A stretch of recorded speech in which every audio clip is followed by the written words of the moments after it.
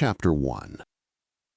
The dead don't usually shop for vinyl on a Tuesday.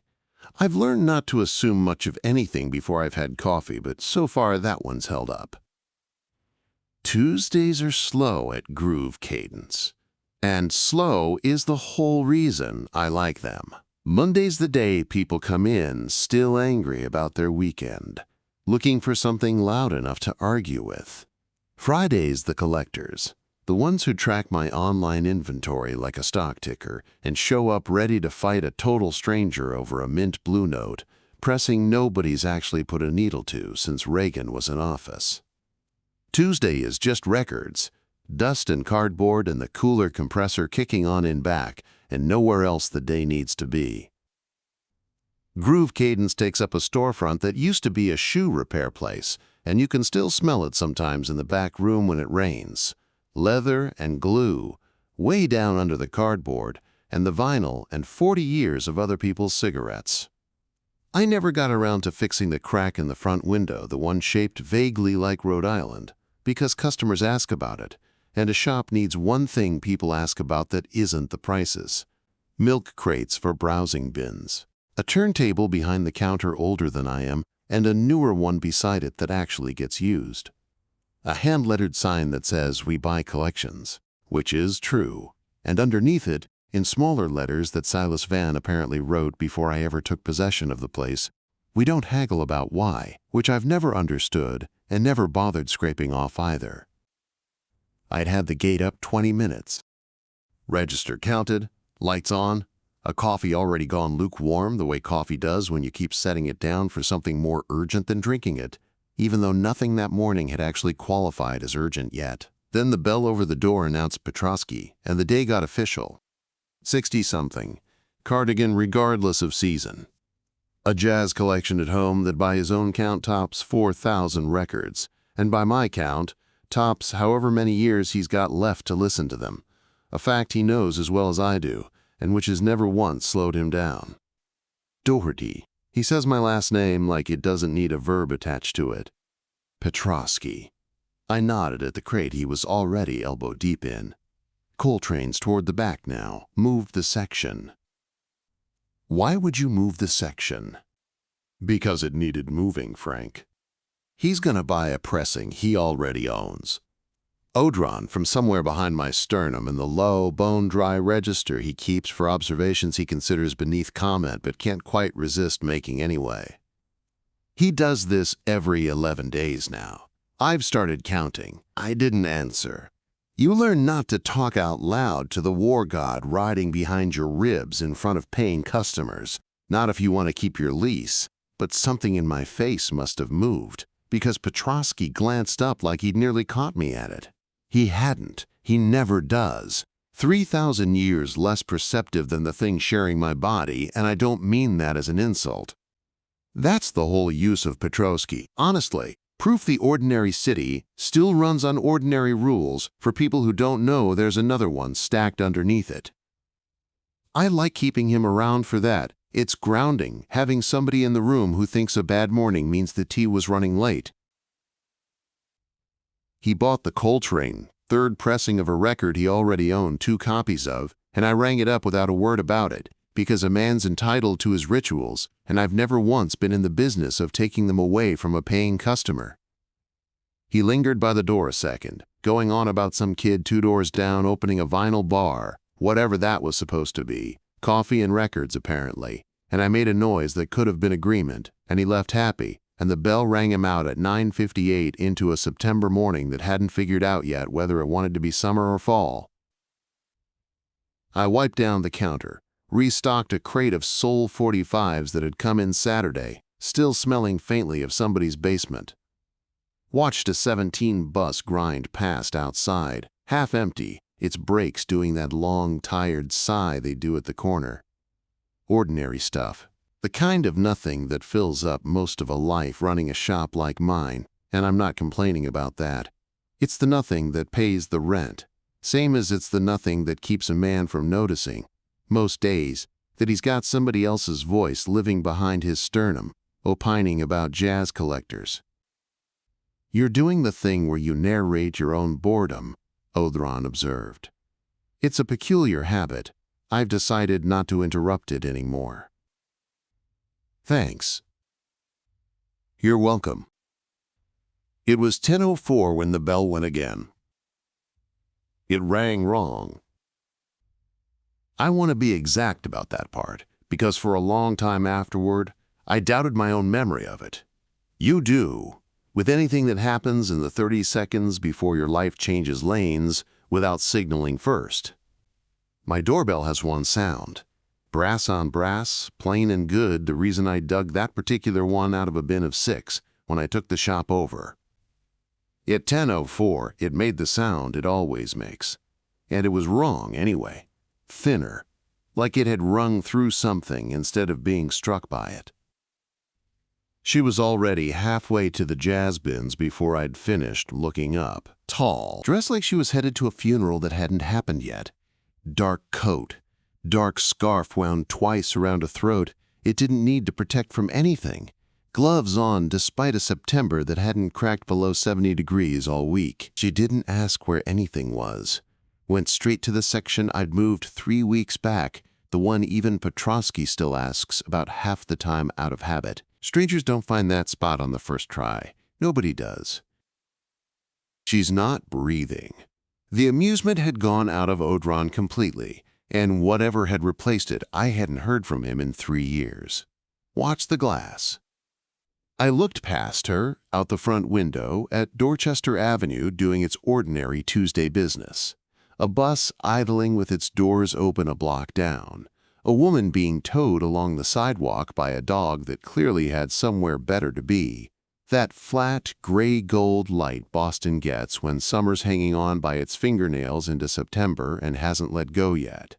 No fog on the glass. She was close enough to it that her breath should have painted a small circle there, the way anybody's does on cool storefront glass on a morning like that. There was nothing. Just the window, and the street on the other side of it, carrying on without her. I finished with what was left of the morning's small talk. There wasn't any left. Petrosky was gone, and let my eyes do the work my mouth wasn't ready to. "Find you something?" I said. Once 30 seconds had passed, and she still hadn't moved from the jazz bins, hadn't touched a single sleeve.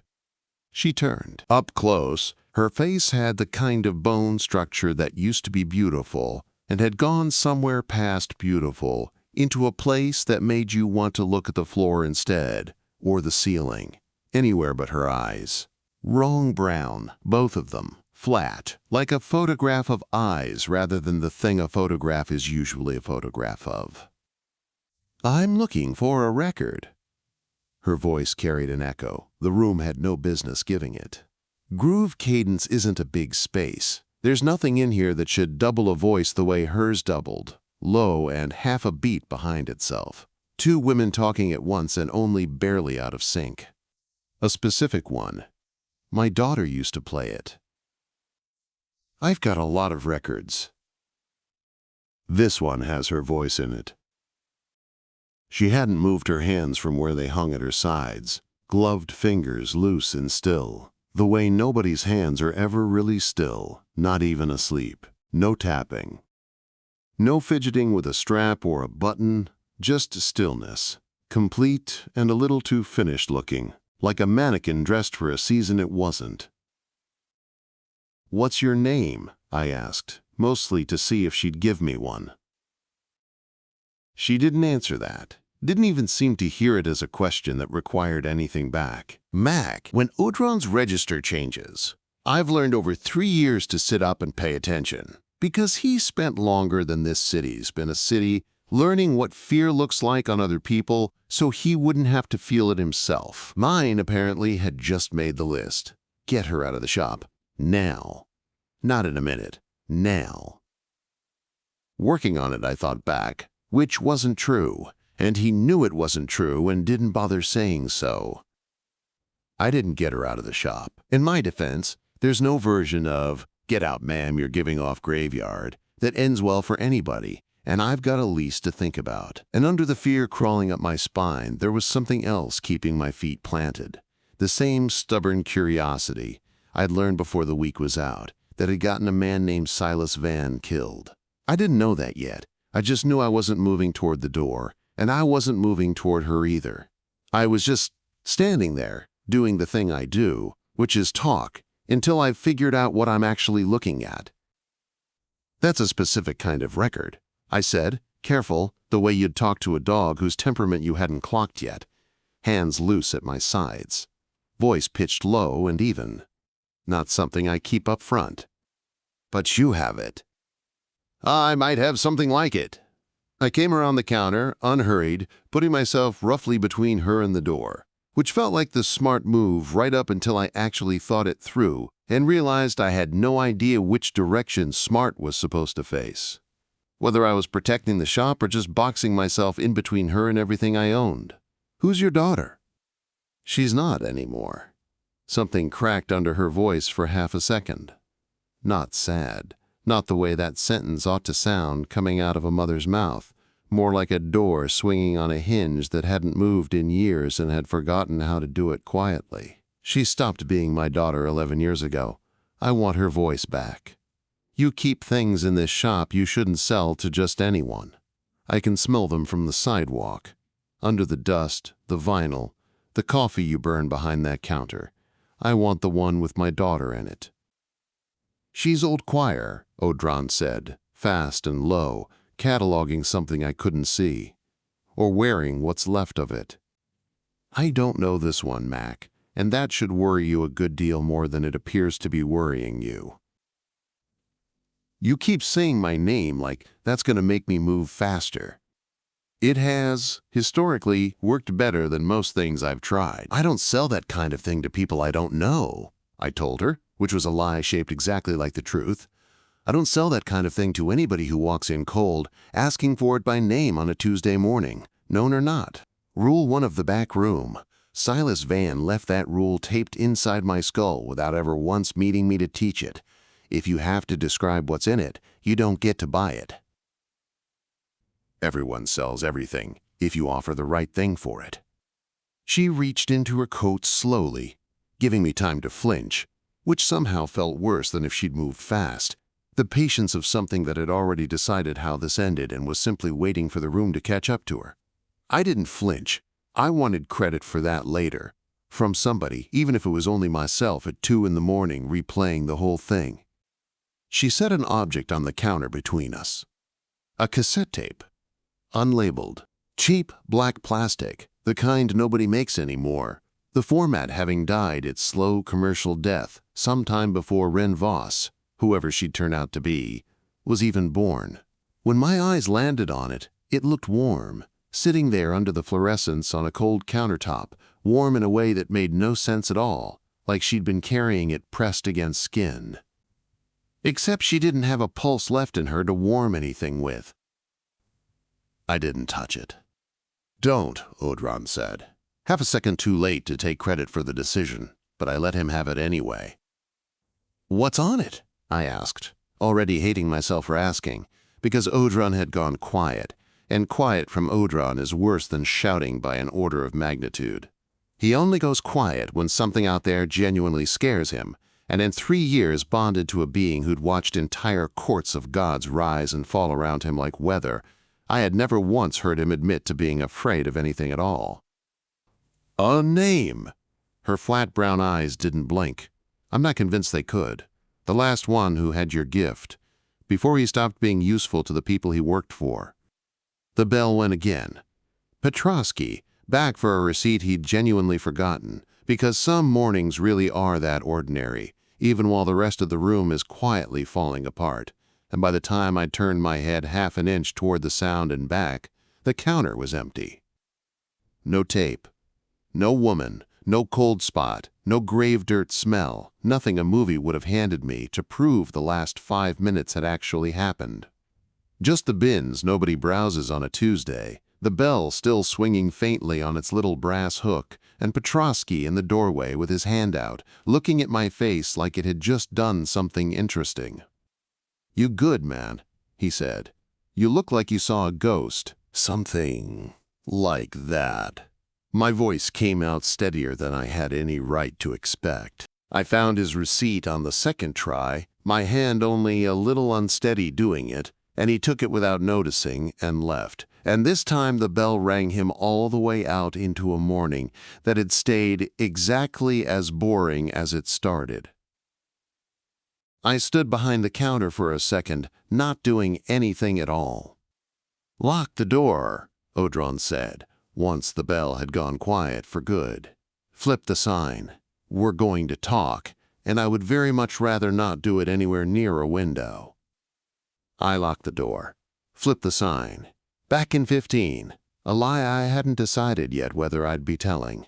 I tried, out of pure reflex, to make a joke about it.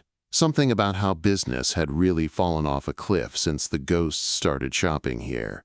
And it came out of my mouth sounding thin and a little sick, and I let it die there instead of finishing it. I stood in the sudden quiet of my own closed shop and stared at the empty patch of counter where a cassette tape had sat for less than 2 minutes before it, and the woman carrying it both stopped being there. Dust motes turning in the one shaft of window light that had found a gap in the blinds. The cooler humming. My coffee, still lukewarm, still sitting exactly where I'd left it half an hour and one whole different morning ago. For Petrosky, walking off down Dorchester Avenue with his third coal train pressing and his blissful ignorance, this had stayed exactly as boring as it started. For me, it had stopped being a Tuesday about 6 minutes ago, and I had no idea yet what it was going to turn into instead. Chapter 2. I kept the shop closed for the rest of the day. Cost me maybe $200 in foot traffic, and a lot more than that in the low-grade nausea of a small business owner watching his own front door stay dark during business hours. I told myself I'd reopen for the evening crowd. The after-work browsers, the guy who always comes in at 6 looking for something to argue with his girlfriend about. I never did. Some days the ledger just has to lose, and I've gotten better 3 years in at letting it. The back room of Groove Cadence isn't much to look at if you don't know what you're looking at. Steel shelving stacked with inventory nobody's bought in years. A slop sink that hasn't drained right since Truman was in office, going by the pipes. A hand-crank record press older than my grandmother, one I keep telling myself I'll get appraised and never do, because some part of me suspects an appraiser would ask questions I don't have good answers for. Fluorescent light with a hum in it that used to bother me my first year here and that I don't hear anymore, the way you stop hearing your own pulse once you've lived inside it long enough. There's a milk crate back there, I never emptied from move-in day, still taped shut, and I've never once opened it in 3 years of owning this place. Not out of any deep reverence, just the ordinary human laziness that lets a box become furniture if you ignore it long enough. I looked at it tonight, longer than I usually do. Wondered, not for the first time and not usefully, what Silas Vann had actually left me versus what I'd just assumed came with the lease. What you don't see, unless you already know to look, is the workbench. Ordinary, on the surface, scarred maple top, a coffee can full of styluses and cutting heads that used to hold actual coffee, a turntable bolted down so it can't walk off during a bad night, an old habit of Vann's I'd never once questioned until I understood, 3 years too late, exactly what kind of bad night those bolts were built to survive. The part that isn't ordinary is worked right into the wood, grain lines that don't occur in nature, a pattern that reads as wood grain right up until you try to trace it with a finger and your finger tells you otherwise. I'd run my hand over that bench 1,000 times in 3 years without really feeling it.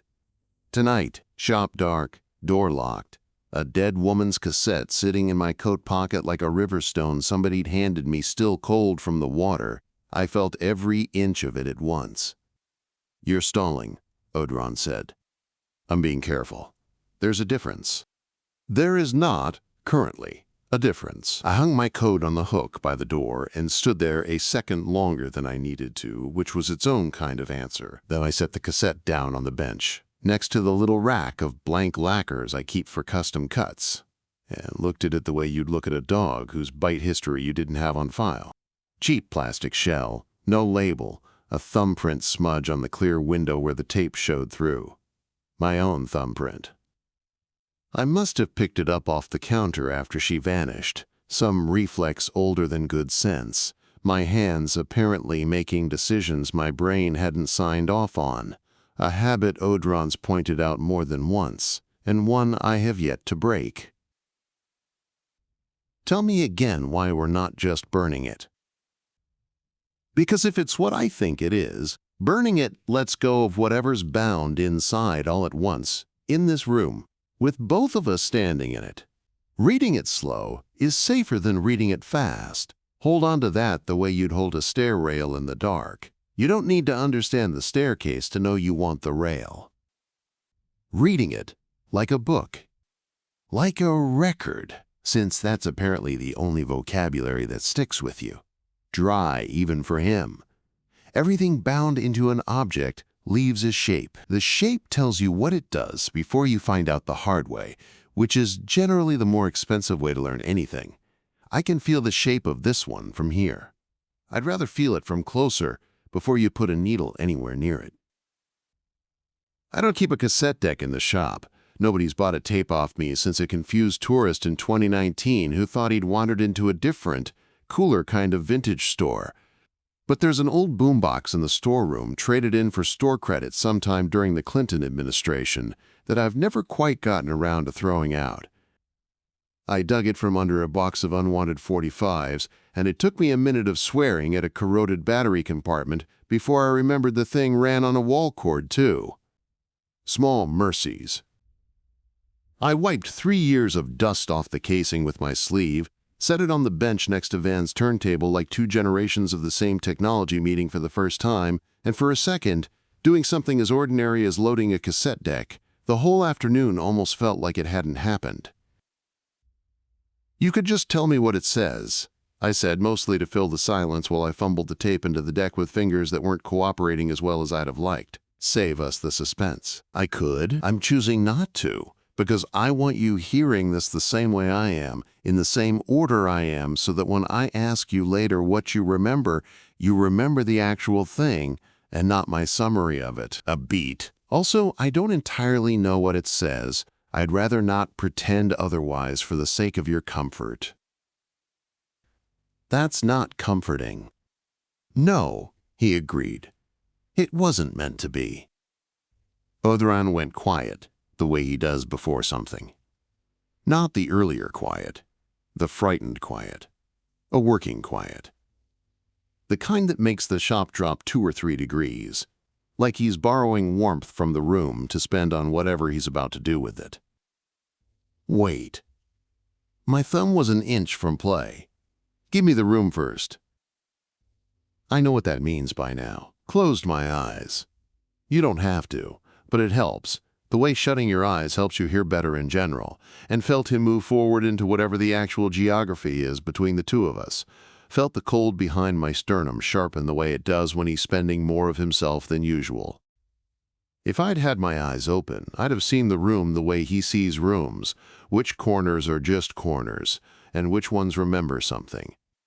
The workbench remembered plenty. I'd always known that, the vague way you know your own house has moods without ever cataloging them properly. What I hadn't known, until Odhran laid it out flat in the back of my skull, was that the memory sat there shaped like a held breath. Something unfinished, hanging in the room the way the smell of a snuffed candle hangs on after the flame's gone. I stood there with my eyes shut a long moment. Longer than felt necessary, feeling him work. There's no good way to describe what it's like having somebody else's attention move through your own senses. Closest I've ever managed is that it's like standing very still while someone reads over your shoulder, except the someone is behind your ribs and the page is the whole room. My left hand had gone cold where it rested on the bench, colder than the right, colder than made any sense for 2 hands hanging off the same body in the same unheated back room. I didn't ask him to stop. I wanted to. I didn't. He didn't finish it. Odhran's voice had dropped, gone careful. Whatever your Vann was doing at this bench, the last thing he did here, he didn't finish. This tape isn't a recording of a voice. It's a fragment, cut loose from something bigger, small enough to carry in a coat pocket, and dangerous enough that whoever's carrying it wanted you, specifically, to have it. Bindings are supposed to be finished before you separate the pieces, aren't they? I don't fully know the rules of my own magic. Embarrassing, 3 years in, but there it is. Vann didn't leave a manual. He left a shop, a bench, and a debt I didn't know I'd inherited until Odhran and I were 3 months into what I've come to think of, privately, as the worst on-the-job training program in the history of employment. A war god's crash course delivered mostly through trial, error, and one memorable singed eyebrow. Bindings are supposed to be a great many things. This one wasn't. Play it. Slowly. If I tell you to stop, you stop. I don't care what's happening in the room when I say it. You stop the instant the word's out of whatever passes from my mouth. I pressed play. For about 4 seconds it was just tape hiss. Ordinary, forgettable. The sound every cassette makes before the actual content starts, and I felt my shoulders come down half an inch. Felt the part of me that had been braced since 10:04 that morning start to believe, stupidly, that this might turn out fine after all. Then, underneath the hiss, so quiet I almost missed it, a voice. Not words, not exactly. A voice shaped like it was trying to become words. Syllables that kept almost resolving into a name and then sliding off it at the last second, the way a face won't quite come into focus in a dream no matter how hard you stare at it. It made the fillings in my back teeth ache, a dull throb that came back off and on for days afterward, anytime I let myself think too hard about what it had sounded like. The fluorescent overhead flickered once, hard, like the whole fixture had taken a breath it hadn't asked to take. Stop. Sharp. I slapped the button so fast I nearly took the boombox off the bench with it. Silence. Actual silence. Loud after the almost voice. My own pulse, suddenly very present in my ears, thudding away like it was trying to make up for 4 seconds of forgetting its job. What was that? A name. Being asked for. Not given. Asked for. Something in that binding wants a name and hasn't gotten one yet, and I suspect every time that tape plays without an answer, it asks a little louder, a little closer to something that can actually hear it get one back. A pause, and when he spoke again there was something in his voice I don't hear from him often. Not quite fear, but close enough to share a fence line with it. I don't like this, Mac. I don't like that it came wrapped around a woman who shouldn't be walking, and I don't like that whoever built it knew exactly which shop and which owner to leave it with. You said you half recognized the shape of it. Earlier, before I played it, I recognized the workmanship, not the intent. A beat. Whoever finished, whoever started, this binding was working with the same grammar I taught you 3 years ago in this room, with a good deal more patience than either of us usually credits me for. The same grammar I have only ever taught to you. In this city. In this lifetime. He let that sit. Say the rest of it. This is Silas Vann's work. Another pause, and I understood before he said it that this was the part he'd been circling since 10:04 that morning. The part he hadn't wanted to say with the shop windows still bare and the whole afternoon light pouring in on us. Whatever you inherited when you bought this shop, you didn't inherit all of it. Some of it walked in the front door this morning wearing a dead woman's face, and it has been waiting a long time for someone to finally let it in. I sat down on the stool by the bench, which I don't usually need, because my legs had developed an opinion about the conversation that my pride hadn't caught up to yet. Vann's been dead 3 years. Heart attack, the obituary said. I bought this place at his estate sale. I remember the listing, remember thinking it was a steal, working turntables and a full inventory and rent that hadn't gone up in a decade. Like the whole thing had just been sitting there waiting for somebody dumb enough not to ask why. There wasn't a note, No warning. Nobody showed up my first day to walk me through what I'd actually bought. No lawyer's letter. Nothing. Just a bench that hummed if I touched it wrong. And a patron god who turned up 8 months later half dead in the alley behind this exact building. I heard my own voice climbing while I said it, and didn't do much to stop it. 3 years I'd told myself the timing was a coincidence. The shop, the alley, Odhran, bleeding out on cracked asphalt 8 months after Vann's name, stopped being current in the obituaries, because a coincidence was easier to run a business on top of than the alternative. I know. You knew him, Vann.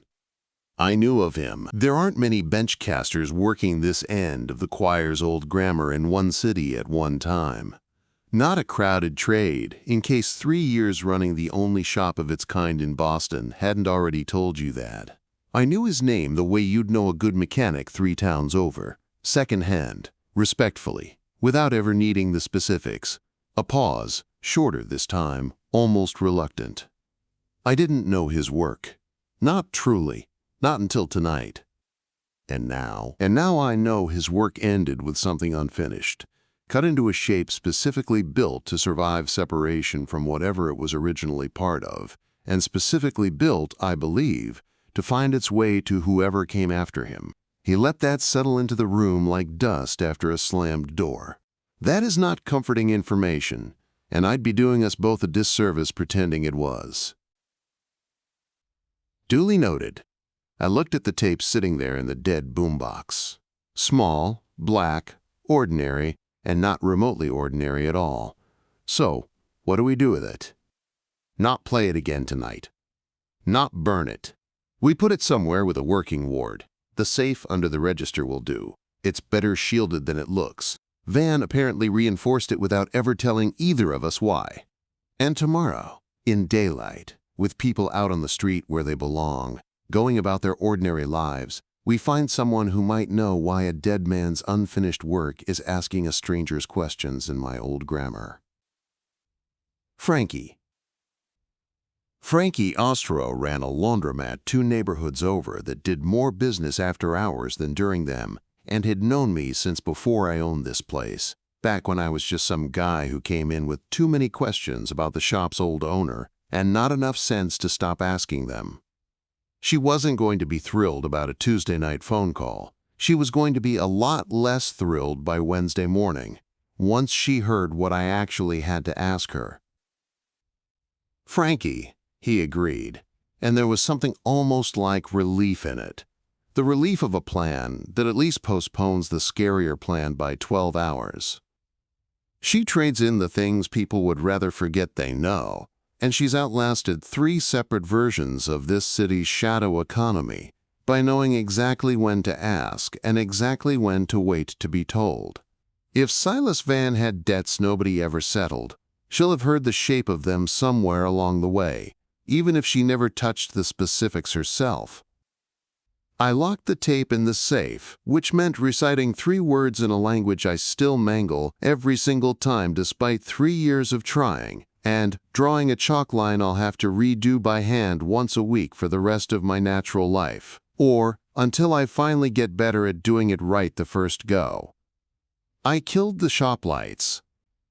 Stood a second in the dark with my hand flat against the bench Silas Vann built, feeling the shape of the thing he'd left unfinished hum faintly under my palm, like a breath that had been held for 3 years waiting for somebody, anybody, to finally let it go. Hey, I said to the room, to the bench, to a dead man who couldn't hear me and whom I found myself talking to anyway.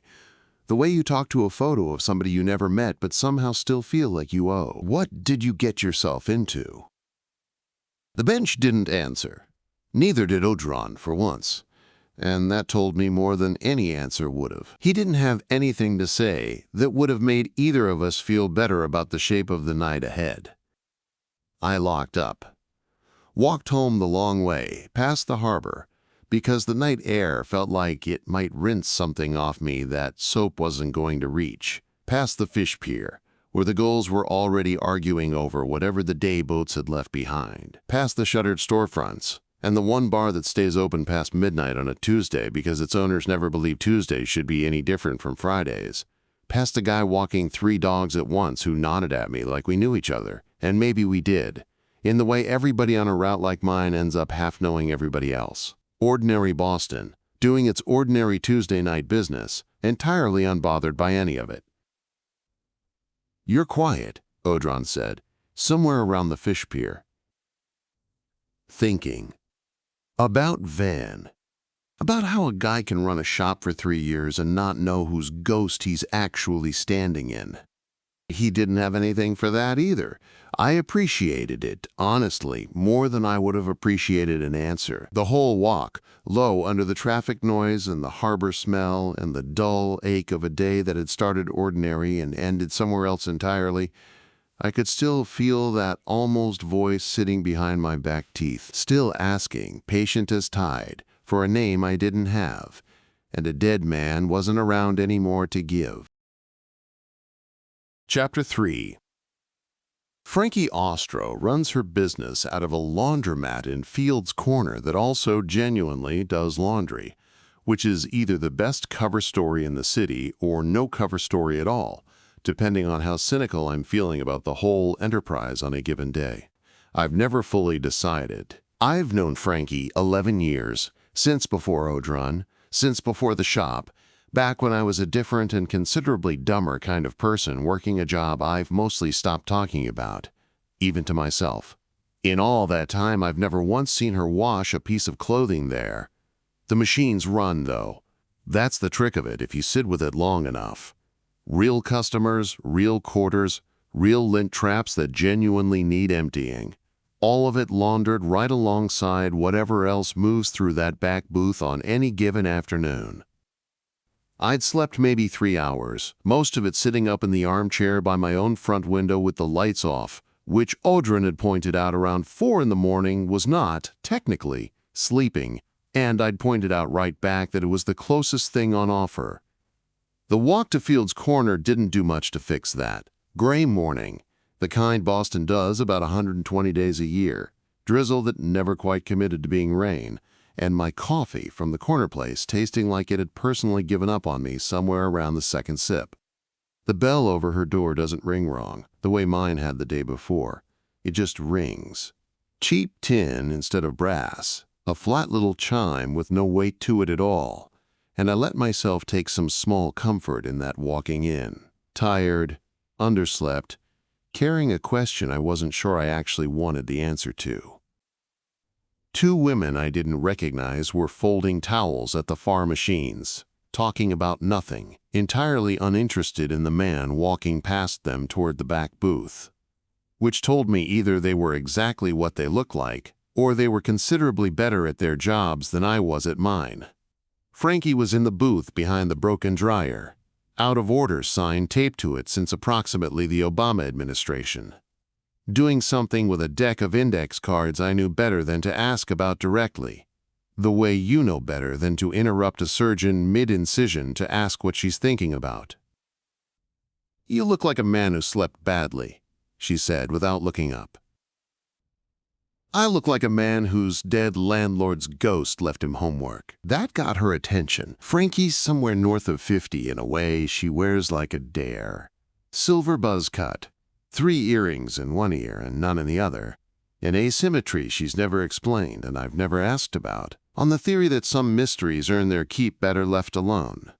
Hands that have done things I've never asked about either. She set the cards down, squared them once against the table like she was closing a book, and looked at me properly for the first time since I'd come in. "Sit."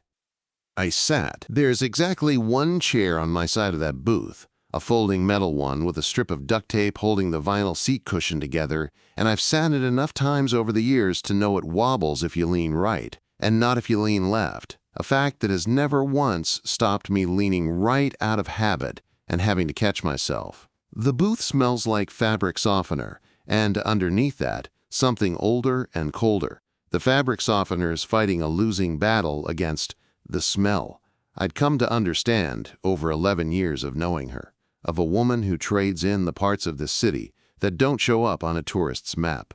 Frankie's real business happens in that underneath smell, in the space between the ordinary and the extremely not. Silas Vann, I said. Something moved behind her eyes. Fast. Gone, before I could name it right. Grief, maybe? Or something closer to old anger that had learned to borrow grief's clothes because grief gets treated better in polite company. That's a name I haven't heard out loud in 3 years, she said. Not once. Not from anybody. Not even from people who ought to still be asking about him. I'm about to make that a recurring problem for you. I told her about the woman, the tape, the almost voice. The shape Odhran said was Vann's own grammar left mid-sentence. The fluorescent light flickering like the fixture itself had taken a breath it hadn't meant to. I left out exactly how badly my hands had been shaking by the time I got the safe locked, because some things a man keeps between himself and his patron god, and Odhran for once had the good grace not to correct the omission out loud. Some things, he agreed instead, quiet. A man should keep to himself always. Well done. Frankie listened the way she always listens. Still, total, the kind of attention that explains why people pay her for information instead of just looking it up themselves, why an actual working laundromat has survived 11 years in a neighborhood that swallowed 3 other small businesses in that same stretch. When I finished, she didn't say anything for a long moment, turning one index card over and over between 2 fingers like a coin she was deciding whether to flip. You bought that shop at an estate sale, she said finally. You ever wonder why nobody outbid you? Prime location, working business, good bones. A lease that hadn't moved in a decade. Boston real estate being what it is, somebody with actual money should have been all over that listing inside a week. Should have had you outbid before you'd even finished your coffee that morning. I figured I got lucky. You got avoided. Flat, no cruelty in it. Just a fact laid down like a card, face up, no trick underneath. Word was out before the sale even posted publicly that the shop came with baggage nobody with sense wanted to carry. I heard it myself, and I still don't actually know what the baggage was, which, you understand, isn't like me. I don't like not knowing things, Mac. Bad for business.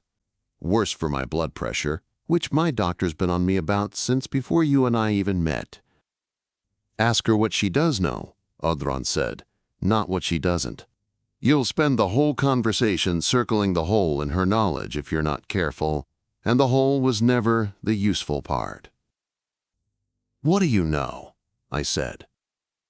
Frankie glanced past me, at the front window, at the ordinary Fields Corner street doing its ordinary business, at the 2 women still folding towels 20 feet off with their backs politely turned, like she was checking who might be reading her lips through the glass.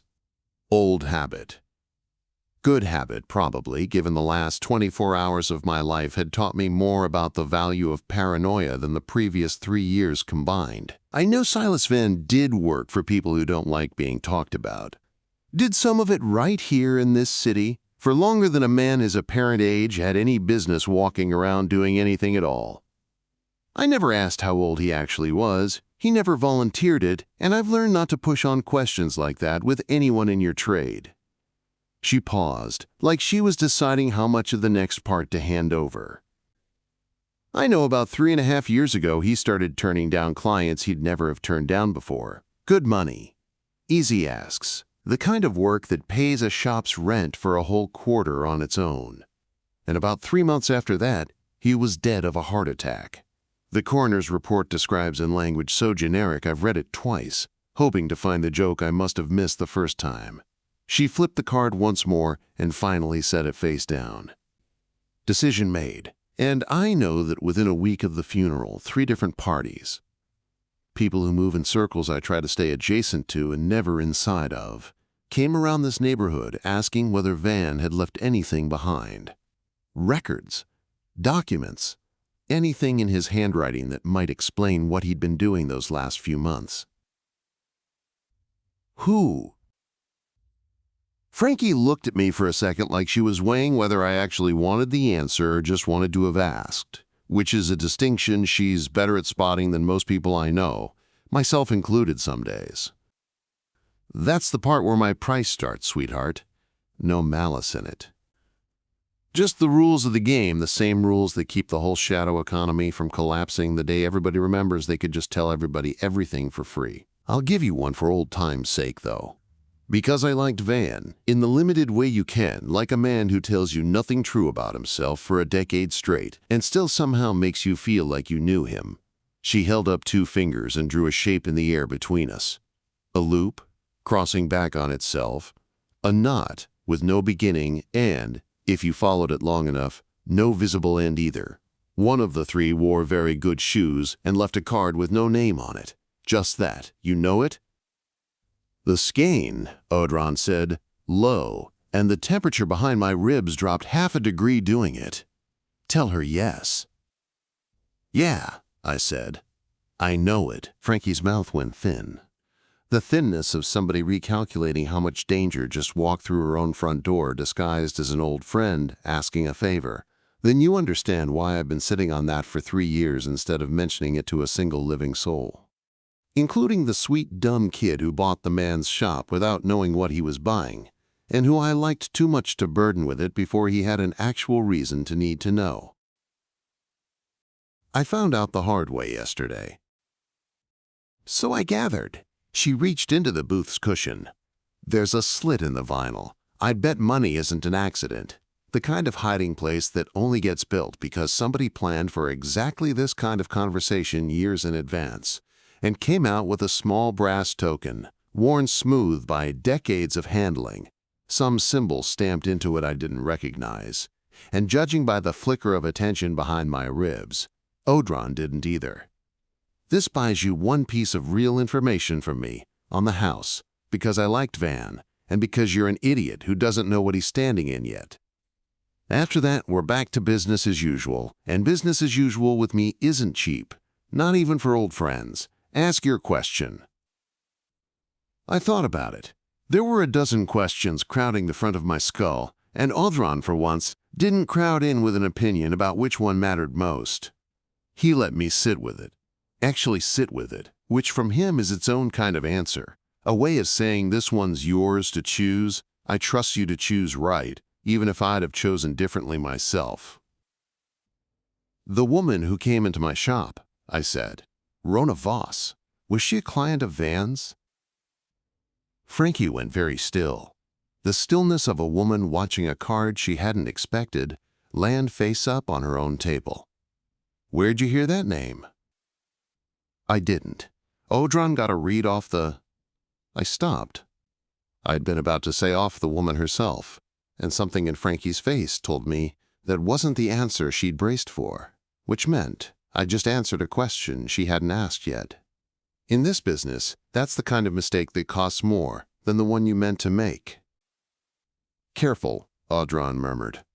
A warning I felt more than heard. She said something about a daughter. I said instead, picking my way more carefully now. Said the daughter stopped being her daughter 11 years ago. That mean anything to you? Frankie was quiet long enough. I started to think she wasn't going to answer at all, brass token or no brass token, the whole deal apparently forfeit to whatever had just crossed behind her eyes. When she finally spoke, her voice had lost its usual dealing cards evenness entirely. Wren Voss had a kid. Nobody in my circles ever met her.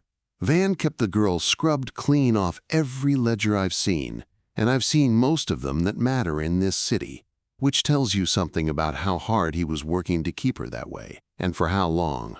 Rona herself wasn't fully. Frankie made a gesture, a kind of you-know gesture, the vagueness of somebody choosing her words around a subject she doesn't like naming plainly, even here, even to me, even 11 years into a friendship built on exactly this kind of careful truth-telling. Wasn't fully what she looked like. Old choir-touched is the word I heard, way back, before anybody stopped saying her name out loud at all. Before it became one of those names you just don't bring up at a table like this one. 11 years ago something happened. I don't know what. Not the specifics, and I want that on the record, because I don't like admitting gaps like that one. I know Vann was in the middle of it. I know it's around the same time everybody quietly agreed to forget Wren Voss existed.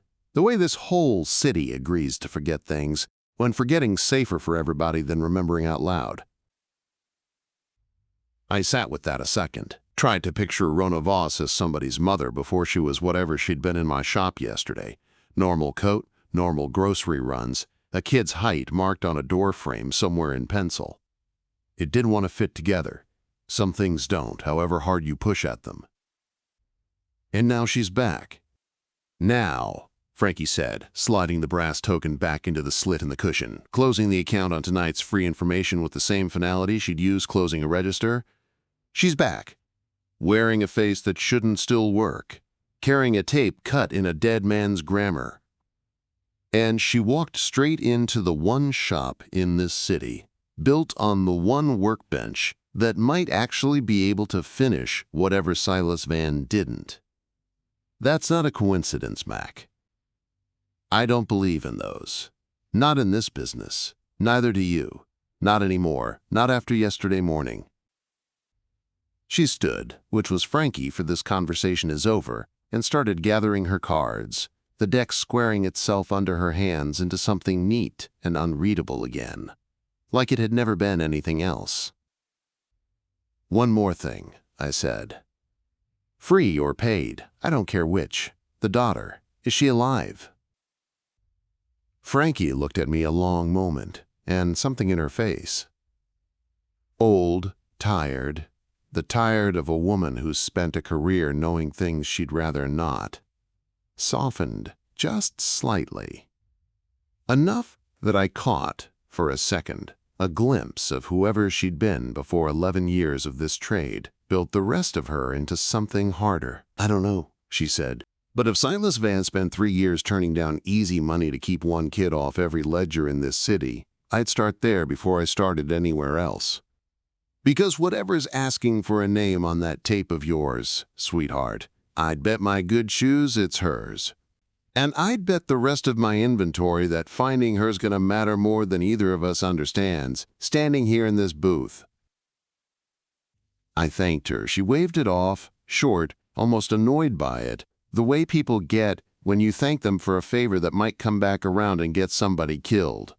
I let myself back out past the two women still folding towels. One of them laughed at something, the other said, a real laugh, ordinary and unbothered by any of it, and I envied it for exactly as long as it took me to reach the door.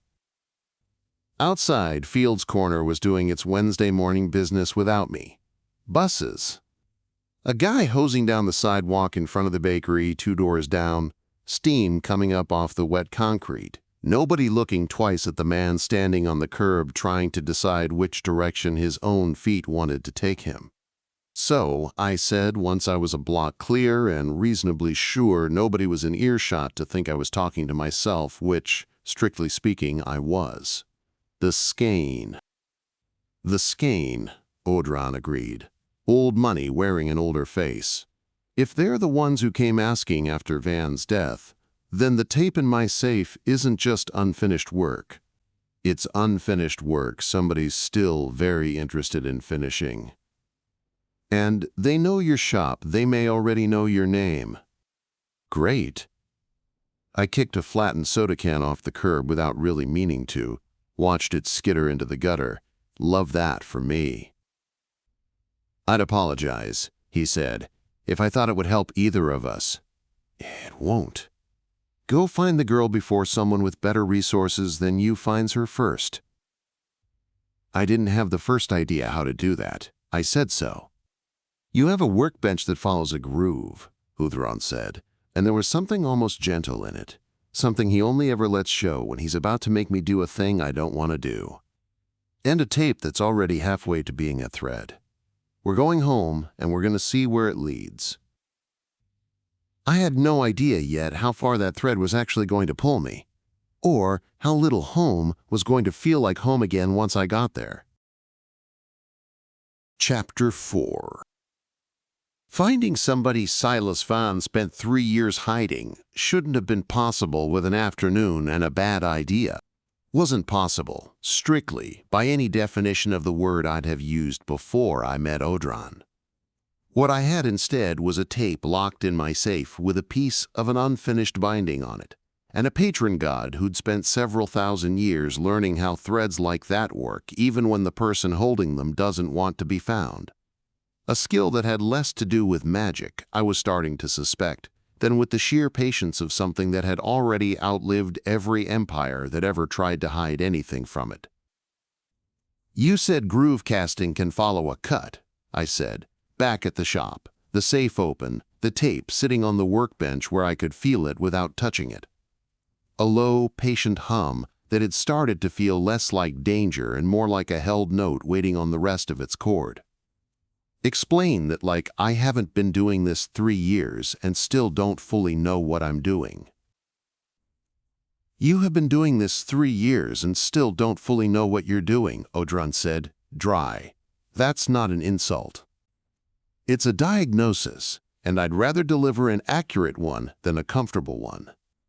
Every binding is cut into something, wax, tape, whatever the medium happens to be, and every cut leaves a groove.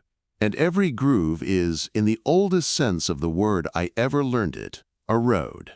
Play the tape again, carefully, just the first half second, and I can follow the road instead of listening to where it's trying to go. It's the difference between reading a letter and reading only the postmark stamped on the envelope. That's not dangerous. Everything is dangerous, Mac. I've told you this before, and I expect I'll tell you again before this week's finished with either of us. That said, it's considerably less dangerous than yesterday's plan, which is the closest thing to reassurance I have on offer this morning." I played half a second of hiss. No voice, nothing that made the lights flicker. Odhran went quiet in the working way again, that kind of focused stillness that always dropped the room 2 or 3 degrees, like he was borrowing warmth to spend on something more important. When he came back, there was an address sitting in my head that hadn't been there 5 minutes earlier. The strange, faintly nauseating feeling of information arriving without ever having been properly learned, like waking up already knowing how a dream ended that you don't remember having. "Alston," he said. "A diner, not a house. Someone who works there. That's as close as the postmark gets." The binding wasn't cut to find a location. It was cut to find a person, and it knows the shape of her even without knowing her street address. The way you'd know a friend's voice in a crowded room, without being able to point at exactly where they're standing. Her, Odhran confirmed, and didn't elaborate, which told me he already suspected who and was letting me get there myself, in my own time, the way a decent teacher lets a student find an answer, instead of just handing it to them already solved. The diner was the kind of Alston place that exists so broke 20-somethings have somewhere to nurse a $4 coffee for 3 hours between classes. Orange vinyl booths gone, that particular burnt shade that only comes from decades under fluorescent light, a jukebox in the corner older than the building. A specials board that hadn't been updated since a season nobody could quite place anymore. Somebody had taped a hand-drawn flyer to the register for a battle of the bands 3 towns over, curling at the corners, dated for a month that had already happened. A ceiling fan turned overhead doing absolutely nothing useful except stirring the smell of bacon grease around into new configurations. I sat at the counter and ordered eggs I didn't want, mostly for cover, and watched the floor. Took less than 10 minutes to clock her, because Odhran went very still and very focused the second she came out of the kitchen, with a tray balanced on one hip, and stillness from Odhran is its own kind of alarm by now. 3 years into learning his register the way you learn a spouse's. 19, maybe 20. Dark hair pulled back messy, an apron with a coffee stain shaped vaguely like Rhode Island, the tired, capable movements of somebody working a shift that's already run long and is going to keep running long regardless of how her feet feel about it. Nothing about her screamed not entirely human, which, I was starting to understand, might be the whole point of 11 years spent by somebody working very hard, very quietly, to make sure nothing about her ever did. There's a kind of camouflage that isn't about hiding what you are. It's about hiding that there's anything to hide at all. Wren Voss, whoever she turned out to be, wore hers like it had been stitched into her at birth instead of built, piece by careful piece, by a dead man who must have loved her enough to spend the last years of his life constructing it. She clocked me clocking her before I'd finished the thought. Should have told me something, too, about her instincts, if nothing else. "You want a refill, or are you just gonna stare?" she said, not unkindly, dropping onto the stool across the counter to top off coffee I hadn't asked for and didn't especially want. "Sorry. You look like someone I used to know." Everybody's got that face. Thin silver nose ring, the kind of voice that had learned sarcasm as a load-bearing wall a long time before 19. The kind of wall you build when the alternative underneath it is something a lot more fragile. "You want the refill, or are you going to keep saying weird stuff at me?" "Wren," Odhran said, low, careful, the way you'd say a word you weren't sure was safe out loud in a crowded room. "Her name's Wren. It's on the order pad she's holding. Not proof of anything on its own, but it fits the shape of the thread I followed here, and I don't believe in coincidences any more than your Frankie does." Voss, I thought, and didn't say it. Wren Voss. I'd practiced about 6 different ways to open this on the walkover, discarded all of them somewhere around the T-stop, and what came out instead was the plainest, worst version of all of them. "I'm actually here about your mother," I said. Quiet. There's no version of that sentence that plays well loud in a diner at 11 in the morning with a lunch rush 30 minutes out. The change in her face was small and total, the flatness of somebody who's had that exact sentence used on her before by people she didn't like in circumstances that hadn't gone well for anybody. "I don't have a mother." Flat. Rehearsed, the cadence of a line said so many times it had worn its own groove. "I have a legal guardian who died 3 years ago and left me a shoebox of cash and a note telling me not to trust anybody who says that exact sentence to me. So," she set the coffee pot down hard enough that it wasn't subtle, hard enough that the 2 women in the corner booth glanced over before deciding it wasn't their business. "Whatever you're selling, whoever sent you, not interested. And if you don't leave in the next 10 seconds, I'm calling my manager, who used to bounce a club on Lansdowne Street and doesn't, in his own words, like men who bother the staff." "She's sharp," Odhran said, something like approval in it, despite the circumstances. Vaughn trained that into her, or she came by it honest. Either way, this is going to be harder than a diner conversation, and I'd rather you know that now than find out the hard way in the next 30 seconds. Good to know, I thought back, since I'm currently 30 seconds from getting thrown out by a former Lansdowne Street bouncer. "I have every confidence you'll manage it with your usual grace." Dry enough that I almost laughed, which would have gone over badly with everything else happening on my face at that exact moment. I put a 20 on the counter, more than the eggs were worth by a wide margin, and did the thing I do worst in the world, which is try to sound trustworthy on purpose instead of by accident. "Silas Vann," I said. "That's the guardian's name, right? He owned a record shop in Dorchester. I bought it off his estate 3 years ago, been running it since. And yesterday a woman walked in who I've got very good reason to believe is your biological mother, and she's not. I hunted for a word that wouldn't get me thrown out immediately, one that could carry the weight of what I'd actually seen without sounding like the opening line of a con. She's not doing great, and I think you might be in more danger than a shoebox of cash and a warning note was ever built to cover." Wren's face didn't do anything for a second. Then, quiet, glancing toward the kitchen to make sure nobody was listening, her voice dropped into a different register entirely. Less performance in it. "What kind of danger?" "No," Odhran said, and I felt him lean into it, not taking over exactly, but lending something.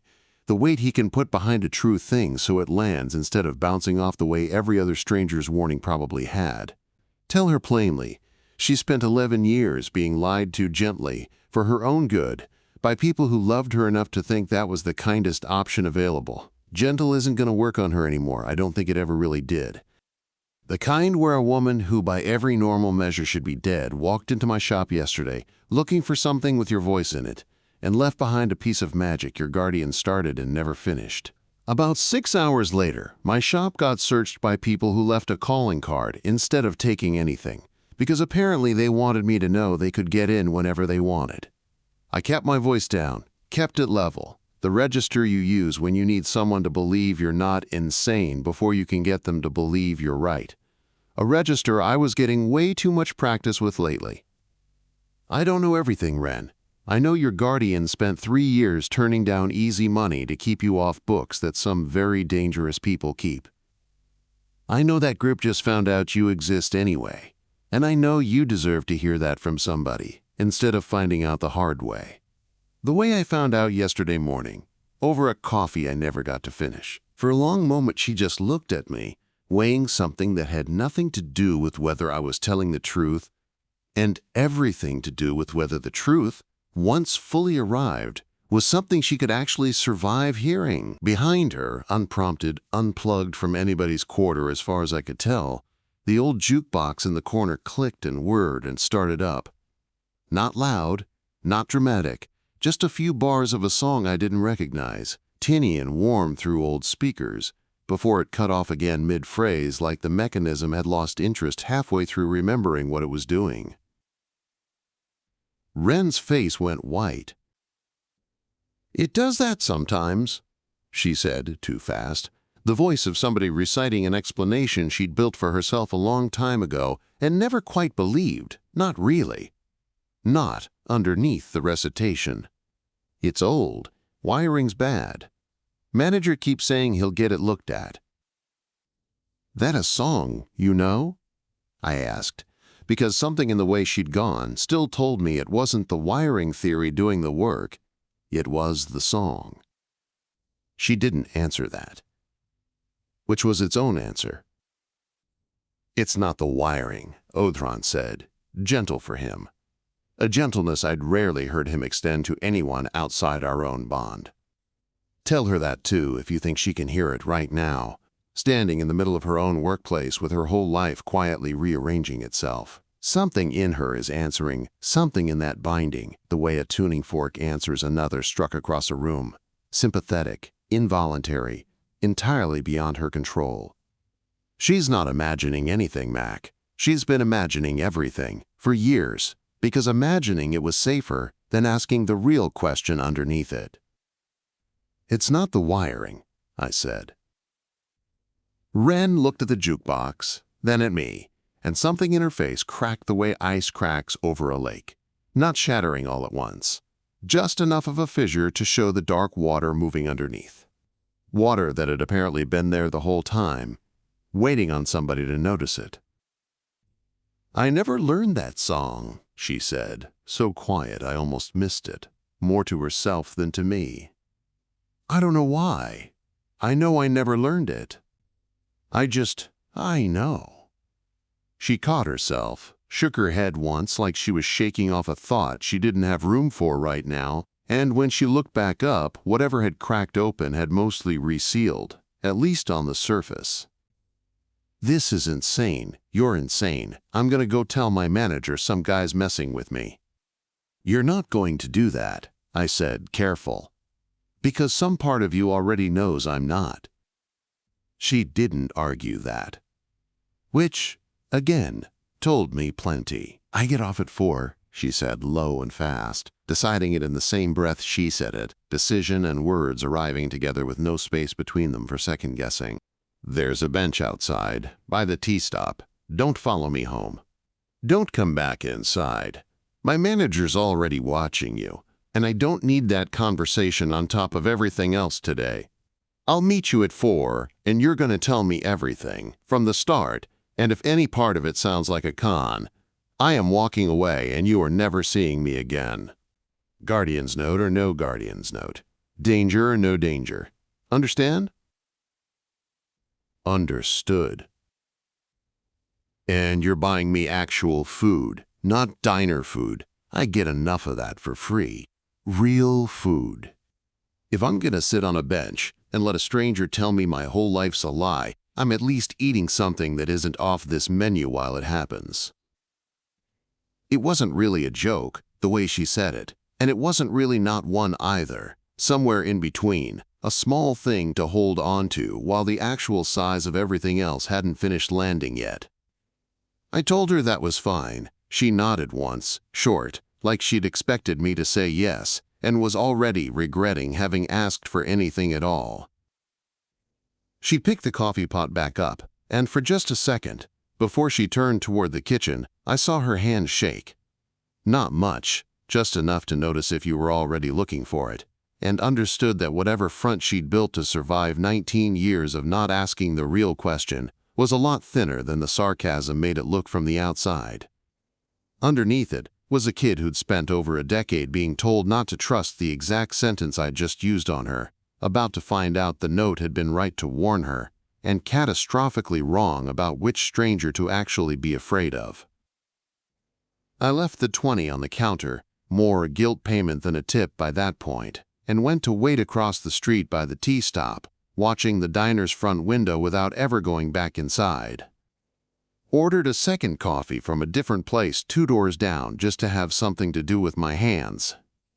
Watched the 66 come and go twice. Watched a kid try to skateboard down the handicap ramp outside the pharmacy and eat it spectacularly on the 3rd attempt.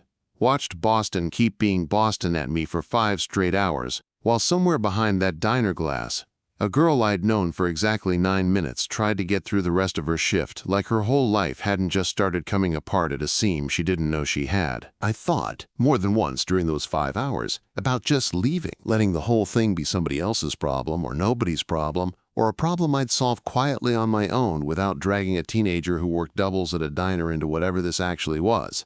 I didn't leave. I want to say that was courage. Mostly, it was just that I couldn't think of anywhere else worth going instead. And a bench by a tea stop was as good a place as any to sit with that. Odhran, for once, didn't say much through any of it, which felt like its own kind of respect for what we'd just done to a stranger's ordinary Wednesday, and its own kind of dread, too, if I'm honest, because Odhran only goes quiet like that when he's bracing for something, and I'd learned by now not to ask him what, not when there wasn't an answer yet worth giving. Chapter 5. Wren didn't come to the bench. I sat there from 4 to 4:20, telling myself she'd gotten held up on shift. Telling myself teenagers. She wasn't a teenager. I reminded myself 19 isn't a teenager, but she'd had a rawness to her that kept sliding me back toward the wrong word, the way you keep reaching for a light switch that's moved to the other wall. Telling myself she'd gotten cold feet, which honestly would have been the sane reaction to a stranger cornering you at work with a story about dead mothers and dangerous magic. I watched the tea stop empty and refill twice, watched an outbound train and then an inbound one, watched a pigeon work its way through a dropped half bagel with the kind of focus that suggested it had somewhere to be after. None of it told me anything except that 4 o'clock had come and gone, and Wren Voss had not. At 4:25, my phone buzzed. Unknown number. A text. Changed my mind. Don't come back. Don't know you. That's not cold feet. Odhran. Sharp. Immediate. Read the phrasing again. That's written by someone standing over her shoulder, or someone who's never actually had to write a text pretending to be a frightened 19-year-old and doesn't know how badly it shows. I read it again, sitting there on the cooling bench, with the evening starting to come down around Alston in that gray-gold way Boston does in early fall. He was right. It didn't sound like Wren, not remotely. The 2 sentences I'd gotten out of her at the counter had teeth in them. Sarcasm, an actual person behind the words, somebody who says you want the refill, or not like she means it as a question, and a small dare at the same time. This read like a hostage note, trying to sound casual and getting the temperature wrong by exactly the margin you'd expect from something that had learned English as a second language. Or learned people as a second language. All the grammar correct, none of the music in it anywhere. I called the diner. A manager who sounded like the bouncer Wren had threatened me with. Gravelly, suspicious, protective in the specific way of somebody who takes looking out for his staff seriously. Told me she'd left early, sick, 10 minutes before the end of her section. No explanation. Hadn't even changed out of her apron. Hadn't grabbed her jacket off the hook by the walk-in, where he said she always hung it. He wanted to know who I was and why I was asking. I gave him a half-true answer about being a friend checking in, and he told me, not unkindly, that if I was actually her friend, I'd already have her number, and hung up before I could argue the point. I stood up off that bench so fast I nearly took the trash can beside it down with my knee and didn't feel it and didn't care. A woman walking a stroller gave me a wide, weary berth on the sidewalk, and I couldn't blame her. I probably looked exactly like what I was, which was a grown man having the worst 90 seconds of his week in public, phone in a white-knuckled grip, breathing like he'd already been running for a while before his legs caught up to the idea. I ran back to Groove Cadence at a pace that had nothing to do with cardiovascular health and everything to do with a very particular kind of terror, the kind that comes from getting somebody's guard down over the course of one diner conversation and then losing track of her inside that same afternoon. Dorchester Avenue went by in pieces I only half registered. The bus I didn't wait for, the guy outside the liquor store who said something I didn't catch and didn't stop to ask about, my own key missing the lock twice before it finally caught, my hands shaking worse than they had any right to for a man who hadn't actually been in a fight. The shop was fine, locked, undisturbed. The chalkboard on the safe unbroken, the tape still inside it, asking its patient question to an empty room the way it had been asking it, I imagined, for 3 years before anybody knew to listen. Whatever had happened to Wren, it hadn't happened here. I stood in the middle of my own dark shop for a long moment, just breathing, letting the relief sit next to the much larger dread it didn't come close to canceling out. Small mercies, Odhran said, though he didn't sound like he believed in them tonight. Whoever has her wanted you to stop looking, not to bring the fight to your door. That's information, and information's worth something even when it doesn't feel like it. The Skein doesn't want a war in a shop with wards on it. Not yet. Not over one asset they think they can acquire quietly. You think it's the Skein. I think it's someone who could write a text message convincing enough to fool a stranger on a phone screen, but not convincing enough to fool a god who's spent one whole diner conversation actually listening to Wren Voss's real voice. That's a failure of a particular kind, something that understands language perfectly and understands people considerably less well. The Skein deals in appearances. Glamour dressed as hospitality. Threats dressed as invitations. This has that shape. I'd stake what's left of my reputation on it. I didn't sleep that night. Not really, not in any way that counted as rest. Sat in the back room with the lights off and the tape locked away, and my phone on the workbench in case the number decided to text again, and thought more than once about calling Frankie and didn't. Told myself it could wait for morning, knowing underneath the telling that I was mostly just afraid of what she'd say if I called with news this bad this late. Odhran talked me through most of it, in his way, which mostly meant not talking at all but staying close enough behind my sternum that I could feel him there. A low, steady presence instead of words, the kind of company that doesn't fix anything and isn't trying to. Around midnight I asked him if he thought she was actually all right, and he said he didn't know and didn't dress it up as anything better than that, and somehow the honesty of it helped more than a comforting lie would have. Somewhere around 2 in the morning, the phone finally moved. Not a text, a call. No caller ID. I picked up before the second ring finished. The thumb slick was sweat against the screen. Mr. Doherty. A woman's voice, and not Wren Voss's. This one had a pulse in it, a warmth that made the hair on my arm stand up worse than the coldness had. because warmth deployed on purpose is always more frightening than warmth that's simply there. The difference between a fire burning because you lit it and a fire burning because it decided to. I do apologize for the hour. I find late nights are when people listen best. Fewer distractions. Less performance for an audience that isn't actually watching. Careful, Odhran said, and I felt him settle in close, listening through me the way he does when he wants every word parsed twice, weighed on a scale I couldn't see. Where's Wren? Safe, comfortable, entirely unharmed, and I intend to keep her that way, which is rather the point of this call.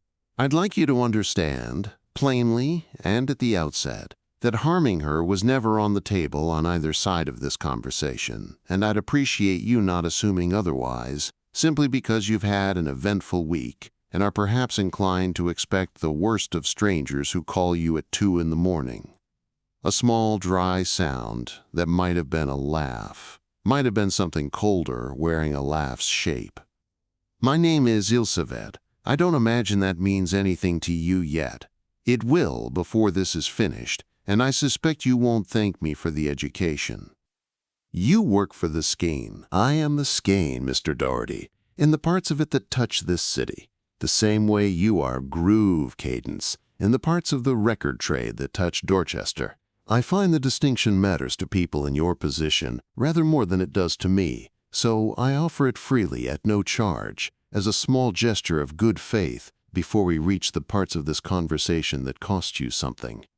Her voice had the unhurried quality of somebody who's never once been made to wait for anything and has therefore never had to learn how to rush, the vocal equivalent of a person who's never had to run for a bus in her life. I have something of yours. You have something of mine. I propose we discuss an exchange, in person, tomorrow. Somewhere considerably more comfortable than a phone line at 2 in the morning, over coffee that will actually be good, unlike whatever you're currently drinking. She doesn't have anything of yours, Odhran said, low and fast. A private aside meant only for me, urgent enough to cut clean through the calm she was projecting. That's a lie built to make this feel like a fair trade, instead of what it actually is, which is extortion dressed up in a hostess's good manners. Don't correct her on it. Just know it, and let her think the lie landed. I don't have anything of yours, I said anyway, because apparently 3 years running a magic record shop hadn't cured me of saying the exact thing that gets me in trouble. A habit Odhran's diagnosed more than once, and I've failed to correct every single time. You have a tape, Mr. Doherty, cut in a grammar that used to belong to a man who worked for me, briefly, badly, and incompletely, before he decided his conscience was worth more than his continued good health. That tape is unfinished business, and I am, if nothing else, a woman who doesn't care to leave business unfinished. I'd very much like it finished, and I think, once we've spoken properly, face to face, you'll agree that finishing it is considerably safer for everyone involved, including Wren, including you, including your rather attached patron, than leaving it to ask its question forever into an empty room. Growing hungrier with every year that passes. Why should I believe she's fine? You could tell me anything on a phone call at 2 in the morning. You could ask to hear her voice, and I would let you, and it would prove nothing at all, because I could as easily hand a frightened girl a script as I could write you a convincing text message. Trust is not something I can hand you over a phone line, Mr. Doherty, however much either of us might wish it worked that simply. It's something you'll have to decide to extend, or not, tomorrow, in a room, looking at an actual face instead of listening to a voice you have no way of verifying. I find that's usually how it goes, in my experience. People believe what they can see far more readily than what they're told. That, at least, had the ugly ring of something true. Vann worked for you. Silas Vann worked for a great many people over a very long career, myself included. For some years, I remember, on the whole, rather fondly. Something in her voice sharpened, just slightly. The first crack in the hospitality, a hairline fracture in otherwise flawless glass. Toward the end, he decided he preferred working against me instead, which is his right. All contracts have exit clauses if you know where to look for them. And I respected his decision considerably more than I respected the mess he left behind when a heart attack, a real one, Mr. Doherty, whatever your patron's currently whispering to the contrary, took him before he'd cleaned it up properly. "She's not lying about that part," Odhran murmured, surprised despite himself, the surprise audible even through everything else he was tracking. "I can hear it in the shape of the words. She believes it, entirely, without reservation. Doesn't make it true. But it makes her dangerous in a different way than a liar would be. So what do you want from me tomorrow, noon? There's a townhouse on Chestnut Street, number 41, no plaque. You'll know it when you see it. It holds a quiet the rest of the block doesn't share, and I suspect your patron will feel it before you do. Come alone. Your patron may of course accompany you, I wouldn't dream of asking otherwise. He's rather attached to you by now 3 years in running, and I find that kind of attachment charming in its own way. We'll discuss terms like reasonable people, over good coffee, in a civilized room. Bring the tape, if you're feeling generous. Don't, if you're not. I have patience more than you'd credit me with, and Wren, I promise you, has considerably more time than the tape does before either of you needs to worry about her comfort becoming a leverage point instead of a courtesy I'm currently extending for free." A pause, and when she spoke again, the warmth had something folded into it, very lightly, very precisely, the way a good knife hides its edge in decorative scrollwork until the exact moment it's needed. "I would simply rather this be pleasant, Mr. Doherty. It so rarely has to be otherwise, if people are sensible about the terms on offer." The line went dead before I could answer. The silence after it was somehow louder than the call had been. I sat there in the dark back room a long time, the phone still warm against my ear long after there was nothing left on the other end of it. Odhran, a cold, tight, furious presence behind my sternum that hadn't said anything since the call ended, which from him is its own kind of scream, louder for its silence than any actual shouting would have been. "She's going to use Wren against me tomorrow," I said finally, into the dark, to no one and to Odhran both. "Whatever terms she wants to discuss, whatever civilized coffee she's offering, that's the leverage sitting under the whole conversation." "Yes. And if I say no?" "Then we find out exactly how much patience Ilsevet actually has, and I would very much rather we didn't find that out with Wren Voss standing anywhere near the answer." I looked at the safe, at the chalkboard I'd need to redraw before I left in the morning, at the tape inside it, still asking its patient question into a room that, for now at least, had nobody left in it to answer. Thought about a 19-year-old with a nose ring and a load-bearing sense of humor somewhere in this city tonight, comfortable and unharmed, and entirely unable to leave a room she hadn't chosen to be in. "Would you have done it differently?" I asked, quiet, not sure I actually wanted an answer. "If it had been you 3,000 years ago, some kid nobody asked to be born into any of this." "I don't know," Odhran said, and for once there was nothing dry in it at all. "I'd like to think so. I've been wrong about myself before, and usually at moments that mattered rather more than this one." I didn't have anything to say back to that. Neither, apparently, did he. We sat there a while longer, the two of us, in the kind of silence that shows up when neither party has anything useful left to offer, and both already know it. Outside the shop window, the street did what Dorchester Avenue does at 3 in the morning, which is mostly nothing. A cab passing every so often, a light changing for no one, the whole neighborhood holding its breath right along with me whether it meant to or not. "Noon," I said eventually. "Chestnut Street." "Noon," Odhran agreed, grim. "Wear something you don't mind burning, if it comes to that. Beacon Hill has a way of ruining good clothes, even when nothing actually catches fire." The old money there has never much cared for guests who look like they belong somewhere cheaper. I didn't sleep after that either. Not that there was much of the night left to sleep through. I sat with the tape and the safe and the slowly lightening window until the shop's usual 7 a.m.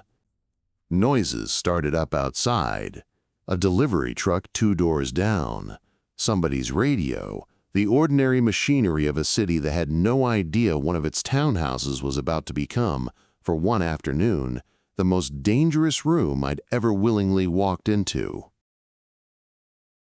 Chapter 6. 41 Chestnut Street didn't need a plaque. It had the kind of quiet that money buys when it's old enough to stop needing to announce itself. Brick the color of dried blood, black shutters polished to a shine that suggested somebody dusted them on a schedule, a brass door knocker shaped like something that might have been a lion once, before a few centuries of hands wore the details off it into something closer to the suggestion of a lion than the animal itself. The rest of the block had the particular hush Beacon Hill wears at midday, gas lamp posts nobody had gotten around to modernizing, because modernizing them would have cost more in charm than it saved in electricity. And underneath all of it, a quiet that had nothing to do with the neighborhood's actual quiet at all, a stillness with weight in it, the kind you feel behind your teeth before you understand why. "Don't touch the knocker," Odhran said as I climbed the steps, his voice tighter than I'd heard it since the tape's first playback. "Let them open the door in their own time." Knocking is a kind of asking, and asking, in a place like this, is never as free as it sounds. You'd be surprised how many old bargains started with someone innocently rapping on a door 3 times, because it seemed the polite thing to do. I'd walked the block twice already, the long way around, trying to settle a nerve that wasn't cooperating, and the door opened before I'd fully decided whether to test his theory anyway, which told me somebody'd been watching the street, probably for longer than my 2 nervous laps around the block. The man who opened it wasn't Ilsevet, too young-looking to carry the weight I'd heard in her voice on the phone, dressed in a suit that fit too well to have come off any rack I could afford, wearing the kind of blankness I was starting to associate with people who worked for the Skein, the same blankness a soldier wears once he stopped being told the reasons behind his orders. He didn't introduce himself, just stepped back and let me in, and the door closed behind me with a sound too soft for how heavy it looked. The kind of soft that only comes from very good hinges, or very careful magic. Possibly both. Inside, 41 Chestnut Street stopped being a townhouse and started being something else entirely. Not literally. I don't think. Not in the walking through a wardrobe sense, but the proportions were wrong in the same way Odhran's memory sense had shown me the workbench was wrong. Angles that resolved correctly if you didn't look at them straight on, and refused to if you did. A hallway that felt considerably longer walking down it than it had looked from the door, lined with framed prints of streets I didn't recognize, in cities I wasn't sure existed anymore. The kind of art that's decorative right up until you notice none of the people in the street scenes have faces you can quite bring into focus, no matter how directly you try to look at them. I counted doors on the way down that hallway, an old habit from a life I don't talk about much, and stopped counting somewhere past 6 because the number kept not matching itself between one glance and the next, like the house was rearranging its own furniture behind my back and daring me to notice. I noticed. I didn't say anything. Odhran, for his part, had gone almost entirely silent, which in hindsight should have told me more than anything the walls were doing. The hallway ended in a parlor done up in the kind of understated wealth that costs more than the flashy kind. Good wood, older textiles. A fireplace burning low and warm despite the mild September afternoon outside, filling the room with a smell like cedar, and something underneath the cedar I couldn't name and didn't especially want to. In the center of it, in a wingback chair that looked like it had been built specifically to make everyone standing feel slightly underdressed, sat Ilsevet. Younger looking than the phone voice had suggested, and older in every other way that mattered. The quality certain very old things have of choosing an age to wear the way you'd choose an outfit, and choosing, well, the way a woman picks a dress that flatters exactly the version of herself she wants a room to see that day. Dark hair, sharp jaw, eyes a color I couldn't quite settle on even looking straight at them, green, then gray, then something closer to old brass, never quite pinned down long enough to name properly. Mr. Doherty. She rose, extended a hand I didn't take, and accepted the refusal with a small, unbothered smile, like she'd expected exactly that, and filed it away as data rather than insult, the way a scientist notes a result without judging it one way or the other. "Thank you for coming, and you as well," she added, to the air just behind my left shoulder, which meant either she was being theatrical or she could actually perceive Odhran directly. Given everything else about the room so far, I wasn't betting on theatrical. "She can," Odhran confirmed, tight, every syllable clipped shorter than usual. "Don't be surprised by anything else today. I mean that plainly, Mac. Whatever assumptions you walked in with about what she can and cannot see, revise them all downward. Now, where's Wren?" "Nearby. Unharmed. You'll see her before you leave, I promise you that specifically, because I understand it's the promise that matters most to you right now, and I have no interest in wasting either of our time on questions you don't actually need answered a different way." She gestured to a second chair, considerably less impressive than her own, positioned exactly where a person standing in the doorway would naturally end up after 3 steps into the room, the whole arrangement feeling less like furniture placement and more like a diagram of where she expected the conversation's power to sit. I didn't sit. She didn't seem to mind, which somehow bothered me more than if she had. Let's speak plainly. I find plainness saves everyone a great deal of trouble, even when it doesn't sound as pleasant, in the moment, as the alternative. Plainly then, what do you want? I want the binding finished. Simply like she was ordering coffee. Like the sentence carried no more weight than a grocery list. Silas Vann began a piece of work for me 11 years ago and abandoned it, badly, in a way that's left a loose thread attached to a very valuable resource. I would like that thread tied off properly, the way any responsible party wants a piece of unfinished business finally closed. You have the fragment. Wren has the resource. Between the two of you, with a bit of guidance from someone who actually understands the grammar, which I gather your patron is only now beginning to relearn secondhand, 3 years into an education he apparently postponed for considerably longer than was wise, the work could be completed cleanly, safely, and to everyone's considerable benefit.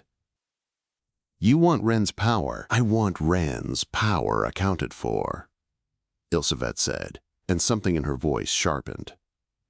The same crack I'd heard on the phone, warmth with a blade folded inside it, precise as a paper cut. You should understand something about my position, Mr. Doherty, before you decide what kind of monster you've walked in to meet. I don't think you've decided yet, and I'd rather you decide accurately than quickly. The Skein runs on bargains. Favors given, favors owed, a ledger that has to balance or the whole structure it supports, comes down on a great many heads that have nothing whatsoever to do with the two of us standing in this room. That ledger has been running short for longer than you've been alive, considerably longer. It is my job, my actual, unglamorous, exhausting job, to keep it from running out entirely, the way a city's job is to keep the lights on even when nobody in the audience appreciates the effort it takes.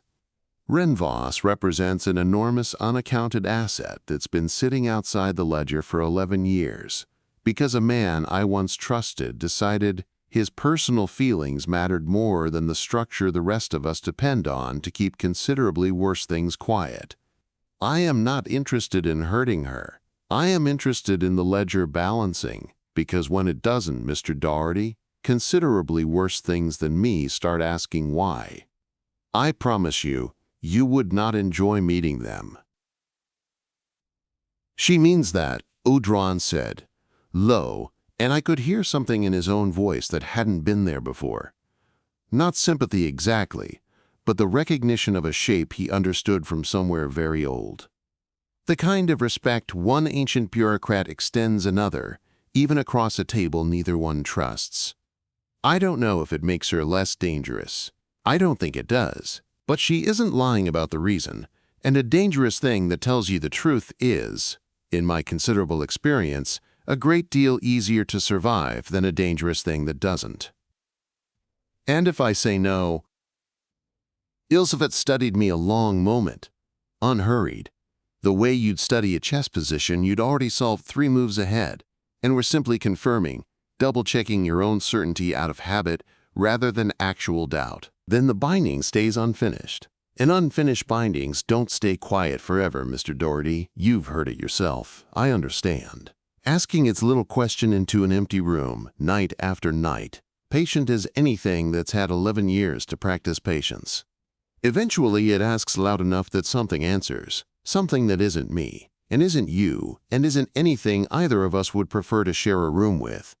Wren remains unaccounted, which means she remains a target for every party who works out what she is, and there will be others now that the secret's out of its box. Vann kept it contained for 11 years through effort. I genuinely respected, more honestly, than I've respected most people I've worked with in considerably longer than that.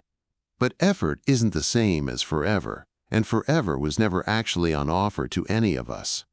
And you will have made an enemy of the one party in this city who was, until this morning, prepared to make your involvement in all of this as painless as circumstances allow. She spread her hands, an almost apologetic gesture that didn't touch her eyes at all. I'm not offering you a good choice, Mr. Doherty. I don't have one to offer, and I won't insult either of us by pretending otherwise. I'm offering you the least bad one available, and I genuinely encourage you to take a day and consider it properly, rather than answer me out of temper standing in the middle of my own parlor. I stood there a second with the offer hanging in the air between us, feeling the shape of it the way you feel a held door, something that looks like courtesy right up until you notice which way it actually swings.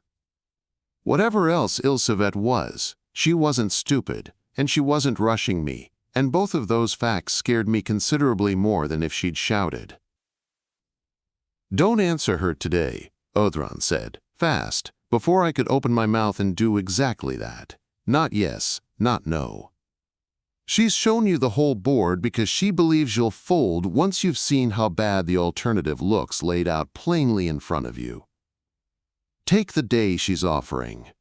We need it a great deal more than she currently believes we do. I need to see Wren, I said. That's not negotiable, whatever else we discuss. Then, I need the day you just offered me. And I'll want it in writing, or whatever the equivalent of writing is, in a house like this one. Something that might have been genuine approval crossed her face, there and gone before I could be sure I hadn't imagined it. Sensible. I like sensible, Mr. Doherty. It saves us both a great deal of theater neither of us actually has time for this week. She nodded to the young man by the door, who left the room without a word or a sound, the door closing behind him with that same too-soft click. She turned back to me while we waited, her strange, changeable eyes settling on something just past my shoulder again, weighing whatever she found there like she was reading a label. You should ask your patron, when you have a private moment away from this house, what he remembers about the quiet. The room went very cold, very fast, and it took me a second to understand the cold was coming from Odhran, from somewhere inside my own chest, a reaction so total and so sudden that I actually felt my breath catch on it, a physical hitch I couldn't have faked if I'd tried. What's the quiet? I said, though I already understood from the way Odhran had gone rigid and silent behind my ribs, silent in a way that felt like the floor of a familiar room suddenly giving way underfoot, that I'd just watched someone land a blow I didn't have the context to feel the full weight of yet. Ilsevet's smile didn't reach her eyes. Ask him. I find some conversations are better had between family than delivered second-hand by someone with no genuine stake in how gently they're broken. The young man returned then, and behind him, small and pale and furious in the particular way of someone who's been treated well enough that they can't quite justify how frightened they still are, came Wren. She wasn't hurt, as far as I could tell. If anything, she looked angrier at having been comfortable than she would have looked if she'd been afraid. The specific fury of somebody who resents being handled gently by an enemy more than she'd resent being handled roughly, because gentleness from the wrong hands felt like its own kind of insult, its own small violation. "You came," she said to me, like an accusation, like she'd half expected me not to bother. "Told you I would."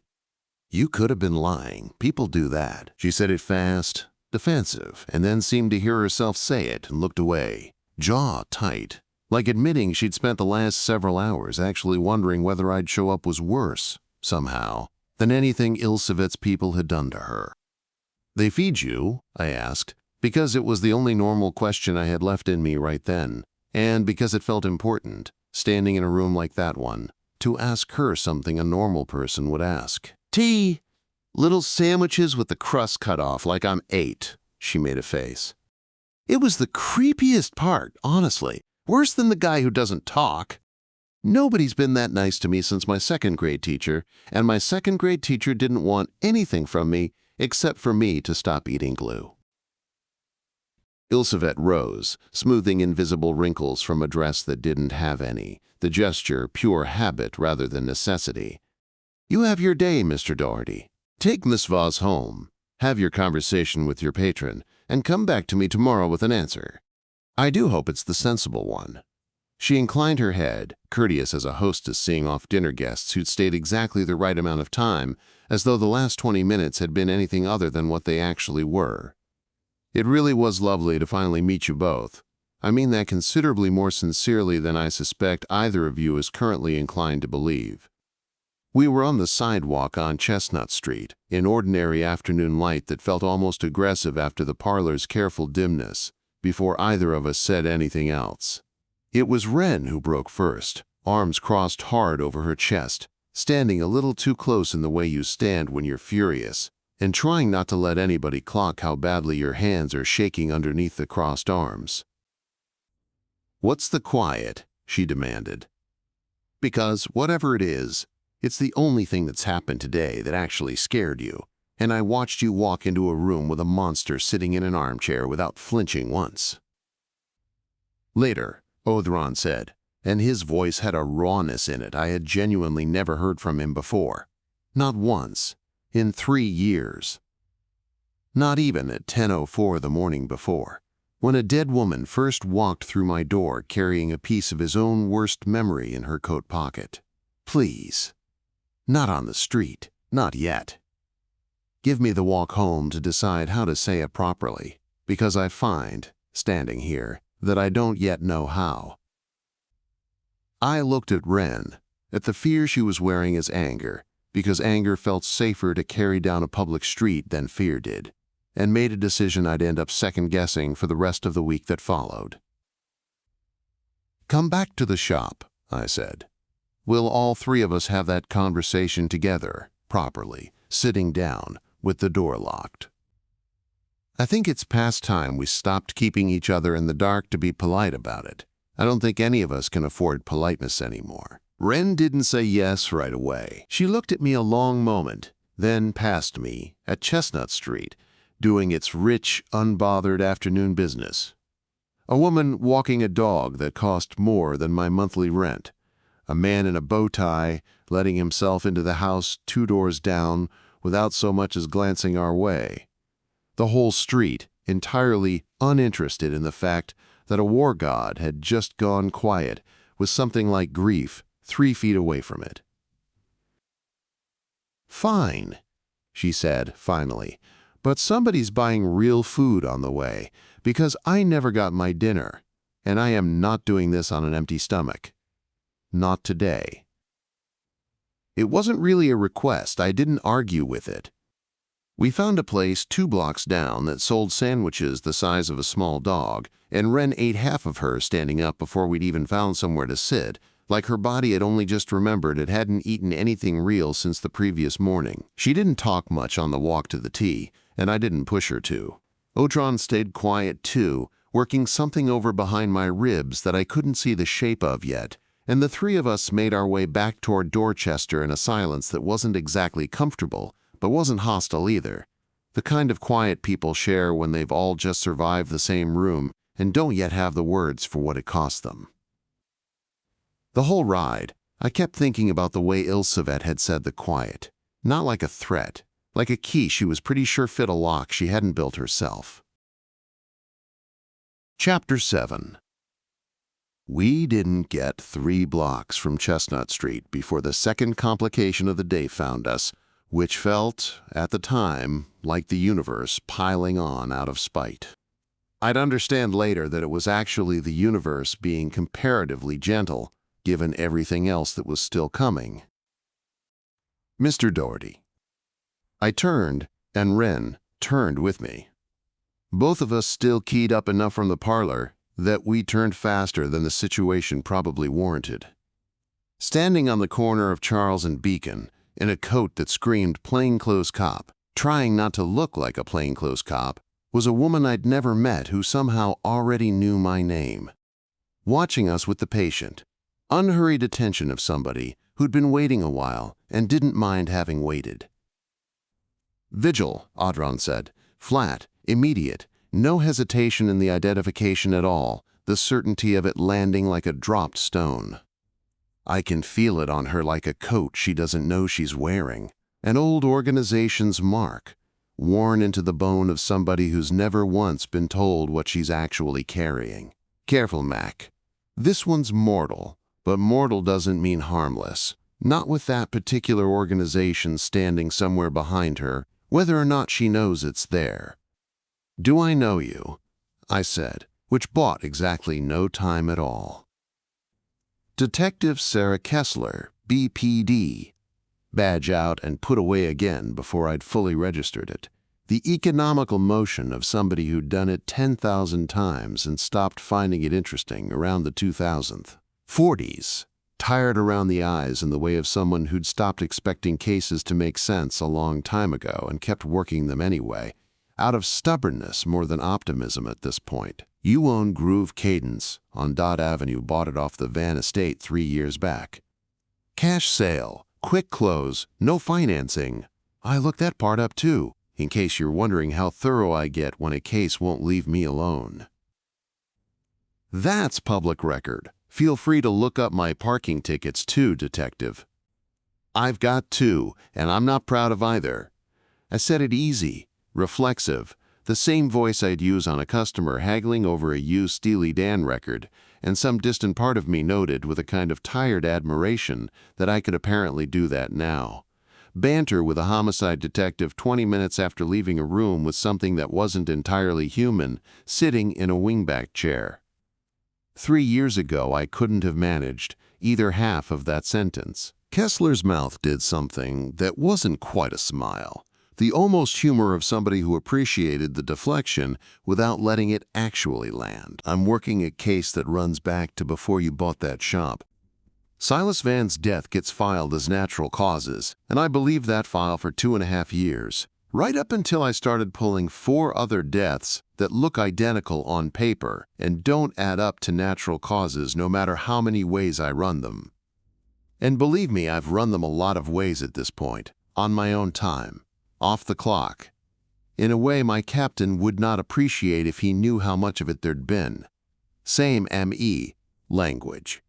Same total absence of anything a pathologist can point to and call a cause. 5 hearts stopping for no reason anybody can prove. Over 6 years, all 5 connected.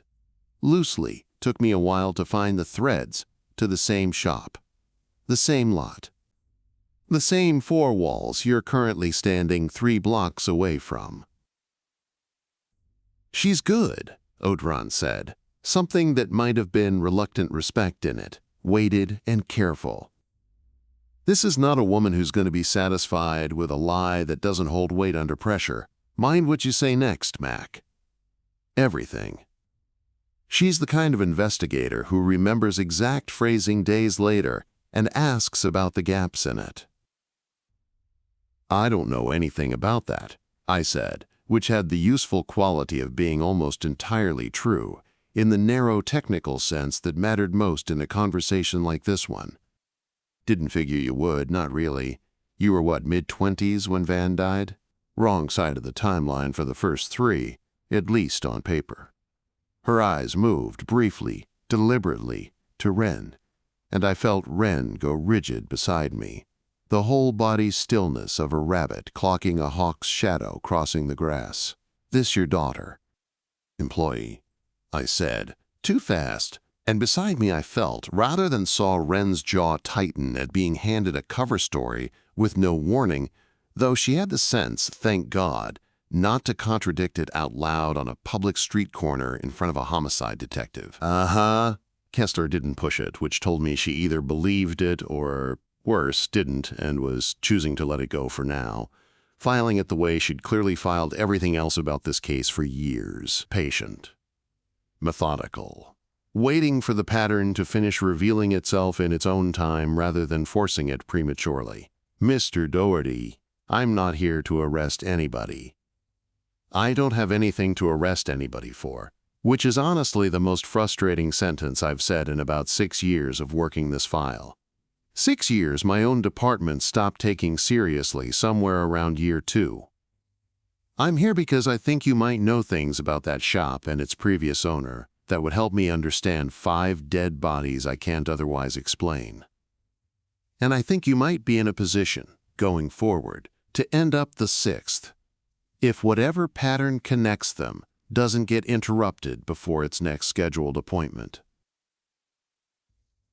She's not wrong, Odhran said, grim, the weight of it settling into me like a stone dropped into still water. I would put reasonably good odds on her being closer to the truth than she currently understands herself to be. Do not tell her the whole of it, Mac. Not today, not standing on a public street with Wren beside you and Ilsevet's ink barely dry on the day's events. But do not lie to her carelessly either, and do not treat her as an obstacle simply because she's mortal. This is someone worth keeping, eventually, as something other than an enemy, and worth being honest with, in whatever pieces you can safely afford. I appreciate the concern, Detective. I really don't have anything useful for you right now. Kessler held my eyes a beat longer than was entirely comfortable, weighing something, then reached into her coat and produced a card. Plain, department issued, nothing supernatural about it that I could feel one way or the other, just cheap cardstock with a phone number printed on it. Keep it anyway. And Mr. Doherty, the 4 names before Vann, going back 6 years, 2 of them owned that shop before he did. One worked there part-time. According to old tax filings, I had to go digging through 3 different city offices to find. There's a rhythm to this that I don't fully understand yet. But I understand rhythms. That's most of what my job actually is, once you strip away the badge and the paperwork, and the rhythm says whoever's next in that chair is due. Statistically, sooner rather than later. She glanced once more at Wren, longer this time, something almost like warning in it rather than suspicion. A look that had nothing to do with doubting the cover story and everything to do with genuine, uncomplicated concern for a young woman she had no real reason yet to worry about. Take care of your employee. She walked off down Beacon Street without waiting for a response, hands in her coat pockets, the unhurried gait of someone who'd planted a seed and was content to let it sit in the ground for however long it took to sprout. No urgency in the walk at all. The confidence of somebody who'd learned, over a long career, that some conversations do their real work days after they've technically ended. Wren waited until she was a full block away before she spoke. Voice tight, arms wrapped around herself now instead of crossed in anger. 2 of them owned that shop before Vann? News to me, too, I said, and it was, and it sat in my stomach like a stone dropped down a well I couldn't hear the bottom of. I thought about the estate paperwork I'd signed 3 years back, the binder full of prior ownership history I'd skimmed once and never looked at again because none of it had seemed to matter at the time. A shop's a shop, I had figured. Its past owners just names on a deed, no different from the names on the deed of an apartment or a car.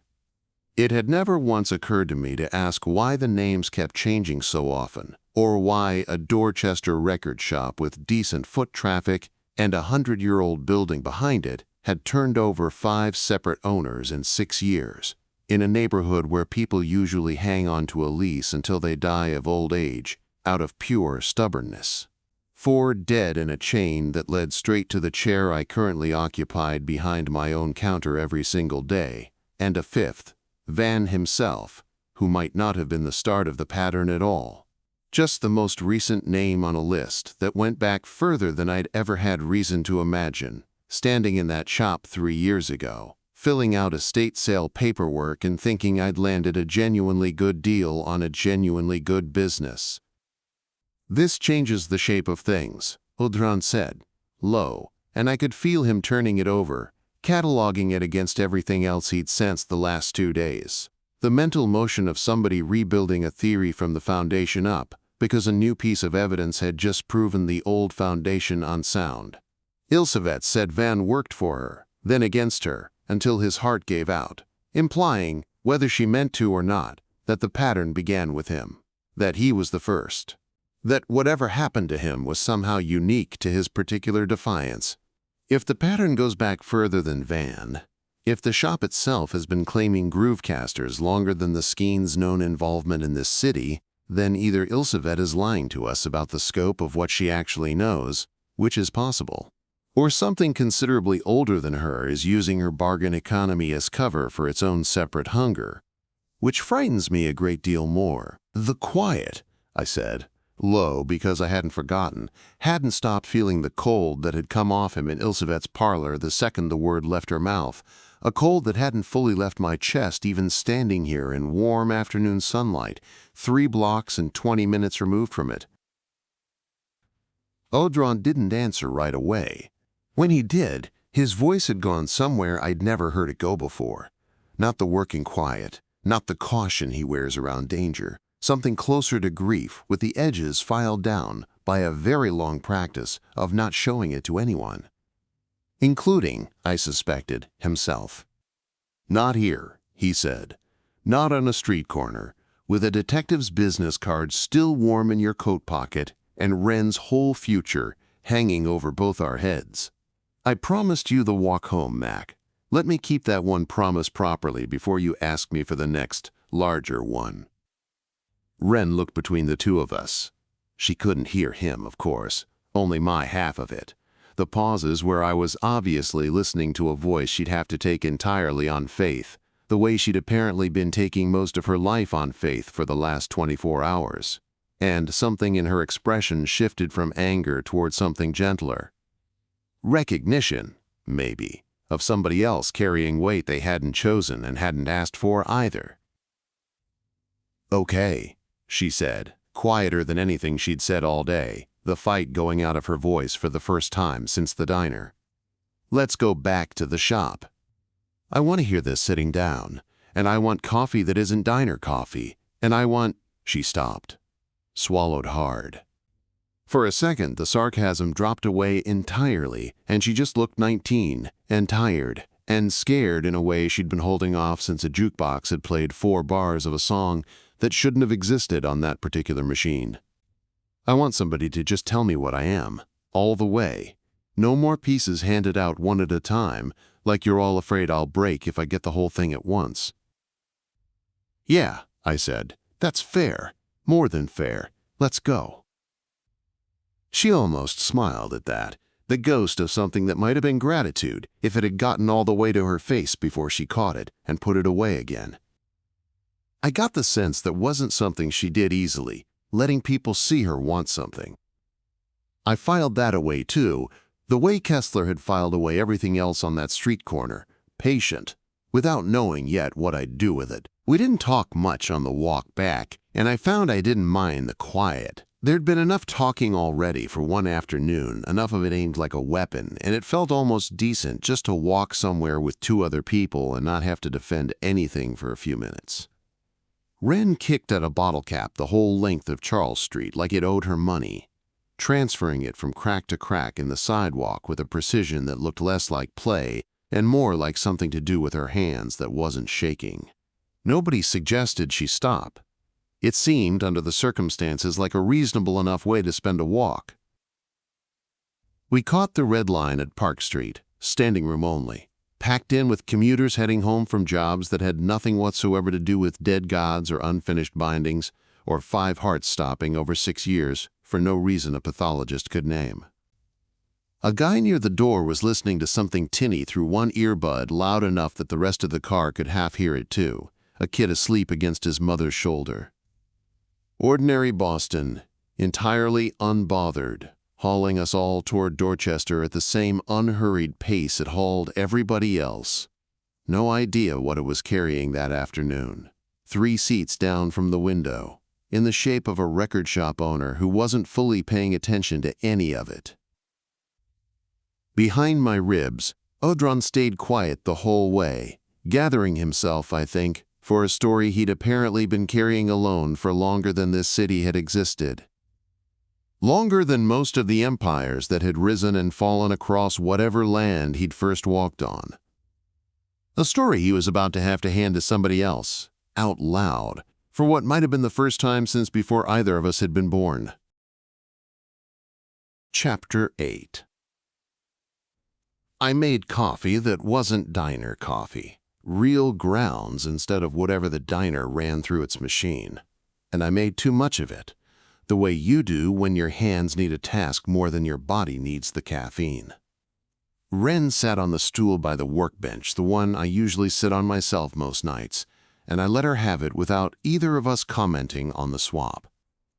Something about the last 2 days had made it clear that whatever came next belonged more to her than to me. That I was, in some fundamental way I was only beginning to understand, a supporting character in a story that had started 11 years before I'd ever bought this shop. "I need you to say it," Odhran told me once the shop was locked, and the sign flipped, and the 3 of us, 2 of us visible, were alone, with the safe and the tape, and the low hum of the fluorescent light that had, mercifully, stopped flickering sometime during the walk home. I find I don't want to say it in your voice, filtered through your cadence, your particular way of softening hard things. That's a strange thing to want after 3 years of having no better option than exactly that arrangement, but I want it said as if it were mine, this once, unfiltered. Will you let me? He'd never asked permission for anything before, not once. In 3 years of lending strength, lending memory, lending whatever fragment of battlecraft the moment required, without so much as a by your leave. I set 2 mugs on the workbench, one in front of Wren, one nowhere near anyone, out of a habit I couldn't have explained if she'd asked, some part of me apparently still setting a place for a dead man I'd never met. The shop around us did the thing it does at night when the gate's down, and the street noise fades to almost nothing, settled, creaked once, somewhere in the old joists, went still. 3 years of closing up alone had taught me every one of those sounds by heart. Tonight they all felt like they were listening too. "You've got it," I said. "Go ahead, whatever you need." He did something then he'd never done, not once in 3 years of sharing the inside of my skull. Came forward far enough, and I let him far enough forward that the words coming out of my mouth stopped sounding entirely like mine. The register shifted subtly, an accent underneath the accent, older, slower in places where I usually rush. Not possession, nothing like the horror movies make it out to be. More like handing someone the microphone at your own party and stepping back so they can be heard clearly, instead of filtered through your particular nerves. "A long time before this city had a name," Odhran said, "in my voice and not in my voice, there was a court, mine, once, though I was young in it. Young the way gods are young, which is a different scale of young than either of you understands yet, and I hope neither of you ever has cause to learn firsthand. We were the old choir, not the whole of it, a court within it. Warcraft and hearthcraft, and the kind of small, stubborn magics that keep people alive through winter when the harvest runs thin and the roads freeze over. We were not the strongest court in that pantheon. Not the wisest, not by a distance. We were, for a very long time, enough. Which is a different, and in many ways better thing, than either of those other qualities could ever have made us. Wren had gone very still, coffee forgotten in her hands, cooling on the workbench beside her. Something came for us, Odhran went on, and I felt, even filtered through my own body, the effort it cost him to keep his voice level through what came next. I don't have a better word than the quiet, because that's what it left behind. Not what it was going in. A silence where a court used to be, so total that even now, this many centuries later, I cannot tell you its shape. Only its absence. The way you can describe the hole a tooth leaves without ever having seen the tooth itself. I don't know if it was a god older than we were. I don't know if it was something that was never a god at all. Something that ate the idea of gods the way rot eats wood from the inside out, patient, methodical, until the thing left standing looks whole right up until the moment it isn't standing anymore at all. I only know that it came, that it was quiet about it, unhurried, in a way that still, to this day, frightens me more than any loud threat ever could. By the time any of us understood we were being hunted, most of us already weren't anything capable of understanding it anymore. "You survived," Wren said, quiet, the words barely above a whisper. "I survived diminished," which some days feels like survival, and other days feels like the quiet simply hadn't finished with me yet, that I'm a debt, it left standing on the books, uncollected, the way Ilsevet leaves debts on hers, waiting to be called in whenever it decides collecting is finally worth the trouble again. A pause, and I felt, distantly, him remembering something he'd spent centuries actively trying not to remember. The muscle memory of an old wound, flexed for the first time in a long while. I came here, to this land, this ocean, eventually this exact city, this exact street, because it was far from where the quiet had last shown interest in me specifically, and because I am, whatever else I am, still enough of a coward to have chosen distance over confrontation, for longer than either of you have been alive to judge me for it. I bonded to Mac 3 years ago because I was dying by inches on my own, alone in an alley 3 blocks from this shop, the last of my court's strength finally running out the way a candle runs out when nobody's left to tend the wick, and I did not want to go out that way, alone. Unremarked, the way the rest of my court went, one by one, in a silence I still hear sometimes when this city gets quiet enough at night to let it back in. The shop was very quiet. Even the fluorescent hum seemed to have dropped entirely out of the room, like the whole building had decided to hold its breath alongside the 3 of us. Wren didn't say anything for a while. She was staring at a point somewhere past my shoulder, not really seeing the shop anymore, and I recognized the look because I'd worn it myself, 20 minutes into my own first conversation with Odhran 3 years back. The whole size of the world getting revealed to you all at once, when you'd spent your whole life so far assuming it ended somewhere reasonable. When she finally spoke, it wasn't a question, just an exhale with words attached. Jesus. Nobody argued the point. Ilsevet asking what I remember about the quiet, Odhran said eventually, is not a casual question, and it was not delivered casually. She chose that word deliberately, to a room, in front of you both, knowing precisely what it would do to me to hear it said out loud by someone with no right to know it. No history that should have granted her access to a name I have spent centuries making sure died with the last of my own kind. Which means one thing above all others, and it is the thing that frightens me considerably, more than anything Ilsevet herself is personally capable of doing to any of us, in that parlor or anywhere else. He let that sit a moment, the weight of it settling into the room like dust after a slammed door. It means the Skein has heard the name too. From somewhere, which means whatever destroyed my court is not a closed chapter, however many centuries I have spent quietly telling myself otherwise, just to get through the ordinary business of existing. Something out there is still being talked about, in rooms I don't have access to, by people who trade in exactly the kind of secret that gets you killed for merely knowing it exists. Wren set the coffee down, hands not quite steady, the mug clicking softly against the workbench's scarred maple top. And Silas, She stopped. Tried again, the word catching somewhere in her throat before she pushed past it. Vann, does this connect to him? To the shop? To whatever's been killing every single person who ever owned it? I don't know, Odhran admitted, and something in the admission cost him visibly. A god used to knowing things, used to being the one steady certainty in a room full of frightened mortals, confessing to a hole in his own knowledge in front of two people who needed him badly to have the answer.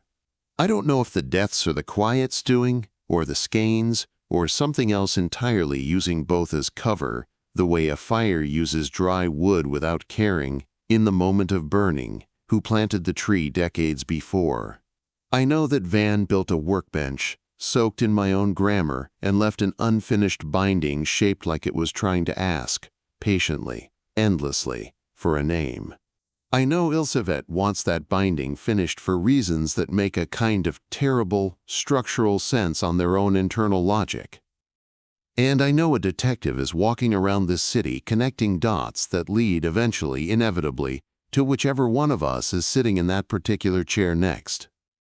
A pause, longer this time. What I don't know, and what frightens me considerably more than anything else I've said tonight, is whether all three of those threats are the same thread pulled taut from three different directions, or three entirely separate knives, all aimed by a coincidence too large to actually be coincidence, at the same two people, in the same small shop, on the same unlucky patch of Dorchester Avenue. I let the words settle back into being fully mine, felt him step back, the way you'd feel someone let go of your hand after holding it through something difficult, and looked at Wren, at the exhausted courage of somebody who'd just been handed the largest, strangest truth of her entire life and hadn't flinched from a single word of it, hadn't once asked us to stop, or soften it further. "So what do we do?" she said, and there was something new in her voice, something that hadn't been there in the diner or on the sidewalk outside Ilsevet's townhouse. Not less fear, exactly. Fear finally sitting alongside something steadier instead of underneath it, crowding it out a little. "We don't give Ilsevet what she wants," I said, surprising myself with how sure it came out, the certainty arriving before I'd fully finished reasoning my way to it. "Not tomorrow, not on her timeline, not until we understand enough to know whether finishing that binding actually saves you or just hands you over gift-wrapped with a bow on top. We figure out what Vann was actually protecting you from. All the way through, not the pieces he left in a shoebox and a warning note that reads like it was written in a hurry by a man who ran out of time before he could write the rest of it. And we do it fast, because between a detective who's counting bodies and a broker who's already decided patience has a deadline of exactly 24 hours, I don't think slow is a luxury any of us actually gets to have right now." "Agreed," Odhran said, "though I want it said plainly to both of you before we go any further down this road. This is exactly the shape of entanglement that got Silas Vann killed, whatever the precise mechanism of his death turns out to have been. I don't say that to frighten either of you out of it. I don't believe either of you is the kind of person who frightens out of things that matter, and I'd think less of you both if you were. I say it because I think you deserve to walk into this with your eyes fully open.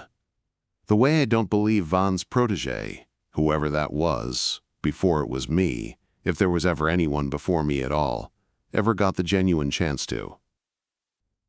"I'm already in it," Wren said, and there was real steel underneath the words now. The sarcasm from the diner counter transformed into something harder and considerably more useful. "Whether I walk in with my eyes open or closed, I'm already standing here, in this shop, 3 hours after meeting a stranger, who told me my dead mother is somehow still walking around this city. I'd rather see what's coming for me than pretend one more time that I don't already know it's coming at all. She wrapped both hands around the mug like it was the only warm thing left in the room, even though the coffee had gone cold an hour ago. Also, I want to say, and I don't know how to say this without sounding insane, given everything else that's apparently true now, I'm sorry about your court. I don't know what that's supposed to sound like, coming from a stranger, but nobody's said it to you yet tonight, and it felt like somebody should. Odhran didn't answer that right away. When he did, it came quiet, almost startled. Thank you.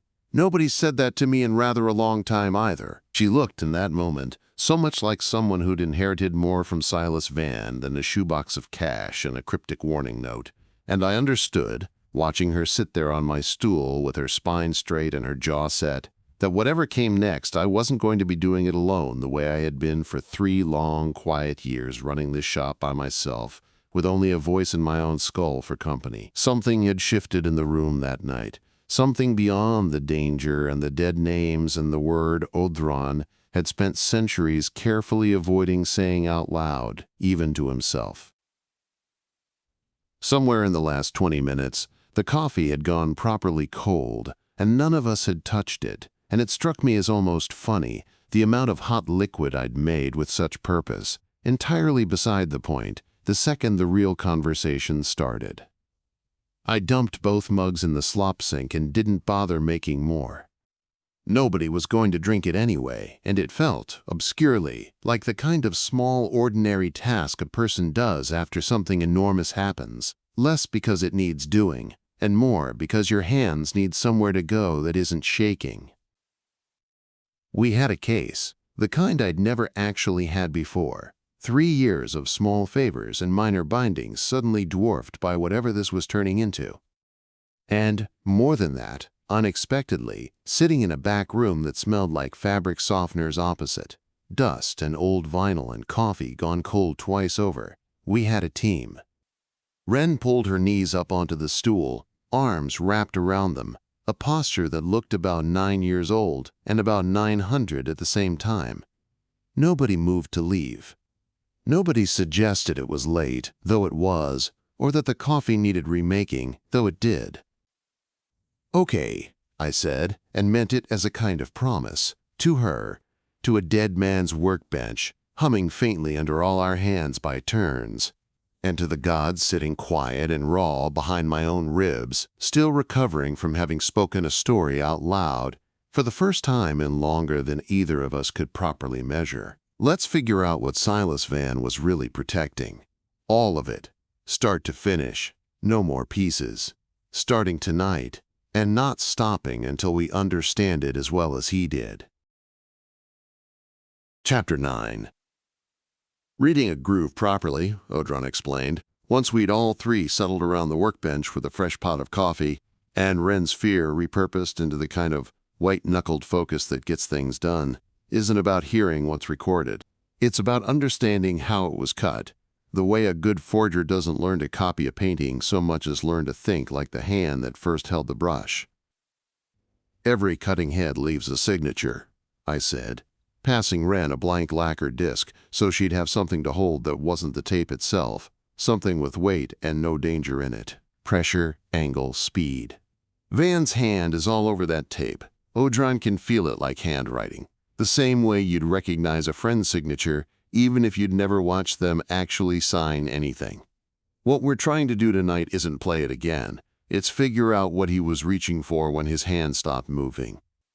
Stopped, Wren repeated, turning the blank disc over in her hands like she needed something to do with them besides shake. You mean, died. I mean stopped, I said, gentler than I felt. We don't actually know those are the same moment yet. Until we do, I'd rather not assume. They may not be, Odhran said, and I felt him settling into the particular focus he brings to a problem he actually wants solved, rather than one he's merely enduring. A binding this precise doesn't get abandoned by accident, even by a dying man whose heart is failing him in real time. Either he ran out of time entirely, or he chose to stop, deliberately, mid-cut.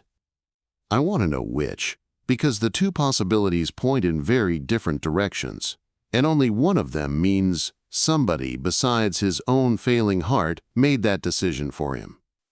We worked through the evening the way you'd work through a language neither of us fully spoke. Odhran narrating the shape of things he could feel in the grooves, translating sensation into instruction.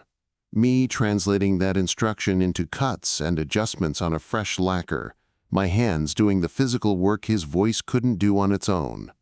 The radiator ticked somewhere behind the shelving.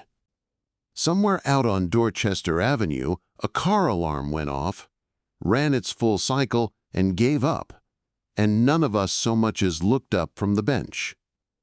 Wren, unexpectedly, turned out to have hands steadier than either of ours the one time we needed someone to hold a stylus dead level, while Odhran talked me through an angle I couldn't feel for myself no matter how hard I concentrated. I fumbled it twice before she quietly took over, and neither of us commented on the switch because commenting on it would have meant acknowledging something neither of us was ready to name out loud yet. "How do you know how to do that?" I asked her. The third time her hands didn't shake where mine would have. The disc held rock steady under a stylus. I'd have needed both hands and a lot of concentration to keep from wobbling. She shrugged, not quite meeting my eyes, focused instead on the fine motor task in front of her.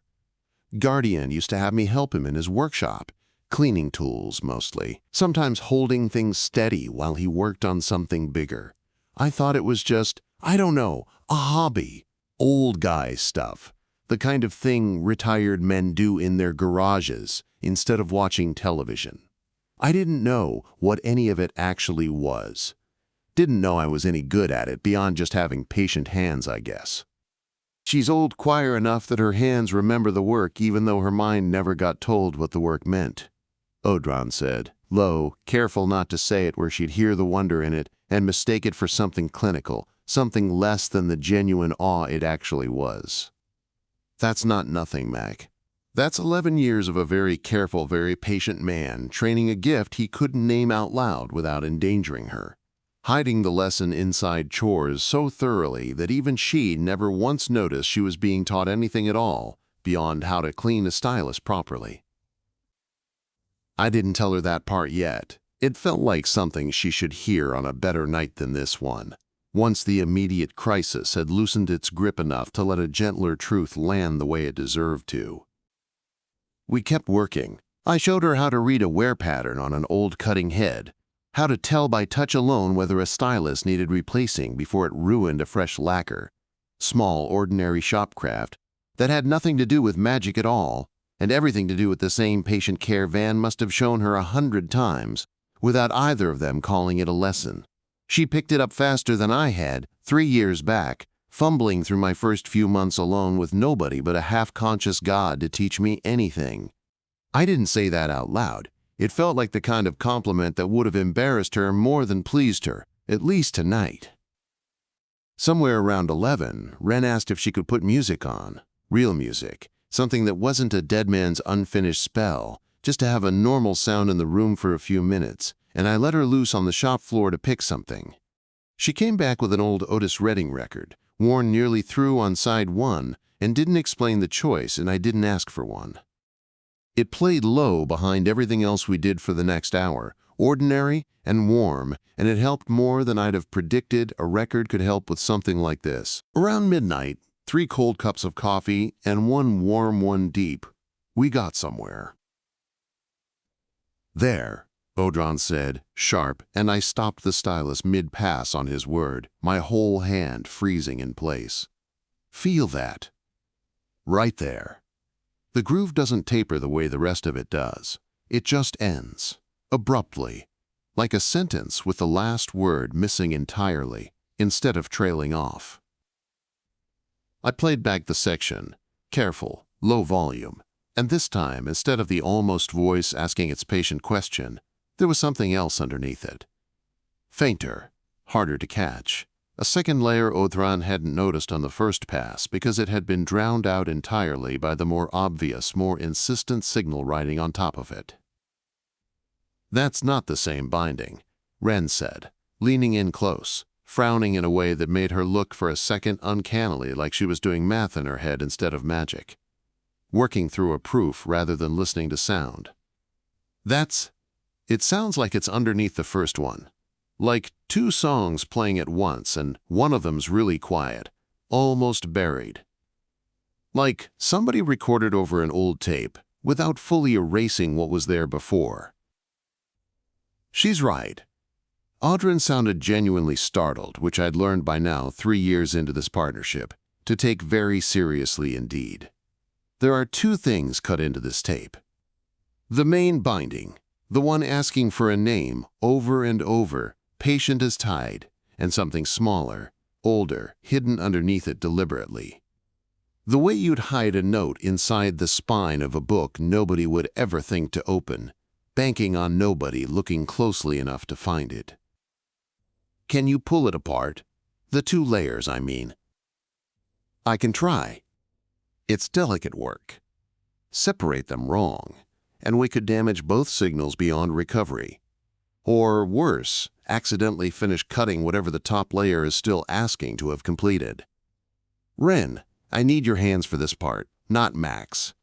Steadier than either of ours, and I think this part is meant for you specifically. Built for your hands and no one else's. I can feel it responding to you in the room in a way it doesn't respond to Mac, and doesn't respond to me either. For all my age and all my supposed expertise, Wren went pale. But she didn't argue, didn't hesitate the way I half expected her to. She took the stylus from me, and under Odhran's quiet, careful direction, angle here, pressure there, slower, slower, now hold. She worked the hidden layer free from the tape's main signal, cutting a fresh, thin groove of just the underneath sound onto a second lacquer. Her hands moved with a confidence that had nothing to do with 19 years of ordinary diner shift life and everything to do with 11 years of chores she'd never understood the true purpose of. Muscle memory built one unexplained lesson at a time, by a man who'd run out of time before he could tell her why any of it mattered. When she finally lifted the stylus, the shop was dead silent, except for the fluorescent hum, and all three of us were looking at a small black disc that hadn't existed 40 minutes earlier, sitting there on the workbench like it had always been waiting to be born. "Play it," Wren said, voice barely above a whisper, her hands finally, visibly shaking now that the delicate work was done and there was nothing left to steady them against. I did. It wasn't a voice this time, not in the sense the main binding had been a voice. It was a woman humming, no words, just a melody, warm and unhurried and utterly unlike the cold, almost voice of the main binding. The kind of tune a mother hums to a child half asleep in her arms on a night when everything else in the world has gone quiet enough to let the humming be the only sound that matters. And underneath the humming, so faint I almost thought I'd imagined it, 3 words, spoken once, gentle, final, in a voice that had none of the wrongness I remembered from the shop counter. "Stay hidden, love." Nobody moved. The fluorescent hummed on, indifferent, and the tape hissed out its last few seconds of nothing before falling silent on its own, and still nobody moved. Somewhere behind me, the Otis Redding record had finished its side and was skipping quietly in the run-out groove, tick, tick, tick, and I couldn't make myself get up to lift the needle. Not yet, not while the room still had this in it. Wren's face crumpled the way a face crumples when something you didn't know you were bracing for finally lands, all at once, with no warning left to soften the blow. "That's her," she said, and her voice cracked clean in half on the second word, the sarcasm and the steel both dissolving entirely into something raw. "That's my mother. Before whatever happened to her at the shop that day. before she stopped sounding like this and started sounding like whatever walked into your store yesterday. It's a message, Odhran said, and I could hear him working to keep his own voice level, the effort of someone handling something fragile, with hands too big, too old, too used to larger things for the delicate job in front of them, cut in secret, hidden underneath the main binding where nobody looking for a name would ever think to search for anything else. Wren Voss wasn't trying to finish a spell that day, 11 years ago, whatever the top layer of this tape is actually for. Whatever purpose it was originally meant to serve. She was trying to leave her daughter a goodbye. She never got the chance to say out loud, in person, the way a mother should get to say goodbye. Wren didn't say anything for a long time. She just sat there, on the stool that had been Van's and then mine, and was, in that moment, entirely and unmistakably hers, holding a small black disc with 3 words on it that had waited 11 years in the dark for someone to finally cut them free into the open air. She cried in the quiet, careful way of someone who spent a long time not letting herself, someone whose tears had clearly been rationed for years and were finally, all at once, being spent without her permission.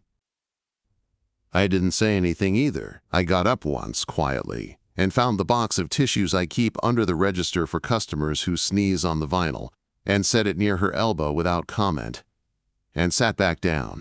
Some things you just sit with, in a back room at midnight, 3 cold coffees deep, and let be exactly as heavy as they are, without trying to make them lighter than they've earned the right to be.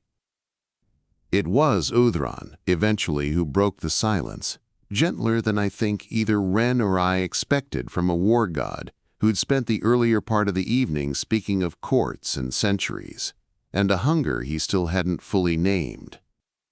Whatever the main binding is for, he said, whatever Ilsevet wants finished, on whatever timeline she's decided to impose, I don't think it's what your mother was actually trying to do that day, Wren.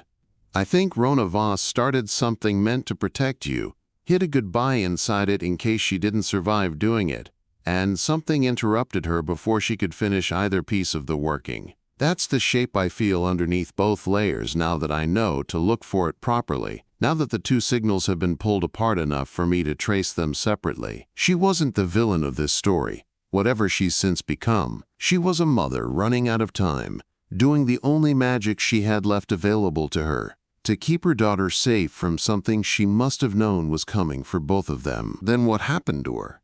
Wren asked, wiping her face with the back of one hand, steel creeping back into her voice, even through the tears, the sarcasm rebuilding itself into something more useful than a defense mechanism now. What turned her into whatever walked into your shop yesterday, wearing her face and none of her warmth? Nobody answered that one, not yet.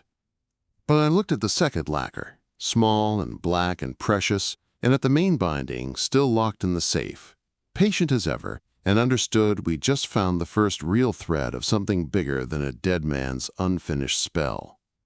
A mother's last act of love, tangled up in whatever the skein, and maybe something considerably older than the skein, had done to unravel it over the course of 11 long years. Tomorrow, I said, we find out the rest of it. All of it, start to finish. I promise you that, and I intend to keep this one, unlike the one I already broke yesterday afternoon on the walk home. You didn't break that one, Wren said, surprising me. It wasn't your fault I didn't show up at the bench. You showed up. That counts for something, even if I wasn't ready to admit it counted for anything yet when you were standing outside that diner for 5 hours like an idiot. I didn't have anything smart to say back to that, which might have been the first time all week. She nodded, small and fierce, and pocketed the second lacquer like something precious, which it was, holding it against her chest for a moment the way you'd hold something you were afraid might disappear if you let it out of contact with your own skin. And for the first time since a woman who shouldn't have been walking around had come into my shop looking for a record with her daughter's voice in it, I understood the story wasn't actually about a name being asked for at all. Had never really been about that, not underneath everything else. It was about a name that had already been given, a long time ago, in love, on a workbench 3 feet from where we were sitting, and never gotten the chance to be properly heard by the one person it had always been meant for. Chapter 10. Vann's ledgers weren't where I expected them, which was, I came to realize, the whole point of a man who'd spent 3 years hiding a daughter from people who trade in exactly the kind of information ledgers contain, on principle without exception. Foundation. I told Wren, the two of us on our knees in the crawl space under the shop with flashlights and a growing collection of cobwebs in our hair, while Odhran narrated directions from somewhere that amounted to colder, warmer, the way you'd play a game with a 5-year-old, except the 5-year-old in question was a 3,000-year-old war god, and the game was find a dead man's secrets before somebody else got there first. There's a loose stone under the register. I found it by accident the first month I owned this place, moving stock around during a slow Tuesday. Never thought to look underneath it properly. Didn't seem like my business at the time. Every old building's got a stone or a board that gives a little, and I chalked it up to that. "It's your business now," Odhran said, with a grim, encouraging quality that pushed us both forward those last few feet of crawl space, past a support beam that made Wren duck lower than she needed to, until my fingers found the edge of a stone that gave, slightly, under pressure, and came away to reveal a cavity lined in something that felt less like concrete and more like packed, deliberate silence, the quiet of a space built specifically to hold something that mattered. Inside, 3 composition notebooks, water-stained but legible, the cardboard covers softened by years of damp basement air, and a small wooden box with no lock. Because, Odhran observed, once I'd hauled everything back up into the light of the back room and set it all on the workbench, a man who could ward a safe with 3 words and a chalk line didn't need a lock to keep something private from anyone who didn't already have the means to get past considerably more than a lock. The crawlspace itself had been a whole production before we'd even gotten to the notebooks. Wren, refusing the smaller flashlight because it made her feel like she was being handed the kid's job, me banging my head on the same low pipe twice in a row, and swearing loud enough that Odhran offered, dryly, to narrate my injuries back to me in verse if it would help me stop repeating them. It was almost funny, crawling through decades of undisturbed dust after a night like the one before, and I think we both needed the almost funny part more than either of us would have admitted out loud. Wren's hands shook opening the first notebook. I let her have that moment without crowding it, busying myself instead with brewing yet another pot of coffee neither of us particularly needed, but both of us wanted the ritual of. My own hands weren't all that steady either, if I'm honest about it, though I had the advantage of pretending the coffee explained it. Vann's handwriting was small, cramped, the writing of a man used to fitting a lot of thought into not much space. The economical scrawl of somebody who'd learned young that paper cost money, and ink cost more. The first notebook was mostly business. Inventory, custom orders, notes on clients that read once you understood the code buried in the abbreviations. Like a very careful record of who in Boston's supernatural economy owed what to whom. A shadow ledger running parallel to whatever Frankie kept in her own head. The second notebook started the same way, ordinary and businesslike, and then, about a third of the way through, changed entirely. Rona came in today. The entry read, dated 11 years and 4 months back, the ink a slightly different shade than the entries around it, like it had been written with a different pen picked up in a hurry. Says she's pregnant and it isn't safe. Doesn't say safe from what. Doesn't have to. I've seen the mark on her wrist, the Skein's binding brand, faint but unmistakable once you know what you're looking for, and I know what it means when one of theirs comes up pregnant outside the ledger's knowledge. The child would be an asset the second it's born, cataloged and claimed before its first breath finished. She wants to know if there's a way to keep a child off every book that matters before it's old enough to be written into one. The next line was heavier, like it had been written with more of the writer's own weight pressed into the effort. There's a way. God help us both that there's a way, and it's going to cost more than either of us has to give. But I don't see another road that doesn't end worse. Keep reading, Odhran said, low, settling in to listen alongside us. 3 years of not knowing his own predecessor's story, finally starting to fill in, piece by careful piece, the way a photograph develops in a darkroom tray. The notebook charted 11 years in fragments, not daily, not even monthly, entries scattered across gaps of weeks or months. Whenever, I guessed, Vann had something worth risking ink on, something he judged important enough to commit permanently to paper instead of just carrying in his own head. A binding, built slow, built careful, meant to keep Wren's nature dormant and unreadable to anyone who didn't already know to look. Powered. The entries made clear, in language that got more careful and more coded the further in you read, like Vann himself had grown afraid of what he was documenting, not by Vann's own strength alone, but by something Rona kept feeding into it a little at a time. A mother's power poured slowly into her daughter's shield, until there was less and less of Rona left standing separate from the working itself, the woman and the magic she'd built slowly becoming the same fading thing.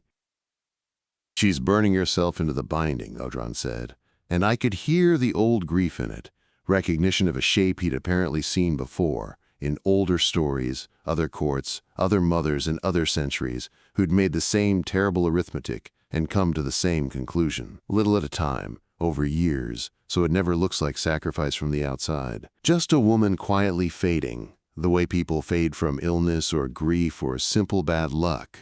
The way nobody questions a slow decline until there's nothing left of the original person to question at all. The entry dated 11 years back, the one that mattered more than any of the others combined, was short, and it was the one that made Wren stop breathing for a second when I read it aloud, my own voice catching partway through despite my best effort to keep it steady for her sake.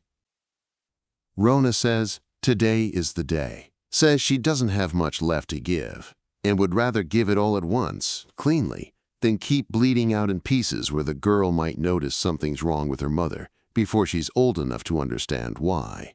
Might spend her childhood watching her mother fade, instead of just losing her once, quickly, in a way a child could eventually make sense of. I told her I'd cut the final binding myself, at the shop, on the good bench, so there'd be a proper record in case anything happened to either of us before the girl was grown. She wants to leave something else too, something just for Wren, separate from the binding itself. I told her the tape's got room for both if we're careful about the layering, if we cut it right the first time, because there won't be a second chance to get it wrong. She's humming while I set up the cutting head, some old tune I don't recognize. I don't think she knows I can hear her doing it. The entry stopped there. There wasn't another one after it in that notebook. The remaining pages blank, waiting for words that had never come. Or in the third notebook either, which turned out to be mostly financial records, mundane, almost defiantly ordinary after what had come before. Rent payments, inventory costs, the unglamorous accounting of a small business that happened also to be hiding the most important secret of its owner's life. Wren read that last entry over twice more, out loud, quiet, like she was checking the words hadn't rearranged themselves the first time through, hoping, despite everything, for a sentence that might still be sitting there under the blank pages if she looked hard enough. He never finished the entry, she said finally, staring at the last written line, like she could will more words into existing underneath it through sheer force of wanting. Because something happened, that day, while he was actually cutting it, mid-working, with my mother standing right there humming beside him. Something interrupted the working, Odhran agreed, slow, putting pieces together out loud the way he does when he wants both of us following the logic in real time rather than receiving conclusions second-hand, pre-packaged. The main binding on your tape, the one asking for a name over and over, patient as anything. I think now that's not what Vann and your mother intended to cut at all, not in its final form. I think it's what the working became when it was broken off partway through, mid-formation, before either of them could finish shaping it properly. An unfinished protection spell, ripped out of true by whatever interrupted them, left asking forever for the one piece that would have completed it. Your name. Freely given. The last ingredient a binding like that needs to close clean and whole. And instead, it just sat there, in a tape, for 11 years, asking a question nobody answered, until 3 years ago, when Vann died and the tape ended up in an estate sale nobody local wanted to touch, and got bought, eventually, by a man who didn't know what he was buying and couldn't have been warned even if anyone had tried. Odhran's voice had an edge in it now, something colder than grief, something closer to cold fury held very carefully in check, which means the timing Frankie described, Vann turning down clients, dying 3 months later. I think that's not coincidence. And I don't think it's a heart attack in any sense that phrase usually means to a coroner filling out paperwork. I think whatever interrupted the working 11 years ago came back for him 3 years ago, once he'd had time to make himself a target again by refusing the Skein's business, by drawing exactly the kind of attention a careful man spends a decade trying to avoid. And I think, Wren, that whatever it was, it never actually got what it came for, either time. It got your mother's magic, unraveled and echo-bound instead of freely, given the way it was meant to be. It got Vann's heart, stopped instead of the binding finished properly. And it's never once gotten the one thing that would actually close the loop it opened 11 years ago, and has been waiting patiently to close ever since. My name, Wren said very quietly, the words landing with the weight of a door finally opening after 11 years of being sealed shut. Given on purpose, not asked for. Given, freely, by me.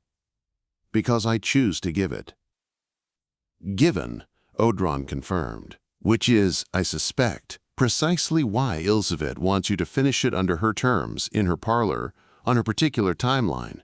Because a name given under duress, under the pressure of a bargain and a deadline, is not the same working as a name given freely by a daughter who fully understands what she's completing and why she's completing it.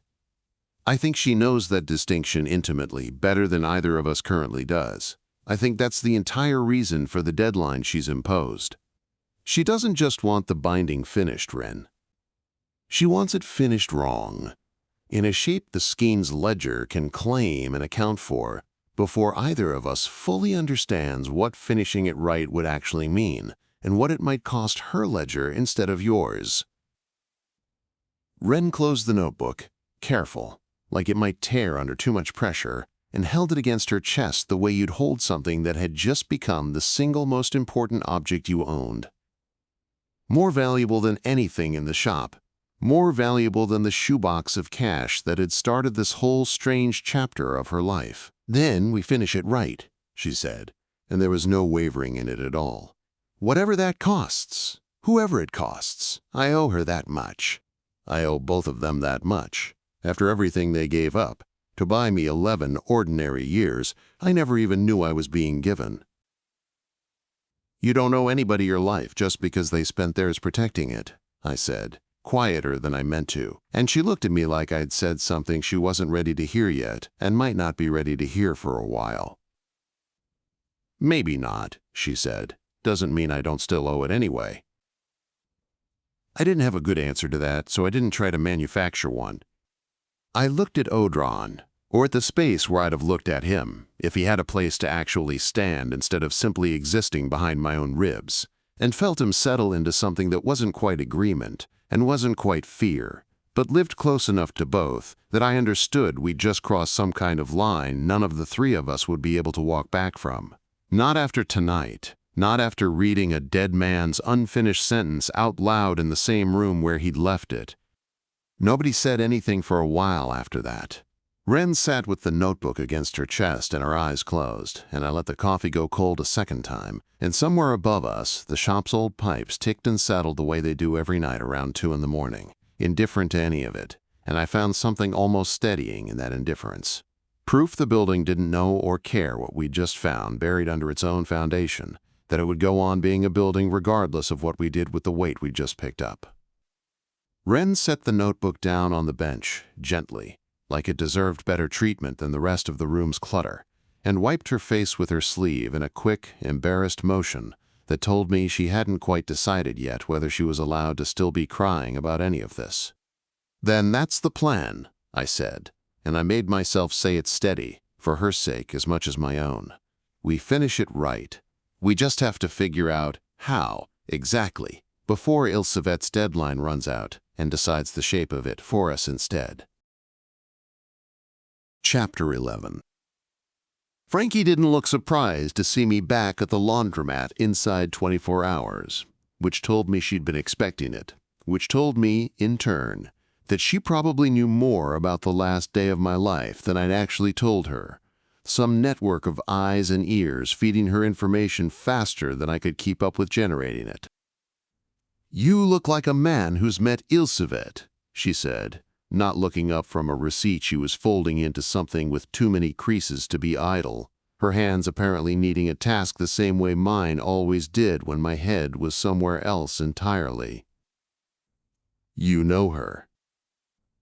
Everybody who's been in this business more than a decade knows her. Or knows of her, which in her case is close enough to the same thing that the distinction barely matters to anyone who's actually had to sit in that parlor of hers. Frankie set the receipt down, finally looked at me properly, and whatever she saw in my face made something in her own expression go careful, guarded in a way I hadn't seen from her in years. "Sid, you've got the look of a man who needs something that's going to cost more than an old favor." I sat. I told her, not everything. Odhran's caution about careless information still ringing in my ears from the day before, but enough. The second layer on the tape. Rona's goodbye hidden inside it. Vann's ledgers found under the shop's foundation. The shape of what had actually happened 11 years ago versus the shape the Skein clearly wanted it to have looked like on paper. Frankie listened with the same total stillness as before, the kind of attention that made the passing traffic outside her window feel like it belonged to a different, less important world entirely. When I finished, she didn't reach for an index card. She reached for a pack of cigarettes. I'd never once seen her smoke in 11 years of friendship, turned it over in her hands without opening it. A nervous habit standing in for one she'd apparently quit and never quite let go of entirely.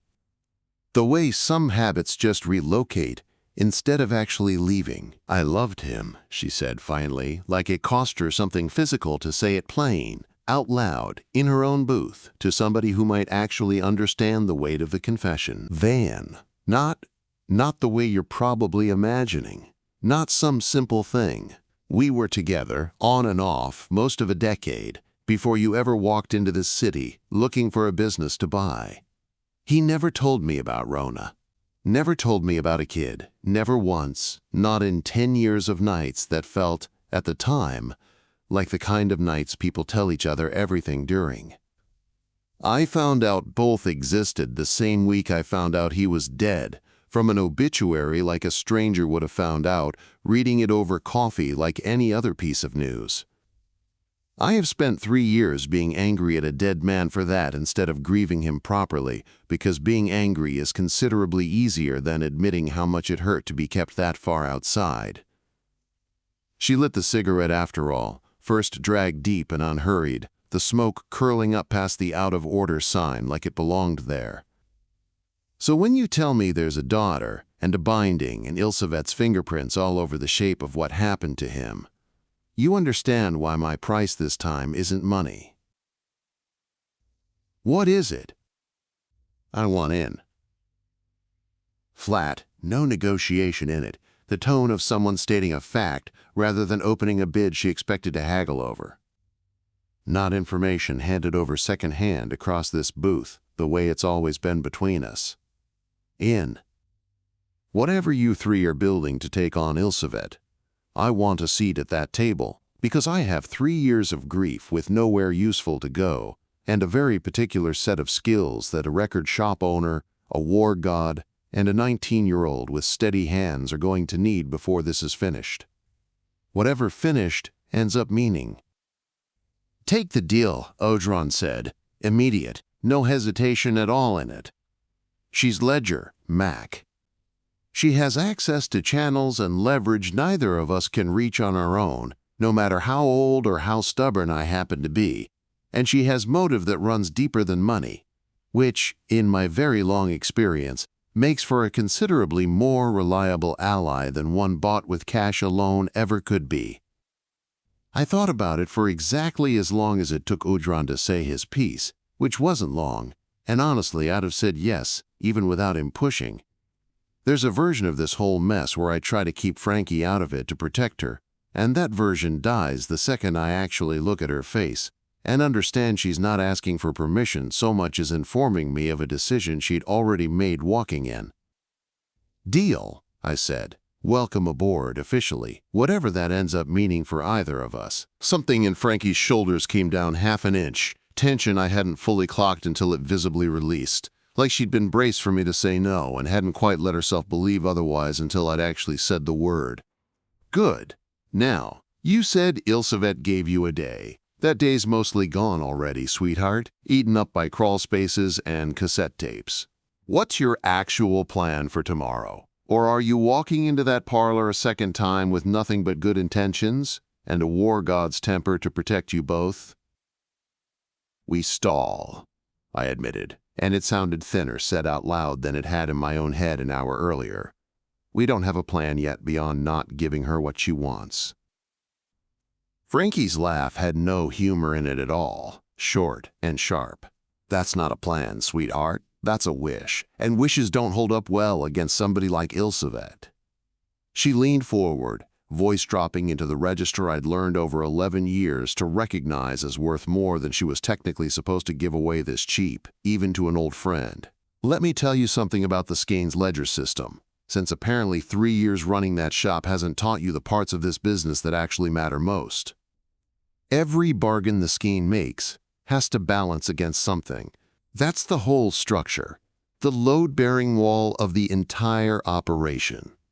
Favor for favor, debt for debt, nothing given without something taken to weigh against it on the other side of the ledger.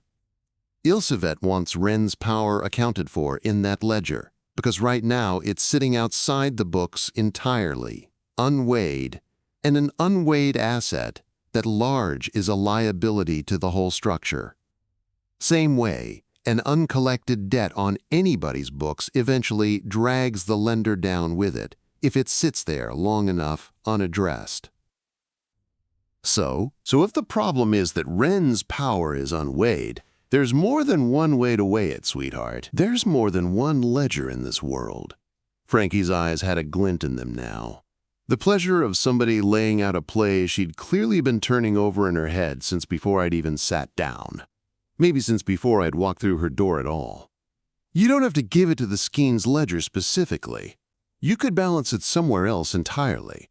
Somewhere Ilsevet's books can't touch, can't claim, can't collect against, no matter how hard she pulls on the thread.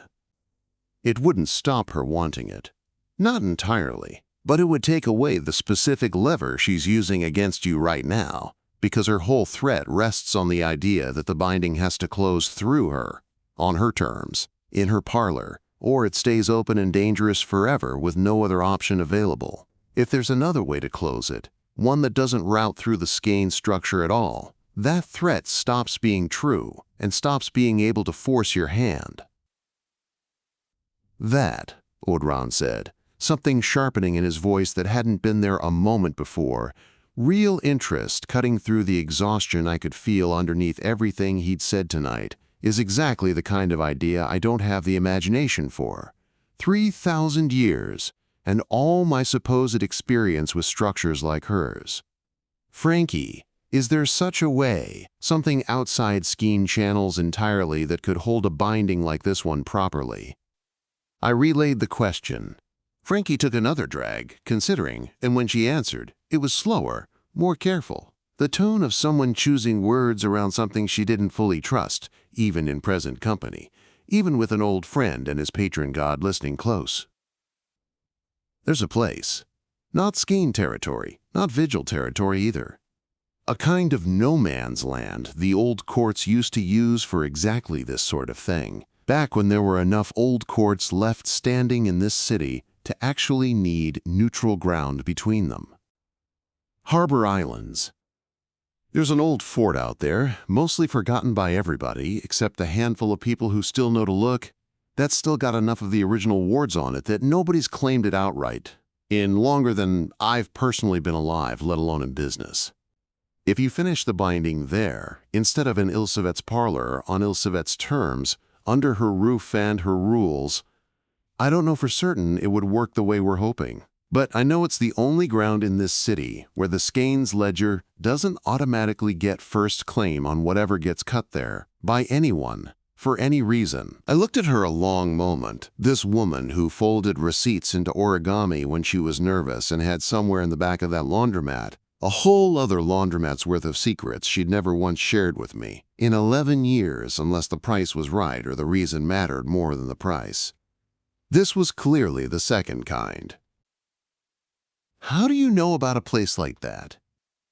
Frankie's smile was thin and old, and, for just a second, genuinely sad. The kind of sadness that had clearly been sitting in her a long time, waiting for an excuse to surface. Because Vann took me there once, years ago, before either of us knew what either of us actually was to each other, back when we were still figuring out whether whatever we had was worth the risk of naming it out loud. She turned the lighter over once in her free hand, not lighting anything with it, just needing something to do while she said the rest. Told me it was the one place in the whole city he ever felt like nobody was keeping score of anything. No debts, no bargains, no ledgers watching over his shoulder. We used to take the ferry out on slow Sundays before either of us had any of this hanging over us. Before I knew what he was, before he knew, I think, quite how much he'd let himself feel for me. Stupid. Thinking back on it. I've replayed those Sundays more times in the last 3 years than I've let myself admit to a single living soul, including you, including tonight. She stubbed the cigarette out, only half smoked, decision made and settled. I think that's exactly the kind of ground you're going to need before this is over, whatever over ends up looking like. I think Vann might have known that too, right up until he ran out of time to use it himself, for whatever he was building toward before his heart gave out on him. I sat with that a second, watching her not quite look at me, watching 11 years of friendship do the quiet work of not asking her to say anything more about it than she already had. Thank you, I said finally, for all of it, the place, and the rest of it too. Don't thank me yet. She waved smoke away from her face, brisk again, the moment already folding itself back into something more businesslike. Thank me if it actually works. Otherwise, you're just thanking a woman for handing you a nicer place to lose. Chapter 12. Frankie called the next morning before I'd finished my first coffee, which was becoming enough of a pattern that I'd started keeping the pot on longer than usual, just in case. "Come to Field's Corner," she said, no greeting. "Bring nobody. This isn't about your case. It's about mine, and I want you to see something before tonight, so you understand what you're actually asking me to risk when I stand up in front of the Skein's own people with a lockbox full of receipts." "Go," Odhran said, when I hesitated, torn between the workbench and whatever Frankie wanted to show me. I think this matters more than it sounds like it does. She's not in the habit of inviting an audience to her ordinary business. If she's inviting you now, it's because she wants you to understand something about the shape of her world before you ask her to bet it on yours. The laundromat was open when I got there, real customers folding real towels, and Frankie was in the back booth with a woman I didn't recognize. Younger than Frankie, maybe 30, dressed like she worked with her hands for a living, paint under her nails, and a set to her jaw that told me she hadn't slept well in a while. "This is Nadia," Frankie said. She wards apartments for a living, mostly against the ordinary stuff. Bad luck, sour milk, the small, unpleasant magics that leak into a building over enough bad years. Good at it. Cheap, too, which is its own kind of virtue in this city. She's got a problem, and her problem is going to teach you something you need to understand before tonight. There was a folding chair for me this time, too, a second one dragged over from somewhere, which felt like a small ceremony in itself. Frankie didn't usually go to the trouble for anybody who wasn't already sitting across from her booth on business. I took it as a sign I was meant to actually listen, not just witness. Nadia looked at me like she was deciding whether I belonged in the conversation at all. Then, apparently decided it didn't matter enough to argue about. "Clients stiffed me," she said, flat. 3 months of warding a triple-decker in Roxbury. Good work. Verified. Landlords had 0 incidents since I started. First time in 2 years the building's been quiet. Contract was labor for labor, my wards for his handyman work, on my own place. Roof's been leaking since March. He did the first month. Then he stopped answering, stopped showing, and last week I find out he's telling people around the neighborhood I never actually did the work. That the building's clean because it was always clean. That took him for a fool. "A welch," Odhran said, and I could hear something old and disapproving in the word, the disapproval of somebody who'd watched exactly this kind of small betrayal play out across several thousand years of human bargaining. "This is more common than either of you would probably like to believe. Watch what Frankie does with it. This is the actual machinery Ilsavet threatened to use against her, Mac. Pay attention." "Show him the file," Frankie said. Nadia slid a folder across the table. Photographs of the wards, dated, time-stamped. A signed contract, plain handwriting on a page torn from a composition notebook, not unlike the ones I'd found under my own shop's foundation. A log of the handyman's promised visits, 3 columns, completed, missed, excuse given. It was, I realized, looking at it, exactly the kind of documentation Frankie had shown me the night before, in miniature. The same instinct, the same careful hand. "This is how it works," Frankie said to me, tapping the folder. "Every bargain that runs through people like us, ledger people, the ones who don't have a court or a crown backing them up, has to be provable, because provable is the only leverage we've got. A god can enforce a bargain by being a god. A broker like Ilsavet can enforce one by being terrifying. People like me, people like Nadia, we enforce ours by being right, publicly, in front of witnesses who matter to the person who welched. That's the whole of the ledger's actual power, Mac, not magic, reputation. The certainty that if you cheat one of us, the rest of us will know by sundown, and knowing spreads faster than any curse I've ever heard of." Nadia's jaw tightened. 2 years I've worked this neighborhood. 2 years building a name for myself that doesn't rely on anybody's husband or brother vouching for me first. He tries to take that with a lie because he figures I won't push back hard enough to be worth the trouble. She didn't sound angry so much as tired of being underestimated, which was somehow worse to listen to. I'm done being the kind of trouble people don't bother pushing back against. "So what happens to him?" I asked. "The handyman. I go see him today, with this folder, and I tell him what happens if he keeps telling that story around the neighborhood." Frankie's voice had gone flat and businesslike, no anger in it at all, which was somehow more unsettling than anger would have been. "I tell him that every plumber, every electrician, every small favor trader in 3 neighborhoods is about to hear, accurately, exactly what he did, and that nobody in that network is going to extend him credit, labor, or goodwill again for a very long time. That's not a threat of violence, it's a threat of accuracy.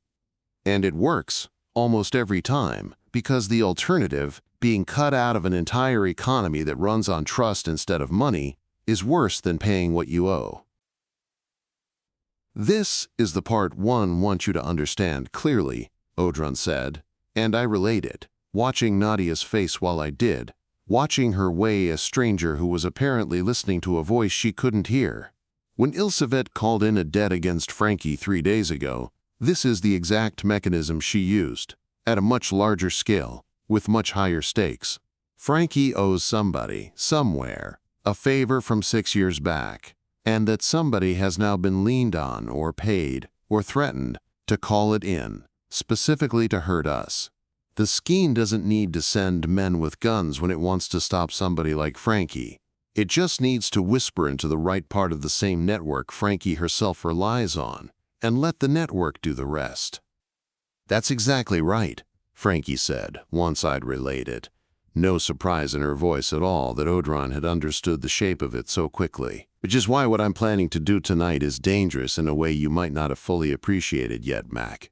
I'm not just handing Ilsevet a folder of evidence. I'm demonstrating publicly in front of whatever passes for witnesses in that fort that I'm willing to burn my own credibility in this network to protect people who aren't even ledger business. Technically, that's not free. Word gets around. Some of the people who normally extend me the same courtesy I extended Nadia today are going to think twice about it, going forward, because I picked a side in something bigger than the ordinary trade. Then, why do it? I asked. And I meant it as a real question, not a rhetorical one. Frankie looked at Nadia, who was still sitting there, quiet, absorbing a conversation she only half understood, and something passed between the two women that had nothing to do with me at all. A kind of recognition, one working woman to another, that didn't need explaining out loud to either of them. Because the whole point of the ledger, Frankie said, slow, like she was working the answer out for herself as much as for me. The whole reason people like me exist instead of everybody just dealing with brokers like Ilsevet directly is that some bargains shouldn't be enforced by terror. Nadia's landlord could have gone to the Skein to settle this instead of to me. Faster, probably, certainly more frightening. He came to me because he wanted it settled fair. Not just settled. That's the actual product I sell, Mac, underneath everything else. Fairness, when the alternative is fear. And if I fold the first time somebody bigger than me leans on that principle, I'm not protecting the ledger anymore. I'm just proving Ilsevet's whole worldview correct, that everything, eventually, comes down to who can hurt whom worse. I'd rather go down proving her wrong.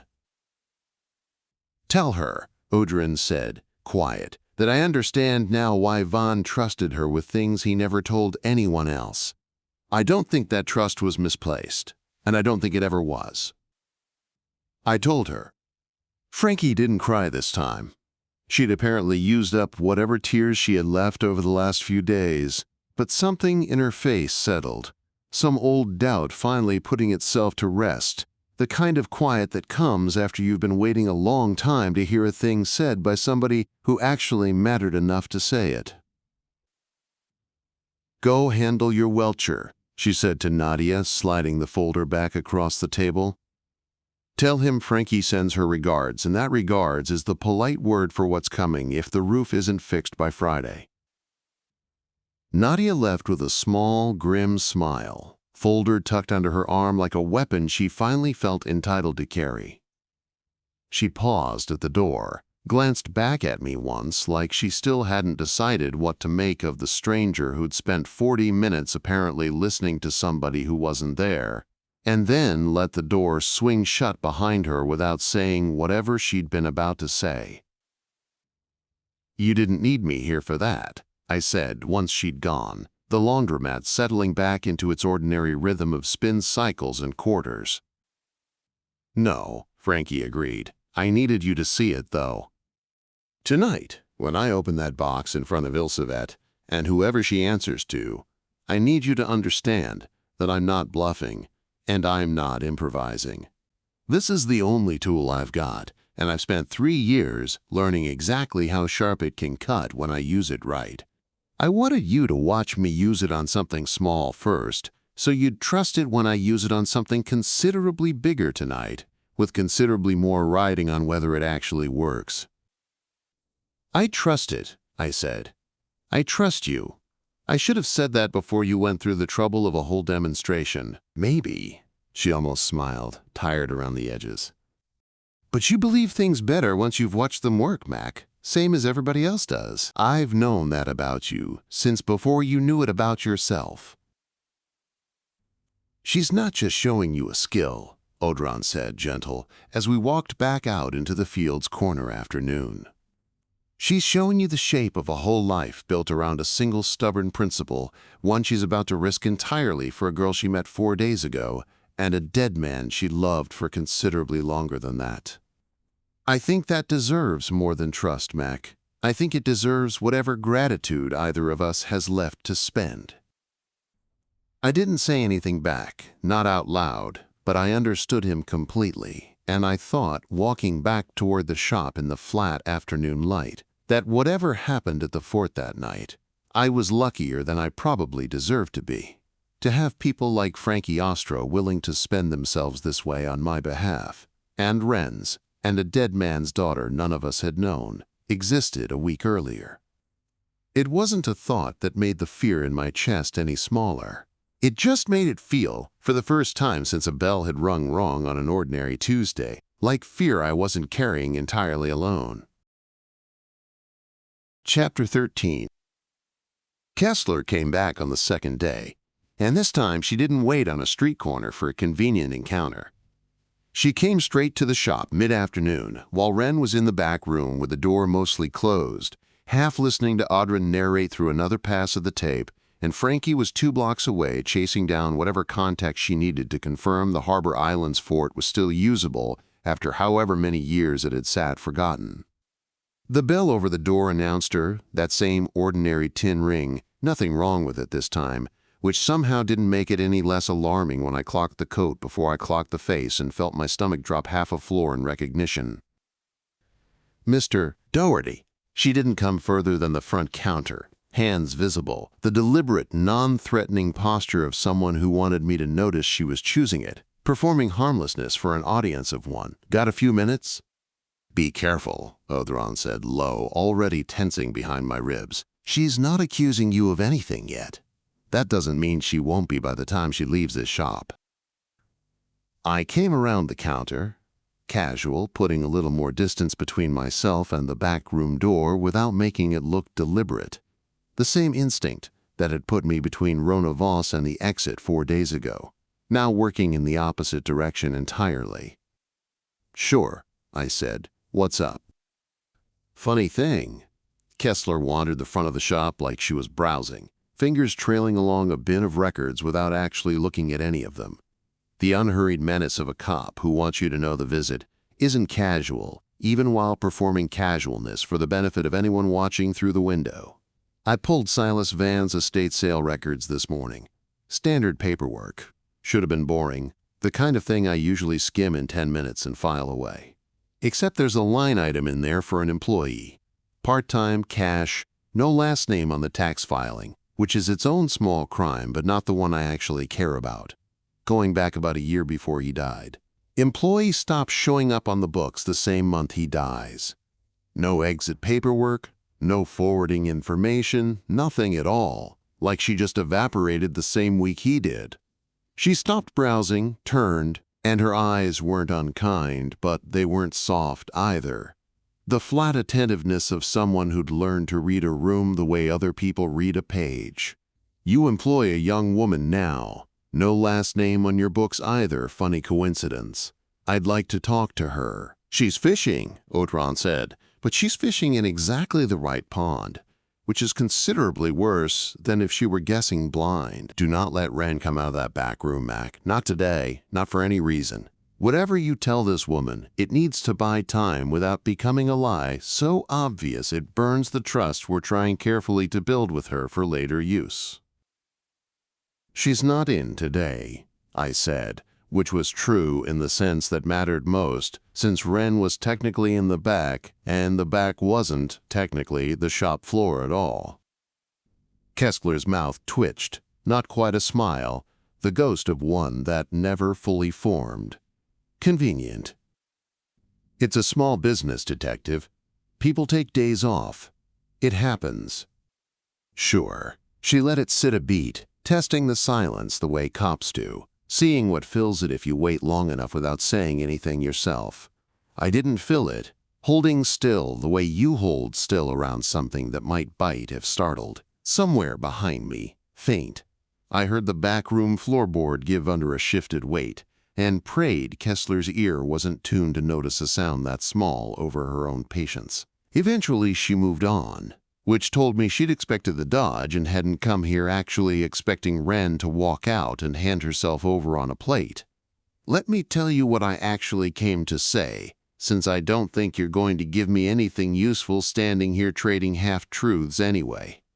2 more names came back on my list this morning. Older cases, cold since before I even made detective.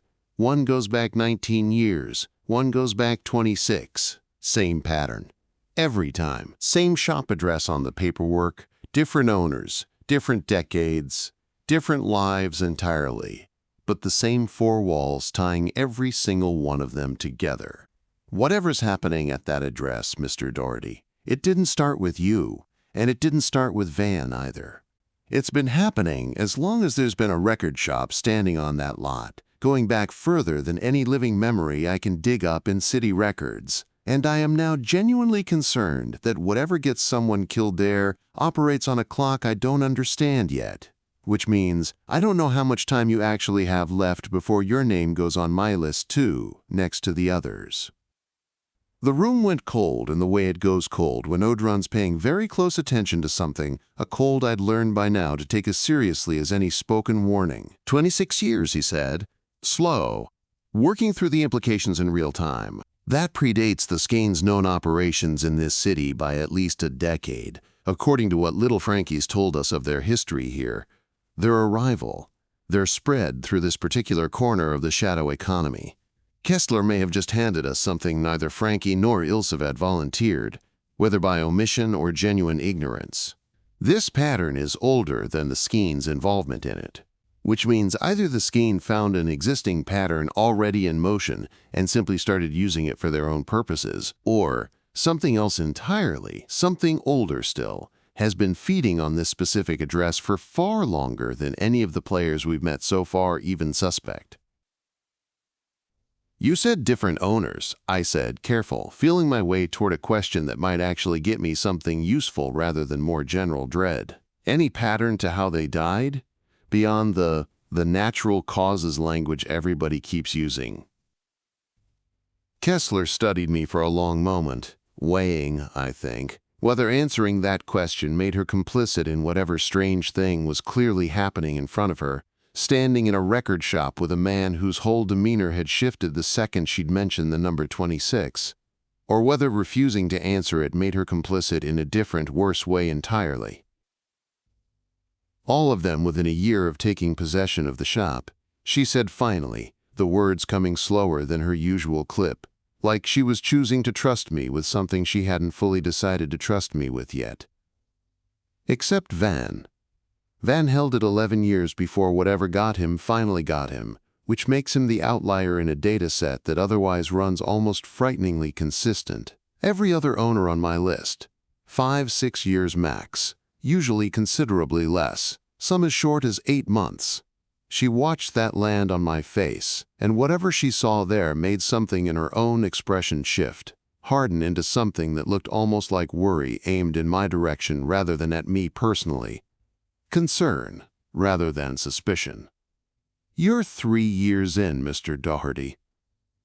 However this works, whatever mechanism is actually behind it, you're inside whatever window the others weren't, and creeping toward the edge of it. I don't know if that's luck, or if it means something's genuinely different this time around. I'd like to find out before we're having this conversation over your obituary instead of your countertop, if it's all the same to you. She's not wrong to worry, Odhran said, low, and I felt something in him that hadn't been there before in any of our previous interactions with her. Not trust exactly, not yet, but the beginning of a recognition that this mortal cop, whatever organization stood behind her without her full knowledge, wanted roughly the same outcome we did. for reasons that had nothing to do with magic and everything to do with a stubborn refusal to let unexplained deaths stay unexplained. Vann held the shop 11 years, Mac, longer than anyone else on her entire list, by a wide and significant margin. That's not luck either, whatever else it might be. That's a man who found some way to survive the pattern for over a decade before something finally caught up with him despite his best efforts. If we can learn how he did that, held it off that long, against whatever this actually is, it might be the difference between 3 years and 11 for you. Or longer still, if we're clever, and considerably more careful than he apparently managed to be at the end. "I'll think about what you're offering," I told Kessler, which was as close to honesty as I could currently afford to give her. "I'm not going to hand you everything today, Detective. I don't fully understand it myself yet, and I won't pretend otherwise to either of us. But I hear you. I take the warning seriously, more seriously than you probably realize, standing there." Kessler nodded slowly, like she'd expected exactly that answer, and had come prepared to accept it as a starting position rather than a final one, a first move in a longer game rather than a closing offer.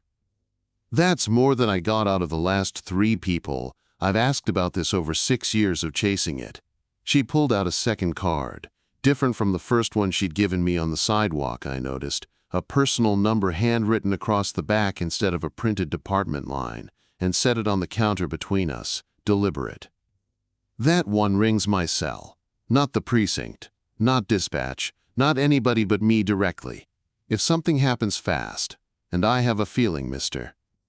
Doherty, sitting here in your shop, that something is about to happen very fast indeed, I'd rather you call me than not, whatever you think I am or am not properly equipped to help with once it does." She turned to go, then stopped halfway to the door, hand on the frame, and looked back at me with something almost like reluctance. "For what it's worth, I've been doing this a long time. Homicide, before this. I know what a guilty man's shop feels like walking into it, and I know what a scared man's shop feels like, and this doesn't feel like either one. It feels like a man who's in over his head and doesn't fully know it yet. I've seen that go 2 ways. I'd rather it went the good way, for you." Figured I'd say that part out loud, since I don't usually bother. She left without waiting for a response, the bell over the door ringing once, sharp, in her wake, the shop settling back into its ordinary afternoon quiet, like nothing unusual had just happened at all. I stood there a moment, looking at the card, at the handwritten cell number that meant something different than the printed department line had meant the day before. An offer made person to person instead of badge to civilian, a door left open rather than a warning delivered and withdrawn. "Keep it," Odhran said, flat, certain. "I think, before this is over, we're going to need exactly the kind of help only a mortal with a badge, and a mortal's institutional access can actually provide. Doors we can't open with magic, no matter how old or how clever either of us happens to be." I did not expect, 3 years ago, to ever say that about anyone connected to the vigil side of this city, whatever their personal awareness of what they actually serve. I find myself saying it anyway, and meaning it. From the back room, the door creaked, and Wren's voice came through, careful, having clearly heard enough through the gap to have questions building up behind it. "Was that the cop from yesterday?" "Yeah," I said, pocketing the card carefully, like it might matter more than it looked like it should. "You got a caller?" Wren stood in the doorway now, arms crossed, an expression on her face that wasn't quite suspicion and wasn't quite hope either. Something caught between the two, waiting to see which way I'd break. "I think, whether we like it or not, she just became part of the plan too," I said. "One way or another, whether that's tonight or somewhere further down the road, I don't know yet. But I don't think we get to pretend she isn't a piece on this board anymore. Not after what she just handed us for free." Wren didn't argue. She just nodded, slow, and went back to the workbench, and I stood there a moment longer with the card warm in my pocket, thinking about a woman who'd offered me her personal number instead of a warning, and wondering how many more allies this whole mess was going to hand me before it finally decided to start collecting instead. Chapter 14. Wren Voss came back on the third night, and this time she didn't wait for the shop to be open, didn't bother with the pretense of a customer walking in during business hours. I woke on the cot in the back room. I'd taken to sleeping there the last 2 nights, closer to the safe, closer to whatever might come through the door, telling myself it was practical when it was really just fear dressed up as practicality, to a cold that had nothing to do with the season and everything to do with Odhran going rigid mid-sleep. Or whatever the equivalent of sleep is for a bonded god who technically doesn't need it but apparently does it anyway, out of some old habit older than either of us could fully account for. Mac. His voice had an edge I'd never heard from him, not even at 10:04 that first morning, not even in Ilsevet's parlor with the word quiet still hanging in the air between us. Wake up, she's here. And she's not the same as she was in the shop 3 days ago. I was up before I'd fully processed the sentence, adrenaline doing the work my sleep-fogged brain hadn't caught up to yet. The front of the store, through the gap in the curtain separating it from the back room, was full of a cold blue light that had no source I could identify. No lamp, no fixture, nothing that could account for it. Standing in the middle of that light, closer to the jazz bins than the door, was Wren Voss, except closer to the version I'd met 3 days ago, the way a photograph left out in the rain is closer to the original photograph. Recognizable, degraded, wrong in ways that kept multiplying the longer you looked at her, details sliding out of focus the way ink runs when water hits it. Wren, on the couch we'd set up for her in the storeroom, was already awake, already moving toward the curtain with the drawn expression of someone who'd felt something in her sleep before her conscious mind caught up to explain what. "Don't," I said, catching her arm, my grip tighter than I meant it to be. "Not yet. Let me see what she wants first." "She's drawn to Wren," Odhran said, urgent, watching through me the way he does when the stakes climb past anything ordinary caution can cover. "Not to you, not to the shop generally, to Wren specifically, and it's getting stronger by the night, which tells me whatever Wren's power is doing since we started reading the tape properly, cutting it open, pulling its layers apart, it's audible to her mother in a way it wasn't 3 days ago, before any of this started. This is dangerous, Mac, more dangerous than anything we've faced yet. Love, this degraded, doesn't behave like love anymore, whatever it once was. It behaves like hunger wearing love's face, and hunger doesn't care what it costs the thing it's hungry for, no matter how much of the original person is still in there somewhere, screaming to be heard over it. I stepped through the curtain slow, hands visible, the same posture Kessler had used on me 2 days before on the sidewalk outside Ilsevet's parlor. Understanding for the first time from the inside how much that gesture actually cost to perform convincingly when the fear behind it was real.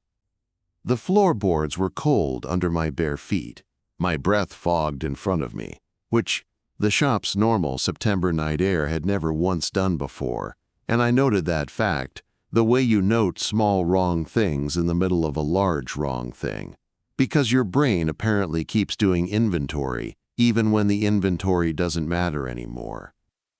"Rona." My voice came out steadier than I felt, which surprised me almost as much as the blue light did. "It's late. The shop's closed." Her head turned toward me, too smooth, the motion of something that had forgotten which movements a neck was supposed to make gradually, and which ones happened all at once, no transition between stillness and motion at all. "I can hear her," she said, and her voice had lost even the flat echo of 3 days ago, replaced with something raw, closer to true grief, scraped down to its bare component parts, all the polish worn off it.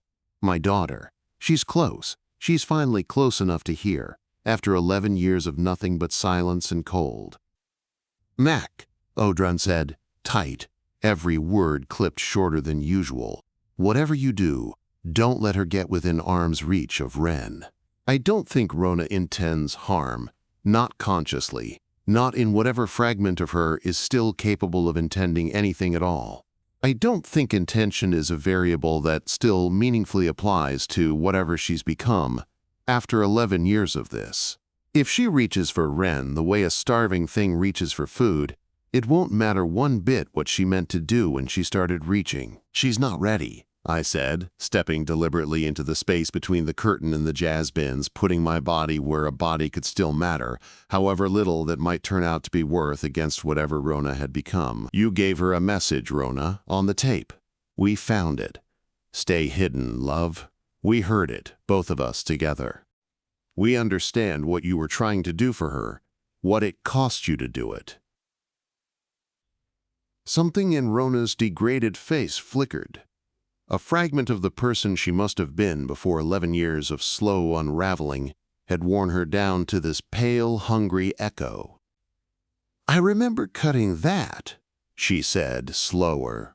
More of the rawness bleeding into something almost lucid, almost present. I remember Silas's hands on the cutting head, steady, careful, the way he always was with anything that mattered. I remember humming so she'd have something warm underneath the other thing, the thing we had to cut so it would look right, so nobody who found it would know what we'd really done, what we were really protecting. Her voice cracked, a sound like static catching on itself, painful to hear. I don't remember what happened after. I don't remember 11 years, not one day of them clearly. I only remember being hungry and cold and hearing a name I couldn't quite catch over and over, getting closer every single year. The binding, Odhran said, urgent, working it out in real time, the pieces visibly clicking into place for him even as he spoke.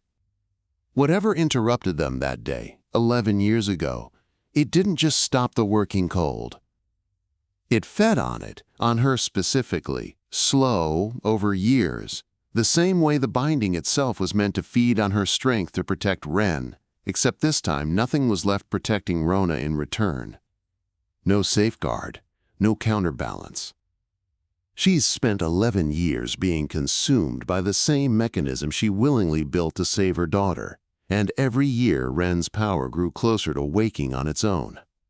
Rona's degraded self grew more aware of it, more drawn to it, like a moth finally sensing the flame it's been circling blind.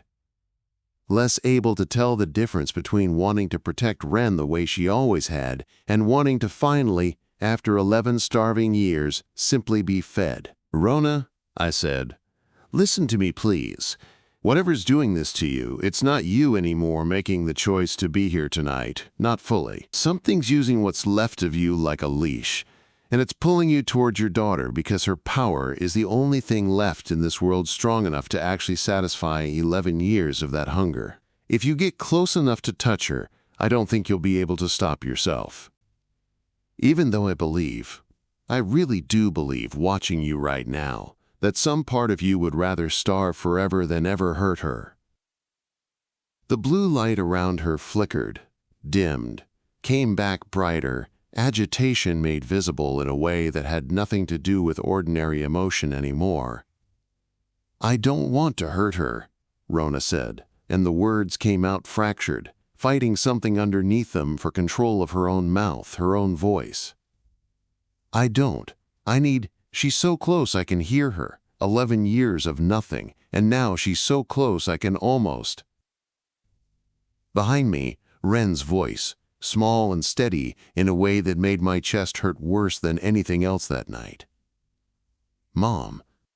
No, Odhran said, sharp, but it was already too late. Wren had stepped past the curtain, past me, close enough that the blue light around Rona surged toward her like a tide finally reaching the shore it had been straining toward all night, all 11 years.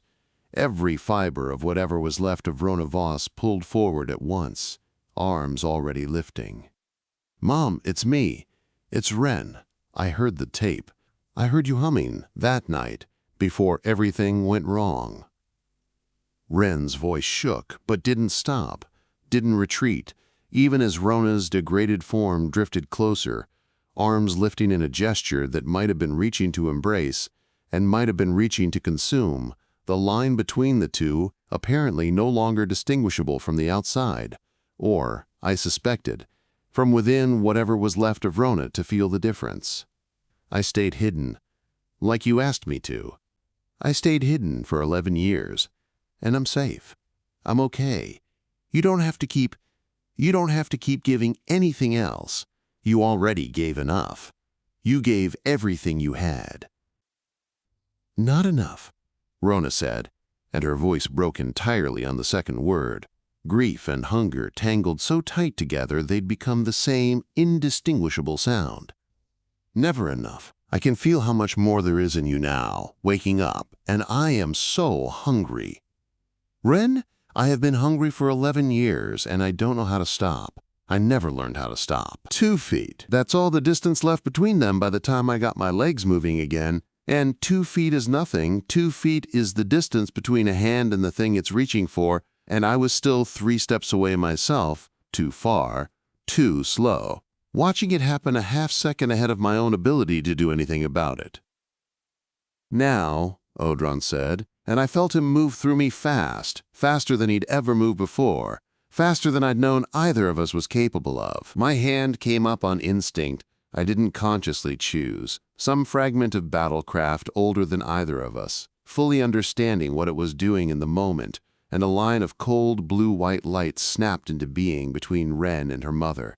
Not a wall exactly, more like a held breath made suddenly, physically visible, buying a half-second, a single precious half-second of distance between the two of them. It was enough. Barely. Rona's degraded form recoiled from the light like it burned, a raw, wordless sound tearing out of her that had nothing left of language in it at all, nothing left of the woman who'd hummed a lullaby into a cutting head 11 years ago, and the blue glow around her guttered, faded, and she was gone. Not vanished the way she'd vanished from the counter 3 days ago, calm and controlled, but pulled away, fast, violent, like something on the other end of a leash had just yanked hard enough to overrule whatever tiny fragment of her own will had still been fighting to stay. My knees hit the floor before I decided to kneel. I was breathing like I'd sprinted a mile, my whole arm still tingling from whatever it had just done, a cold ache settling into the bone that I already suspected wasn't going away by morning. There was a burn mark on the floorboards where the light had cut across the room, a thin black scorch that hadn't been there an hour ago and would be there, I figured, for as long as I owned this shop. The shop was silent. Wren was shaking, on her knees on the floor where she'd apparently gone down at some point I hadn't registered in the chaos, and I dropped down beside her, and for a long moment neither of us said anything at all, just breathing in the sudden absence of that terrible blue light. Somewhere behind the register, a bin of records had toppled, sleeves scattered across the floor, and I noted that, too, the way you note small ordinary damage in the aftermath of something that had nothing ordinary about it at all. That, Odhran said finally, quiet, exhausted in a way I'd never heard from him before, not once in 3 years, was the closest I have ever come, in the entirety of our bond, to losing both of you in the same half-second, and I want you both to understand how close that actually was, because I don't think either of you fully grasped it in the moment. A pause. Waited. Heavier than anything before it. Whatever is holding that leash. Whatever fed on Rona for 11 long years, and is now using her love for her own daughter as a weapon against the very thing she sacrificed herself to protect. It is not the Skein, whatever Ilsevet's involvement in the broader shape of this turns out to be. Ilsevet's cruelty has structure and reason to it, however cold and however calculated. This has neither structure nor reason that I can find. This is closer, I think, to the thing I have spent centuries trying not to name out loud in front of either of you, hoping, foolishly, that not naming it would somehow keep it further away. Another pause, longer this time, and when he finally finished, the words came out heavier than anything he'd said yet, heavier than the story he'd told 2 nights before. I think the quiet found this city a very long time before either of you were ever born, longer than either of you could easily imagine. And I think it has been feeding, quietly, patiently, on this exact address ever since. One owner at a time, one groovecaster at a time. And I think tonight is the first time in 3 years bonded to you that I have been afraid enough to say that plainly, instead of hoping, against everything I actually know, that I was simply wrong. Wren, still shaking, still on her knees on the shop floor, looked up at me with an expression that had stopped being afraid somewhere in the last minute and started being something harder, more determined. The particular hardness that comes from watching someone you love become a weapon and deciding, in that same instant, to fight back anyway. "Then, we don't have until tomorrow," she said, her voice steadier than her hands. "We don't have a deadline that's Ilsevet's to set anymore. Not really. Not underneath everything else that's actually happening here. Whatever's really doing this, we end it.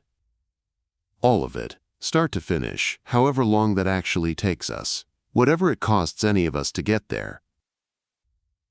I got up first and helped her up after, and neither of us let go of the other's hand for a second longer than the getting up strictly required, and neither of us commented on that either. There'd be time to sweep up the scattered records later. There'd be time for a lot of things later, assuming later was still a thing we got to have. Wren looked at the scorch mark on the floor, at the toppled bin of records, at the ordinary wreckage of an extraordinary 5 minutes, and something in her face cracked again, quieter this time, less about fear and more about the sheer unfairness of it. A girl who'd wanted, for 11 years, nothing more complicated than her mother back, getting this instead. I didn't have anything to offer that would have made that better, so I didn't try. Some nights you just stand next to somebody in the wreckage and let that be the whole of what you have to give. "Okay," I said, once we were both standing, once my legs had decided to hold my weight again. "Then we don't wait for Ilsevet's clock. We move on ours." Chapter 15. Ilsevet's deadline came and went without a call, which worried me considerably more than a call would have. I had half expected to spend the whole day flinching at my own phone, and instead I spent it flinching at silence, which turned out to be worse. A threat that doesn't announce itself gives your imagination the whole run of the house. None of us had slept properly since the scorch mark appeared on my backroom floor. Wren had dark circles under her eyes that hadn't been there 4 days ago. I'd caught myself twice that morning standing in front of an open cupboard with no memory of what I'd gone looking for in the first place. The blank, misfiring focus of a man running on adrenaline instead of rest. "She's not the type to let a deadline lapse quietly," Frankie said, back at the laundromat. The 4 of us now, me, Wren, Frankie, and Odhran's silent presence, crowded into a booth built for 2. Knees knocking under the table in a way none of us bothered to apologize for anymore. Something's changed on her end. Question is what, and question is whether it's better or worse for us. We found out by mid-afternoon when Frankie's phone buzzed with a text from a contact she wouldn't name, and her face went carefully, professionally blank in a way I'd learned to recognize, over the last few days, as her hiding something worse than she wanted to say out loud in front of present company. "They called in a debt," she said finally, setting the phone face down like she didn't want it, watching her say it. "Skein adjacent, somebody I owe, or owed, favor from 6 years back, nothing to do with any of this, ordinary ledger business that had nothing to do with Vann, or his daughter, or any of the mess we're currently sitting in. Except this morning that favor got called in specifically, out of nowhere, and the terms are that I stop assisting you immediately, or the debt escalates to something I really don't want to be on the wrong end of, not at my age, not with my niece." "Ilsevet," Odhran said, grim, no hesitation in the identification. "She can't touch you or Wren directly without violating whatever restraint she's currently operating under. I suspect Kessler's investigation and the general messiness a public death would create are more of a deterrent to her than either of us gave her proper credit for at first. But Frankie's not protected by any of that particular calculation. Frankie's an ordinary pressure point in a structure that runs on exactly this kind of leverage. And Ilsevet just leaned on her precisely because she could. "What are you going to do?" Wren asked, and there was real fear in it, fear for Frankie specifically. The fast attachment of someone who'd had almost nobody trustworthy in her corner for 11 years and had just found a small handful of them all at once, only to watch one of them get threatened for her sake within days of meeting. Frankie's jaw set, the stubbornness of someone deciding something before they'd fully worked out whether it was wise to decide it at all. "I'm going to keep helping you," she said, flat, final. Debt or no debt, escalation or no escalation. I didn't spend 3 years angry at a dead man just to fold the first time somebody leans on me for doing right by his kid, of all things. That'd be a hell of a thing to explain to his memory. She looked at me, something almost apologetic in it now. "But you should know what it's costing me, going forward. Because I'm done keeping quiet ledgers of my own the way everybody else in this business does. I'm not doing this for free anymore. Not because I don't want to help, but because if the debt escalates the way I think it will, I'm going to need real leverage to fight back with. And leverage in my world means favors banked, not favors given away for old time's sake." "Name it," I said. "Whatever you need, whenever you need it." "Not yet. I don't know yet myself, honestly." Frankie's smile was thin, tired, real underneath it, despite everything.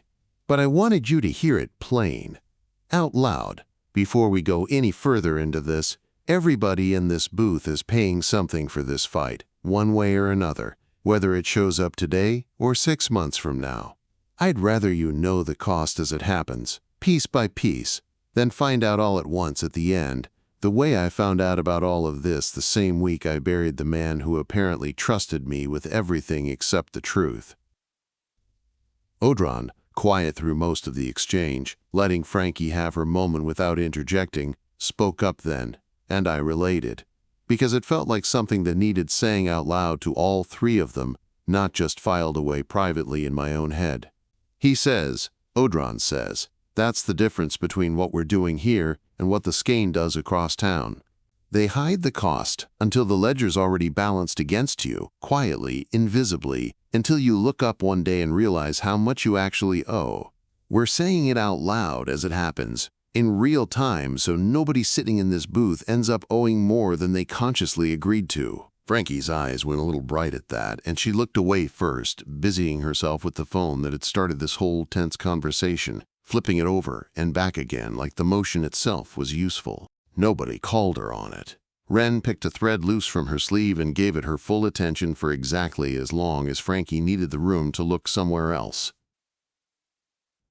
"The fort," Frankie said once she'd recovered the brisk, businesslike register she clearly preferred to operate in when emotion threatened to get the better of her. I confirmed it's still usable. Old wards, worn thin in places after however many decades of neglect, but intact, where it actually matters.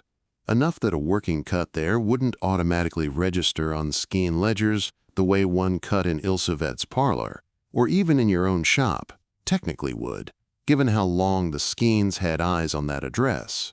It's not perfectly neutral ground. Nothing this old ever stays perfectly neutral forever. But it's the closest to fair either side of this fight is realistically going to get. And fair is worth something even when it's imperfect. When can we use it? Ferry runs limited this time of year, cut back for the season, but there's a private dock. A contact of mine keeps quiet for exactly this kind of business, the kind that doesn't want harbor patrol asking questions. I can arrange access, tomorrow night, if you're ready. She looked between me and Wren, weighing something visibly, the calculation plain on her face. Are you ready? Genuinely not performing readiness for my benefit. Because whatever we're planning to cut out there, it's not going to be a small working, not after what you two described from last night, not with whatever's holding Rona's leash still out there somewhere, patient and hungry. I need to know we're not walking into that fort half prepared against something that's had 11 years to plan for exactly this moment. Wren looked at me before she answered, and I understood in that look, that she was asking permission for something, or maybe just reassurance she didn't quite know how to ask for directly, and I gave her the only honest thing I had left to offer at that point in the week. "I don't think we get to be fully ready," I said. "I think Vann tried to get fully ready for 11 years, building this shield one careful year at a time, and ran out of time anyway, caught by something he never saw coming until it was already too late to stop. I think the only thing we actually control, sitting in this booth right now, is whether we go in with everyone who's willing to stand with us, and everyone knowing exactly what it's going to cost them personally before they commit to paying it." I looked at Odhran's face, at Frankie's tired, determined face, at Wren last and longest. "So, are we going in together? All of us, eyes open, costs on the table for everyone to see? Or are we still figuring out who's actually staying for the whole fight, all the way through, whatever it turns out to demand?" Nobody answered right away. The laundromat hummed on around us, ordinary and indifferent, somebody's dryer buzzer going off 2 rows over, unclaimed, nobody moving to answer it. Then Wren reached across the booth and took Frankie's hand, an oddly formal gesture from someone who'd known the older woman for less than a day, and Frankie let her, didn't pull back or make a joke to deflect it the way I half expected, and something passed between them that had nothing to do with magic at all, and everything to do with two people who'd both loved, in very different ways, the same difficult, secretive, ultimately generous man. "Together," Wren said, quiet but absolutely certain, "whatever it costs, whoever ends up paying it." "Together," Odhran echoed, and I felt the words settle into me with a weight that had nothing to do with magic either. The weight of a promise made by more than one voice, in a laundromat booth that smelled like fabric softener and something colder underneath. "Together," I said too, out loud this time, for Frankie's benefit as much as anyone's, since she couldn't hear the other half of that agreement the way I could. It felt important that all 4 of us actually say it, even the one of us who had to borrow my mouth to do it. Frankie squeezed Wren's hand once, brief, businesslike, and let go, already reaching for her phone again, already 3 steps ahead into logistics. A ferry contact, a dock, a night that hadn't happened yet, but was already in her head, half-planned down to the minute. What? That was Frankie's way of being frightened, I was starting to understand, planning so hard there wasn't room left over for the fear to actually sit down. Tomorrow night, then, on the eve of a fight none of us fully understood yet but had all, somehow, in the space of 4 impossible days, decided was worth having anyway. Together, whatever the final bill turned out to be. Chapter 16. "I want to know who called in your debt," I said. Back at the laundromat that evening, Wren beside me, Frankie's face still tight from the phone call that had started all this, not the favor itself, the person holding it. "If Ilsevet's leaning on you through somebody else, I want to know whose hand is actually on the lever." Frankie was quiet for a moment, turning that thought over the way she turned over an index card, deciding how much of it was safe to say out loud even here, even to us. "That's not how it usually works, sweetheart. Debts get called in through channels. You don't get to see who's standing at the top of the chain. That's rather the point of a chain." "Push," Odhran said, low. "I don't think this is an ordinary debt call, and I don't think Frankie fully believes that either, whatever she's telling herself. Something about the timing bothers me. Ilsevet moved against Frankie the same day she gave you your original deadline. Fast. Faster than I'd expect from someone who prides herself on unhurried patience. That's not the behavior of someone operating from a position of comfort." I relayed it. Frankie's mouth twisted, half a smile with no humor in it. "You're God sharper than he lets on. Fine. I made a call this afternoon, before Nadia came by. One I probably shouldn't have made, to somebody who owes me a favor of her own. Somebody who actually sits close enough to the Skein's internal business to have heard things I haven't." She glanced at Wren, then back at me. You want the truth, it's uglier then. Ilsevet leaned on somebody. The truth is Ilsevet's in trouble, and has been for longer than any of this has been happening to us. She said it like she already regretted having made the call, and I got the sense some part of her had hoped the answer would come back simpler than it apparently had. Trouble how? The Skein doesn't run on one broker's whims, whatever it might look like from where you're standing. It runs on a council. The Skein call it the reckoning, if you want the actual word, though I've never once heard anyone say it without lowering their voice first. Every broker answers to it, and every broker standing within it depends on one thing: how well their ledger balance is relative to everyone else's. Ilsevet's ledger has been running short for years, same as she told you herself in that parlor, and I don't think she was lying about that part. What she didn't tell you is that she's not the only broker with a short ledger, and the reckoning doesn't have infinite patience for brokers who can't fix their own books. There's another broker named of Cormac, works the financial district end of the Skein's business, and word is he's been circling Ilsevet's territory for the better part of a year, waiting for exactly the kind of stumble that would let him make a case to the reckoning that her territory should be his instead.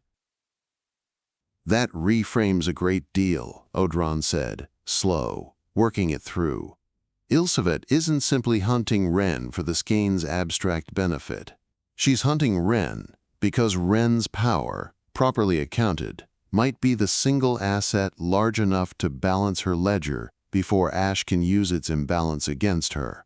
This isn't cruelty for its own sake, or even structural cruelty in the abstract sense she described to us. This is a woman fighting for her own survival within a hierarchy that doesn't forgive weakness, using the only leverage she currently has. Wren, who'd been listening quietly, spoke up for the first time. So she needs me specifically, not just any asset, me. Looks that way, sweetheart, Frankie said, gentler now.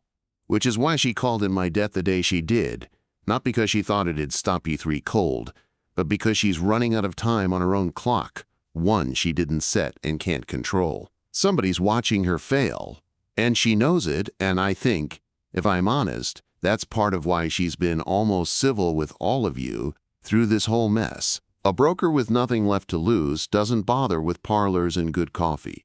She goes straight for the kind of ugliness Ash would use without a second thought. This changes how I think about tomorrow night, Odhran said, and I could feel him recalculating something, some old instinct for negotiation finally finding new ground to stand on.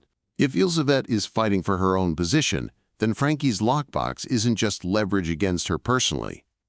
It's a weapon that could be used by Ash, or anyone else circling her, the moment it becomes public. Which means offering it to the reckoning doesn't just threaten Ilsevet with exposure, it threatens to hand her rival exactly the excuse he's been waiting for. She may fight harder against that outcome than either of us expected, not because she's cruel, but because losing her territory to Ash might genuinely be worse, for the people currently under her protection, than anything we're planning to do to her tonight.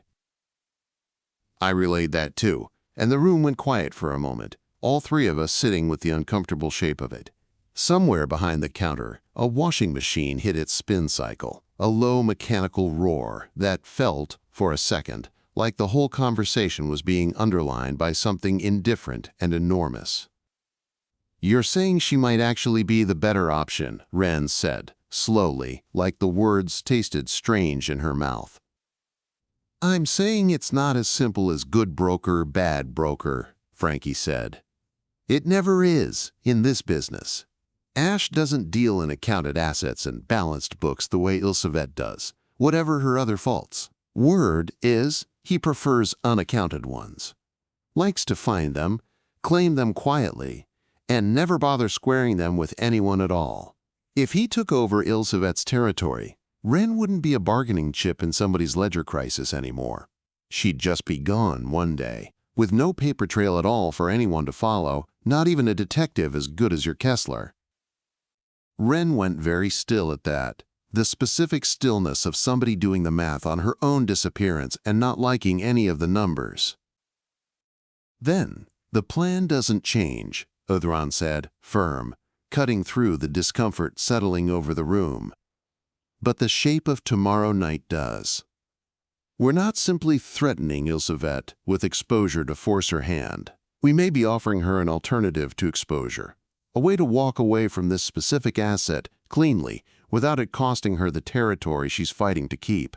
If she understands that letting Wren go free, uncontested, actually strengthens her position against Ash rather than weakening it, she has genuine reason to cooperate beyond simple deterrence. Frankie's box stops being only a threat. It becomes, potentially, a gift if we frame it correctly. I told them both. Frankie sat back, considering it with the stillness she brought to any genuinely new idea, turning it over from every angle before committing to it. "That's either very smart," she said finally, "or it's the kind of thing that sounds smart in a laundromat booth and falls apart the second Ilsevet's actually standing in front of us with her own survival on the line.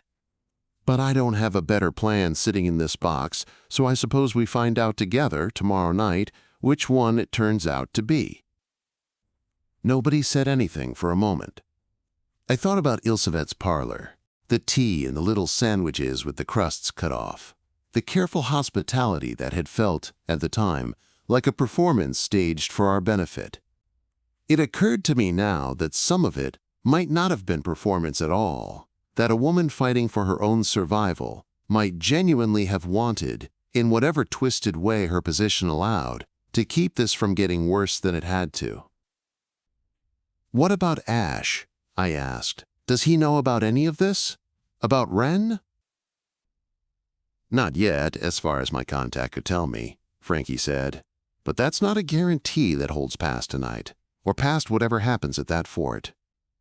The more people who know Wren exists, the shorter that particular grace period gets. Whatever we do tomorrow, we need to do it fast, and we need to do it in a way that closes this chapter completely, because a half-finished ending here doesn't just leave the door open for the quiet. It leaves the door open for every ambitious broker in this city who hears, eventually, exactly what walked out of that fort alive." Wren's jaw set, the same stubborn line I'd seen in her the first day, back before any of us understood what we were actually walking into. Then we make sure it's finished. All the way. No loose threads left for anybody to pull on later. "You okay?" I asked her, quiet, once Frankie had gotten up to refill 3 mugs nobody was going to finish, mostly, I suspected, so she'd have something to do with her hands for a minute. "No," Wren said, honest for once. No sarcasm reaching for the wheel to steer the conversation somewhere safer. "But I don't think okay's on the menu this week. I'll take finished instead." "Agreed," Odhran said, quiet, and I felt something steady settle into him, the calm of a plan that had just gotten considerably more complicated, and somehow, in the complicating, more honest about what it was actually trying to accomplish. "Tomorrow night, we're not simply fighting Ilsevet. We're trying to give her a way to lose gracefully, because the alternative, her losing badly, publicly, to someone worse, helps nobody standing in this room, and helps Wren least of all." Frankie came back with the coffee nobody drank, set the mugs down anyway, and for a minute the 4 of us just sat there in the low roar of the dryers, 3 visible faces and 1 voice only I could hear, all of us quietly rewriting tomorrow night in our heads to account for an enemy who might, in the end, turn out to be something closer to a fellow hostage of the same broken system than a villain at all. Chapter 17. We spent the night before the fort going back through the main binding one more time, all 3 of us, looking for anything we'd missed in the rush of the last 4 days, coffee gone cold on the workbench for what felt like the 10th time that week, and it was Odhran, an hour before dawn, who found the thing that changed everything. "Play it again," he said, "the very start. Before the almost voice. I want the first half second, nothing more, nothing after it." I did. 4 seconds of hiss, same as always, and then he went quiet. Not the working quiet I'd come to recognize over the last 4 days. Something sharper, something that made the hair on my arms rise before he'd said a single word to explain why. "I know that cut," he said, finally, and his voice had gone somewhere. I hadn't heard it go even at 10:04 that first morning, Even in Ilsevet's parlor, with the word quiet hanging fresh in the air. Even the night Rona nearly took Wren apart on the shop floor with her own grief-turned weapon. Not the grammar, generally, which I've told you both I recognized from the start.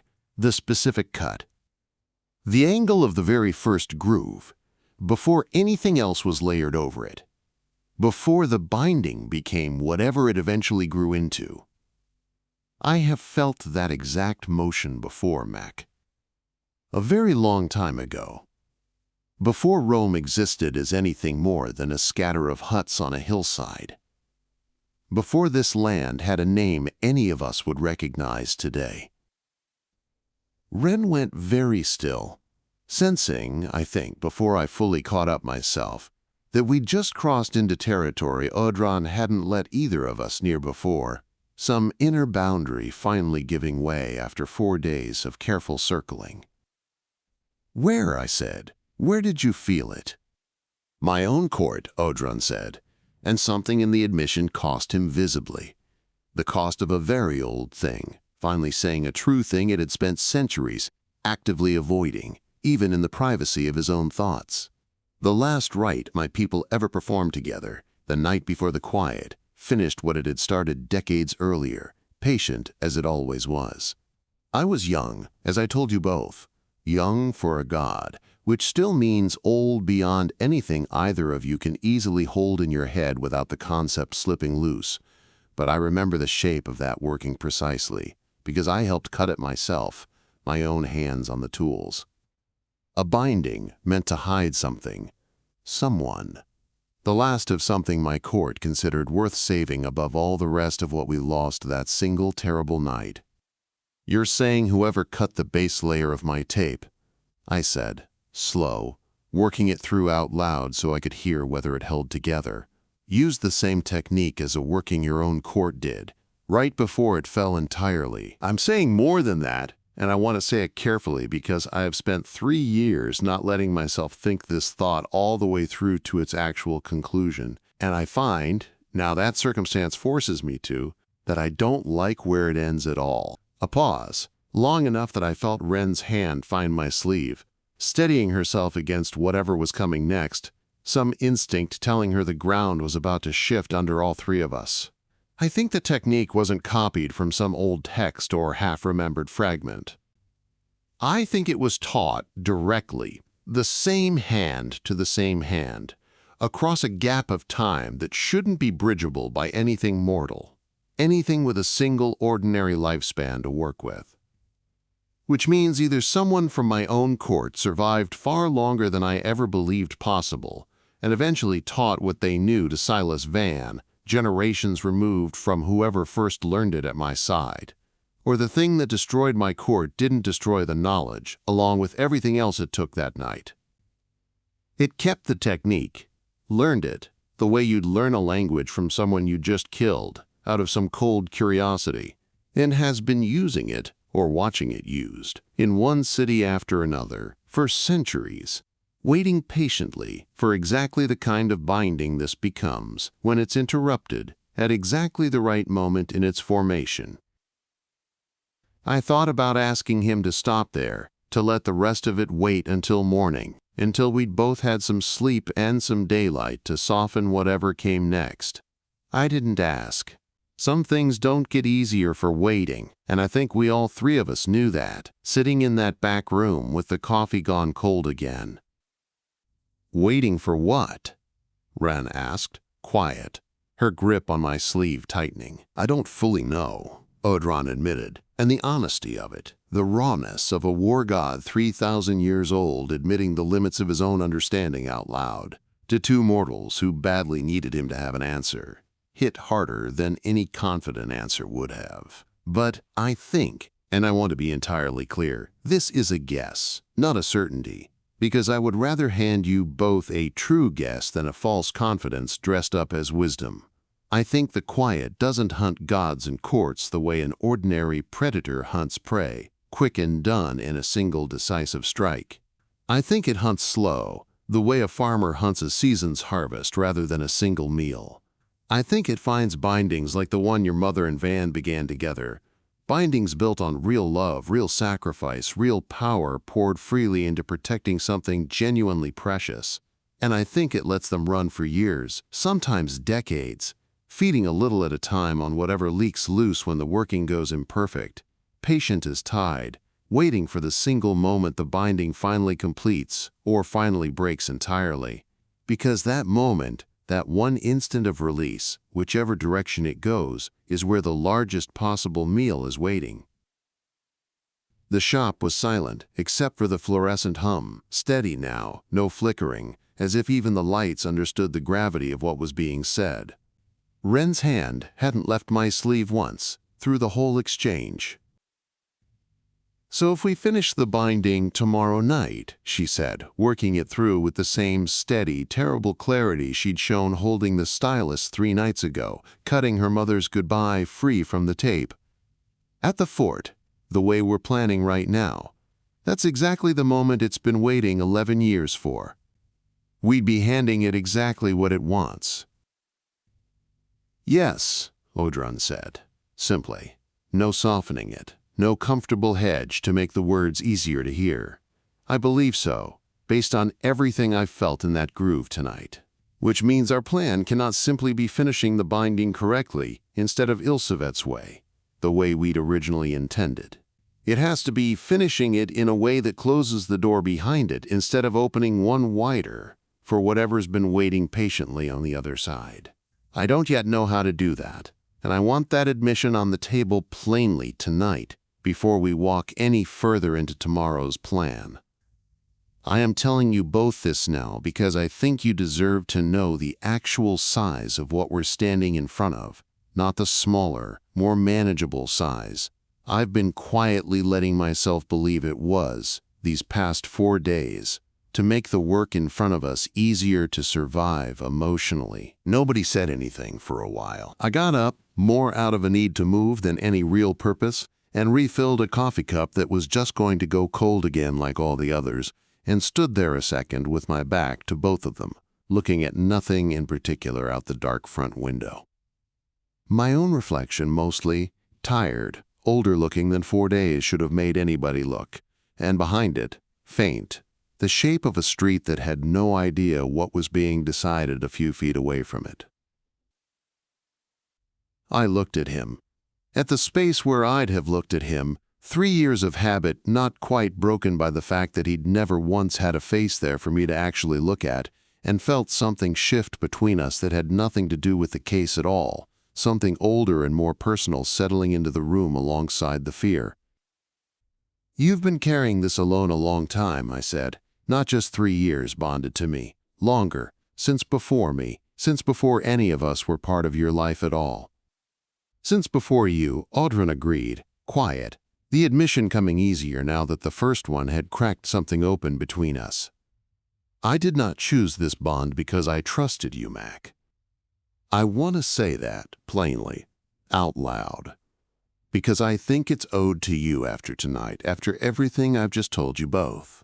I chose it because I was dying and afraid and alone in an alley 3 blocks from here, and you were the nearest hand willing to catch mine when I reached for it. No more noble a reason than that on either side of the bargain.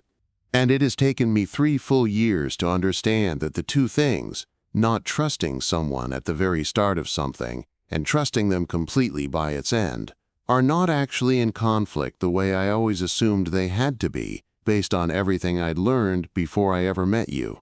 A pause, and when he finished, there was something almost like wonder folded into the exhaustion in his voice. "I trust you now. Both of you, equally, without reservation. More than I have trusted anything or anyone since the night I helped cut a binding meant to save the last of what my court thought worth saving above everything else, and failed to protect it, and have spent every single century since believing that failure was the only shape trust like that was ever going to take for someone like me." Wren, still holding my sleeve with one hand, reached out with her other hand toward the space where Odhran's presence lived. An oddly tender gesture toward someone she couldn't see or touch or fully understand, and I felt him go very still, the stillness of something ancient and heavily guarded, encountering a kindness it hadn't braced itself to receive, hadn't expected to be offered after everything he'd just confessed. "We're not going to fail," she said, with the flat, stubborn certainty of 19 years old deciding a thing was true because the alternative was simply unbearable to consider. "Whatever this is, whatever's been waiting 11 years or centuries or however long it's actually been patient enough to sit and wait, we're not doing this alone. And we're not doing it the way it's expecting us to. That has to count for something, doesn't it? It has to matter that we're going in together instead of scattered and afraid." "It matters," I said, before Odhran could answer for himself, because some things I wanted to be the one to say. "It's mattered every single day since a bell rang wrong in my shop. Don't let anybody, especially him, talk you out of that just because the math looks bad on paper." "I wasn't going to," Odhran said, and there was something almost wounded in it, almost fond.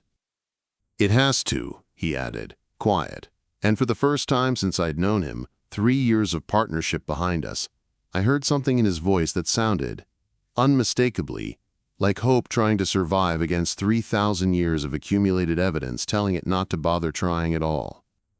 "Get some rest, both of you, whatever rest either of you can actually manage tonight. Tomorrow night we go to the fort, and whatever we're actually walking toward, whatever's actually been waiting for us there, I would rather you both walk into it as rested and as ready as 4 impossible days allows, instead of as frightened and depleted as I currently am, sitting here with you both in the dark." Wren finally let go of my sleeve, sat back on the stool, and pulled her knees up the way she'd done the first night we'd told her everything, that same 9-year-old, 900-year-old posture. Nobody moved to turn off the lights or lock up properly for the night. It felt, somehow, wrong to treat the rest of that evening like an ordinary closing, after what had just been said in it. Neither of us actually slept much. I know because I heard Wren moving around the storeroom past 3, and she must have heard me doing the same on the other side of the curtain, and neither of us said anything about it in the morning, the way you don't mention the parts of a bad night that everyone already knows everyone else lived through too. Chapter 18. They came for the tape at 2 in the morning, which meant somebody had been watching the shop closely enough to know exactly when the 3 of us would finally be asleep instead of hunched over the workbench, tracking our schedule with a patience that unsettled me more, in hindsight, than the break-in itself. I woke to the sound of the safe's chalkboard breaking, not a loud sound, more a kind of pressure drop in the air, the silence of a barrier failing rather than the noise of one being forced, and Odhran was already screaming a warning into my skull before my eyes had finished opening. Up. Now. They're already inside. 2 of them, dressed like the young man from Ilsevet's parlor, the same professional blankness, moving through the dark shop with the economy of people who did this kind of work often enough to have stopped finding it exciting years ago. One had the safe open before I'd made it through the curtain, the tape already in his gloved hand, the chalkboard around it scuffed and broken on the floor like a chalk line on a playground somebody had run straight through. "Put it down," I said, which was not, in retrospect, a plan so much as the only sentence my mouth had ready on short notice. The second one turned toward me, unhurried, and something about his stillness told me these weren't Skein brokers, weren't anyone with Ilsevet's particular investment in keeping things clean and deniable and civilized. These were the muscle Ilsevet used when clean and deniable had stopped being the priority, when the timeline had apparently gotten too short for parlors and good coffee. "Wren," Odhran said, "urgent, stay back." She didn't stay back. She came through the curtain behind me, saw the tape in the stranger's hand, and something in her, 4 days of grief and revelation and a mother nearly consuming her on this exact shop floor, finally found an outlet that had nowhere gentle left to go, no more patience left to spend holding it in. The lights didn't flicker this time. They shattered, every fluorescent tube in the shop bursting at once in a shower of glass and blue-white sparks, and the man holding the tape staggered back like he'd been hit by something with actual physical weight behind it, and for one terrible electric second I felt Wren's power move through the room the way you'd feel a held breath finally released after 11 years of being kept in, raw, untrained, entirely unaimed, a force with no shape to it yet beyond sheer magnitude. The second man went down. Not gently, he hit the record bins hard enough to send vinyl scattering across the floor in every direction, and didn't get back up. And the silence that followed, no groan, no movement, nothing at all, was worse than any noise would have been. Glass kept falling for another second or two after that, tinkling down off the shelving in a way that sounded, absurdly, almost musical against everything else happening in the room. I crossed the glass on autopilot, some old instinct from a life before Odhran taking over where my brain had stopped issuing useful orders of its own, and knelt beside him. Up close, he was younger than the professional blankness had suggested from across the room, maybe late 20s, a thin scar through one eyebrow that had nothing supernatural about it at all. Just a person, ordinary under the good coat and the bad job, who'd come here to take something from us, and was now bleeding faintly from one ear onto a floor covered in broken coal train, his own blood mixing with shattered vinyl in a way that felt, even in the chaos, like it meant something I didn't have time to name. My hands were shaking almost as bad as Wren's, I realized, distantly, like I was noticing somebody else's hands from across the room. Wren. Odhran's voice had gone very careful, very gentle, the register you use around something that's just discovered it can hurt people and hasn't yet worked out how badly. Wren, look at me. Look toward me. I know you can't see me, but listen to my voice through Mac. You need to pull it back, now. Gently, not all at once. I know you're frightened. I know he came here to hurt us, to take something precious from all of us. But you need to bring it back in, slowly, or you're going to hurt yourself, doing something your body was never trained to survive doing all at once, all in one uncontrolled burst.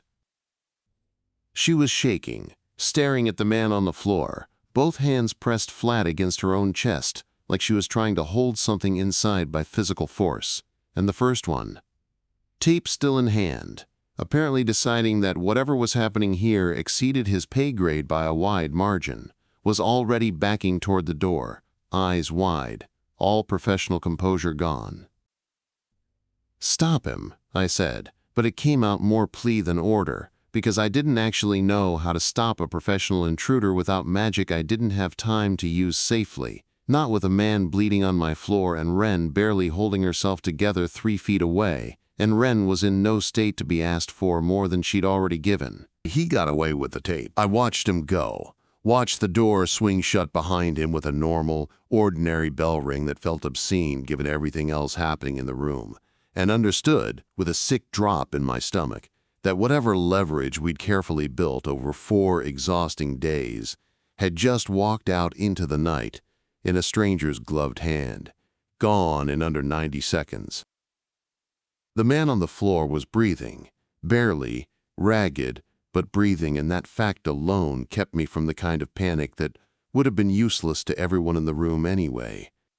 "Call Frankie," Odhran said, fast, already working through triage in a voice gone completely steady, the steadiness of something very old that had clearly done exactly this kind of aftermath assessment more times than I wanted to know about, across more centuries than I could properly comprehend. Not an ambulance. An ambulance brings questions we can't answer, and a body that shouldn't technically be alive by whatever medical standard they'll try to apply to him, given what actually did this to him. Frankie will know someone who can look at him without asking why his ribs are cracked in a pattern no blunt object on record could actually make. I called Frankie. She didn't ask questions, just said 20 minutes and hung up before I'd finished explaining, which told me more about how seriously she was taking this than a full conversation would have managed. The 20 minutes were the longest of the night, longer somehow than anything Ilsevet's parlor had put us through. I'd pressed a bar towel to the man's ear because it was the only useful thing I could think to do with my hands, and I counted his breaths out loud, low, under my breath, the way you'd count a metronome. because counting was the only thing keeping the rest of me from following Wren into whatever shaking, silent place she'd retreated to on the far side of the broken glass, arms wrapped around her own knees now, rocking slightly. Odhran didn't say anything for a while during that stretch. I understood, without him telling me directly, that he was watching the man's breathing too, ready to tell me the second it changed for the worse, and that the not telling me yet was its own kind of mercy. A quiet vigil he was keeping so I didn't have to keep it entirely alone. 12 minutes in, the man's eyes fluttered, unfocused, and he made a small sound that wasn't quite a word, and I told him, low, that help was coming, that he needed to stay still, and he seemed to hear me, or hear something, and went quiet again in a way that felt marginally less like the quiet of a body shutting down. I don't know if it helped. I like to think it did. I needed to think something in that room was helping. Frankie arrived with a woman I didn't recognize. 60s, steady hands, a canvas bag that clinked with the businesslike weight of someone who kept a trauma kit the way other people kept a spare tire, ready for an emergency she'd hoped never to need again, and had clearly needed plenty of times before. She knelt by the man without a word of introduction, checked his pupils with a pen light, pressed careful fingers along his ribs one at a time, and nodded once. Short, professional, the whole examination taking less than a minute. Cracked, not broken through, she said to Frankie, not to me, the two of them clearly having done this particular dance before, under circumstances I decided, then and there, not to ask about. He'll hurt for a month, and he'll live. Get him somewhere quiet, dark room, plenty of water. Don't call anyone with a badge, whatever you're tempted to do. She said it all without a flicker of surprise at any of it. The shattered lights, the scorched patch still faintly visible on the floorboards from 3 nights before, a 19-year-old rocking silently against the wall like she'd just watched herself become something she didn't recognize. I got the impression this wasn't the first strange back room she'd ever knelt down in at 3 in the morning, and it probably wouldn't be the last. Wren hadn't moved. He was still staring at the man on the floor, still shaking, and when I finally crossed the broken glass to reach her, careful of the sharp edges underfoot, she flinched at my hand on her shoulder like she expected it to hurt her too, the way everything else that night apparently had. I hurt him, she said, voice small in a way I hadn't heard from her since the diner counter, all the hard-won steel from the last 4 days gone out of it entirely. I didn't even mean to do anything specific, I was so scared, and it was just there, like it had been waiting the whole time for me to stop holding it back, and I didn't even choose it. It just happened all at once, and I couldn't. I know, I said, because there wasn't a version of it's okay that would have been honest, and Odhran had taught me, in 3 years, that honesty costs less in the long run than comfort you don't actually believe yourself. I know, we'll figure out how to help you control it, properly, with time and practice. Tonight was not that lesson. Tonight was surviving, and you survived, and so did I, and that man on the floor is going to survive too, because we're going to make absolutely sure of it, together. She needs to hear the rest of it too, Odhran said, gentle, a nudge rather than a command. And, I said, for what it's worth, from someone who spent 3 years learning this the hard way himself. The fact that it terrifies you, what just happened, the fact that you're not standing here feeling powerful or proud of it, that's not weakness, Wren.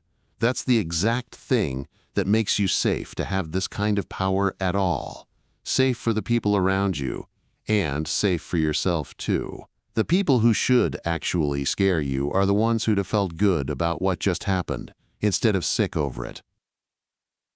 She didn't say anything, but she leaned into me, just slightly, just enough, and I held that small, shaking weight while Frankie's nurse finished her work on the man across the room, tending to him with the same brisk, unbothered competence she'd probably brought to a dozen other quiet emergencies over the years, no questions asked, no curiosity beyond the job in front of her.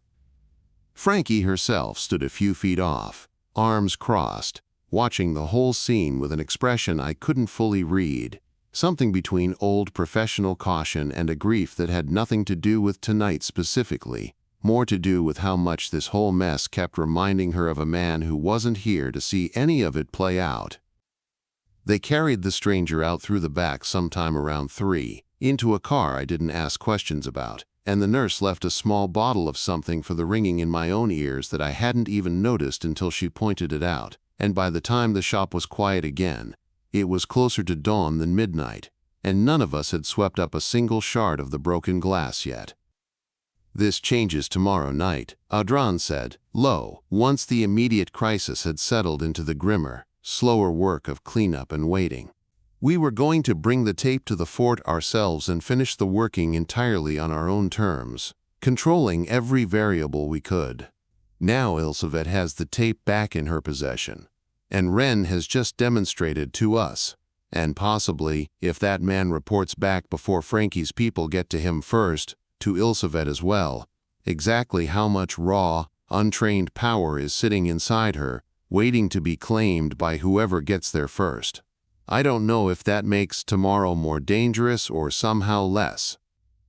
I only know it makes it entirely different than the plan we fell asleep believing in 3 hours ago. Before any of this happened, I looked at the shattered lights, the toppled bins, the man's blood still dark on the floorboards where the nurse had cleaned what she could and left the rest for us, and understood that whatever ground we'd thought we were standing on had just shifted underneath all 4 of us, permanently, with no way left to step back onto the version of tonight where none of this had ever happened. "Then we adjust," I said, more to myself than to him, the words coming out steadier than I actually felt. "We've been adjusting since Tuesday morning. One more night of adjusting won't kill us. It can't. We won't let it." "I hope," Odhran said, and there was something in it that wasn't quite agreement, wasn't quite the reassurance I was fishing for. "That turns out to be true, Mac. I genuinely hope so." Chapter 19. "We have a day before the fort," I said.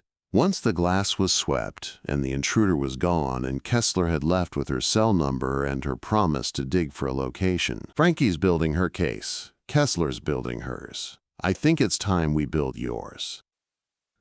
Wren, curled on the storeroom couch with her knees pulled up to her chest, looked at me like I'd suggested something faintly ridiculous. "Build my what?" "Control," I said. "Last night you put a man on the ground without meaning to, and shattered every light in my shop doing it. Tomorrow you're going to stand in the middle of a working that the single worst thing either of us has ever heard of is actively waiting to eat. I'd like you to have some say in what happens next time something scares you, instead of finding out live, at the worst possible moment, exactly how much of you comes out unaimed." "He's right. And I should have suggested this myself days ago," Odhran said, something like guilt in it. "I've been so occupied with the shape of the larger threat that I neglected the smaller, more immediate one. Wren, I would like to try something if you're willing. It won't undo what happened last night, but it might mean tomorrow night doesn't happen the same way." She was quiet a moment, then uncurled, slow, and came to sit on the stool by the workbench. The same stool that had been Vann's, then mine, then hers, whenever she needed it most. "Okay," she said, "teach me." "The first thing to understand," Odhran said, and I relayed it, watching her listen with the same fierce concentration she'd brought to cutting the goodbye layer free from the tape days before, is that what happened last night wasn't a failure of strength. It was a failure of shape. You have more power available to you than either of us fully understood until you demonstrated it, and that's not a flaw. The flaw is that nobody ever taught you how to give it an edge instead of letting it come out as a wave. A wave breaks everything in the room, friend and enemy alike. An edge breaks only what you aim it at. How do I learn to aim something I didn't even choose to use in the first place? The same way you learn to hold a stylus steady without ever being told what the stylus was actually for, Odhran said, gentle. Your hands already know something your mind doesn't. We're going to work backward from the hands. We started small. Odhran had me cut a plain lacquer. No binding, no working, just a groove. And had Wren hold it, nothing more. Just hold it and tell us what she felt, if anything. She felt warmth first, she said, faint, like a mug of tea held a room away. Then, with Odhran's patient direction, a kind of pull, like the disc wanted to be somewhere it wasn't yet. That's not nothing, I told her when she apologized for not feeling more, for not producing fireworks on command. That's the beginning of the same thing that broke my lights last night. You're just finding it on purpose this time, at a size you can actually hold. We worked through the afternoon that way, small exercise after small exercise, most of them Odhran's invention, drawn, I gathered, from some very old catalog of teaching he'd absorbed across centuries of training casters younger and less frightened than Wren currently was. Hold the warmth. Let it move an inch, no more. Stop it before it reaches the edge of the disc. She sweated through it in a way that had nothing to do with the shop's ordinary temperature. Real physical effort, the kind that left her breathing hard after what looked from the outside, like doing absolutely nothing at all. I made her drink water between rounds whether she wanted it or not, remembering from my own first year of this, how easy it is to forget your body's still attached to whatever you're doing with the rest of yourself. She failed. Twice, 3 times. The lacquer sliding off the workbench once and cracking clean in half, Wren's face going tight with the frustration of somebody used to being competent at things and unused to being bad at something that mattered this much. "I'm not good at this," she said, after the 4th failed attempt, voice sharp with the kind of anger that's really just fear wearing a more comfortable coat. "You are exactly as good at this as anyone would be. 4 days into learning a thing. 11 years of careful hiding kept you from ever discovering you needed to learn," Odhran said, and there was no softness spared in it, no comforting exaggeration, just plain fact delivered plain. "I have trained casters for longer than this city has existed, who took considerably longer than an afternoon to manage what you've already managed twice. You held the warmth. You moved it an inch. You stopped it before it broke anything. That is not failure, Wren. That is the actual shape of learning, which nobody tells you. When you're watching someone competent do something easy, looks nothing at all like the mess you're currently making." I relayed it, and something in Wren's shoulders came down, not all the way, but enough. "Again," she said, and picked the stylus back up. By evening, something had shifted. Not mastery. Nothing close to it. And Odhran was careful, every step, not to let either of us pretend otherwise, but a kind of familiarity, the same way a new instrument stops feeling entirely foreign after enough hours spent simply holding it. Wren cut a groove of her own, unguided, her hand finding an angle Odhran hadn't dictated, and when she played it back, the little burst of warmth that came off the disc arrived exactly where she'd aimed it, no wider, no wilder, landing against my palm like a struck match instead of a wildfire. "I did that," she said, quiet, staring at her own hand like it belonged to somebody else. "You did that," I confirmed.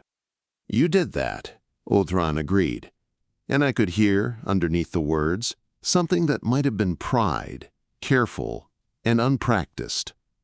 The pride of somebody who'd spent centuries watching students come and go and had, somewhere in the last 4 days, quietly decided this one mattered more than most.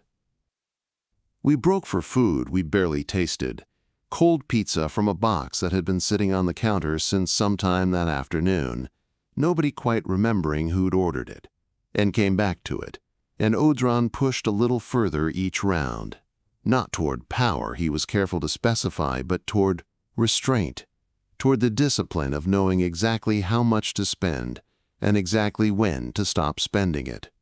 It was, I understood watching them work, less like teaching her to swing a weapon and more like teaching her to hold a full glass steady across a crowded room. The strength had never been the hard part. The control was everything.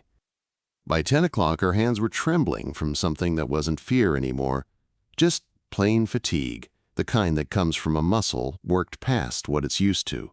and I made her stop twice when Odhran flagged it before she noticed it herself. She argued both times. She stopped anyway, mostly because I refused to hand her the next lacquer until she did. "Why does this matter more than just being strong?" Wren asked, somewhere past midnight, her voice thick with the exhaustion that comes from using a muscle you didn't know you had until today. "Because tomorrow, at the fort, the difference between saving your mother and losing all three of us to something considerably worse than losing her is not going to come down to how much power you have available," Odhran said, quiet, serious, in a way that filled the whole room. "It's going to come down to whether you can hold precisely enough of it, at precisely the right moment, to give your name freely without letting anything else spill loose alongside it. Power without aim is a door left open. What we've spent today building, however small it feels to you right now, is the first real lock I've been able to help you put on that door." Wren was quiet for a long moment, turning the lacquer over in her hands, the one with her own careful, deliberate groove cut into it. "Okay," she said, finally. And there was something new in her voice, something that hadn't been there that first day in the diner, hadn't fully been there even that morning. Not confidence exactly, something steadier than confidence. "Tomorrow then, I'm ready as I'm going to get." "Not fully ready," Odhran said, honest to the last. "Nobody ever is for something like this, but readier than you were yesterday. By a distance I don't think either of us fully appreciated until we spent today measuring it. That will have to be enough, because it's what we've got, and I find, watching you tonight, that I believe it might actually be enough." She fell asleep on the storeroom couch not long after that, still holding the practice lacquer against her chest, and I sat up a while longer at the workbench, listening to her breathing even out, and thought, not for the first time that week, about how much of this whole strange business turned out to be exactly this: sitting quietly next to somebody while they got braver than they had any reasonable right to be, one small failed attempt at a time. Chapter 20. Frankie's nurse left an hour after she'd arrived, a folded stack of cash going one way, and the man from the floor going the other, walked out between the two of them with an arm slung over Frankie's shoulders and a warning trailing behind him that he'd need real rest, not real hospitals, for at least a week. By the time the sun came up, the shop looked less like a crime scene and more like a business that had had a very bad run of luck with its lighting fixtures. And I'd made the decision, somewhere in the small hours, sweeping glass into a dustpan because my hands needed something to do, that hiding any further from Kessler wasn't a luxury I could still afford. Not after tonight, not with the tape already gone. I called the cell number, not the department line. She answered on the second ring, alert in a way that told me cops learn to sleep light or don't stay cops long. "Doherty." "I need help," I said, "and I need to tell you some of the truth to get it, and I need you to understand going in that some of what I say is going to sound insane, and I don't have time today to convince you slowly, so I'm going to just say it plain and let you decide what to do with it." There was a pause, the sound of someone sitting up, deciding something in the space of a few seconds. "I'll be there in 20. "This is the risk we discussed," Odhran said, low, as I waited, sweeping glass into neater and neater piles. I had no real reason to make neat. Bringing a mortal fully into this, all the way, no more careful half-truths. "I want to say, before she arrives, that I don't regret advising it, even now, even after last night. I think we need something only she can provide, and I think, cautiously, provisionally, but genuinely, that she's earned more trust than most people in her particular position ever would have from me." Kessler arrived in 19 minutes, took one look at the shattered light fixtures and the faint bloodstain on the floorboards that no amount of scrubbing had fully lifted, and set her jaw in the way of someone deciding not to ask the obvious question yet, filing it away for later instead. "Talk," she said, no preamble, dropping into the chair across the counter like she'd sat in it 100 times before. There was coffee in front of her that I'd made without really deciding to, an old reflex kicking in even in the middle of everything else, and she wrapped both hands around it without drinking any, more for the warmth than the caffeine, I think, at that hour. I talked, not everything. Odhran's caution about total honesty with a stranger from an organization neither of us fully trusted hadn't evaporated overnight, even after last night's chaos. But enough. The tape. The binding. Rona, and what she'd become. Wren, and what she actually was. Ilsevet, and the men who'd come for the tape at 2 in the morning and left one of their own behind, breathing shallow on my floor, until a nurse, with no questions, had taken him somewhere quieter and safer. Kessler listened the way she'd listened on the sidewalk 4 days ago, still absorbing, filing it against whatever internal ledger of her own she kept, cross-referencing it silently against 6 years of a case file nobody else believed was worth keeping open. And when I finished, she didn't laugh, didn't argue, didn't reach for her badge like she was about to make this official. She got up once, walked over to the scorch mark by the register, crouched, and touched it, one finger, quick, like she needed to know it was real more than she needed to know what had caused it. 5 dead, she said, sitting back down, quiet, almost to herself. Going back 26 years, all connected to this address, all filed as natural causes by medical examiners, who should have known better than to accept that language without pushing harder. You're telling me the actual cause is what exactly? Some kind of curse that feeds on a shop, patiently, one owner at a time? Something like that. We don't fully understand it either. Not completely. Not yet. That's the honest answer, detective, not a dodge to avoid the harder version of the question. And the girl, Wren. Kessler's eyes flicked toward the back room, where Wren was keeping carefully out of sight, per an agreement we'd made an hour earlier that felt, in the moment, like the least bad option available among several bad ones. She's the one you're actually protecting in all of this. Not an employee, whatever your books say. Not an employee, I confirmed. No more point in the lie now that the stakes had climbed this high. Vann's ward. Wren Voss's daughter.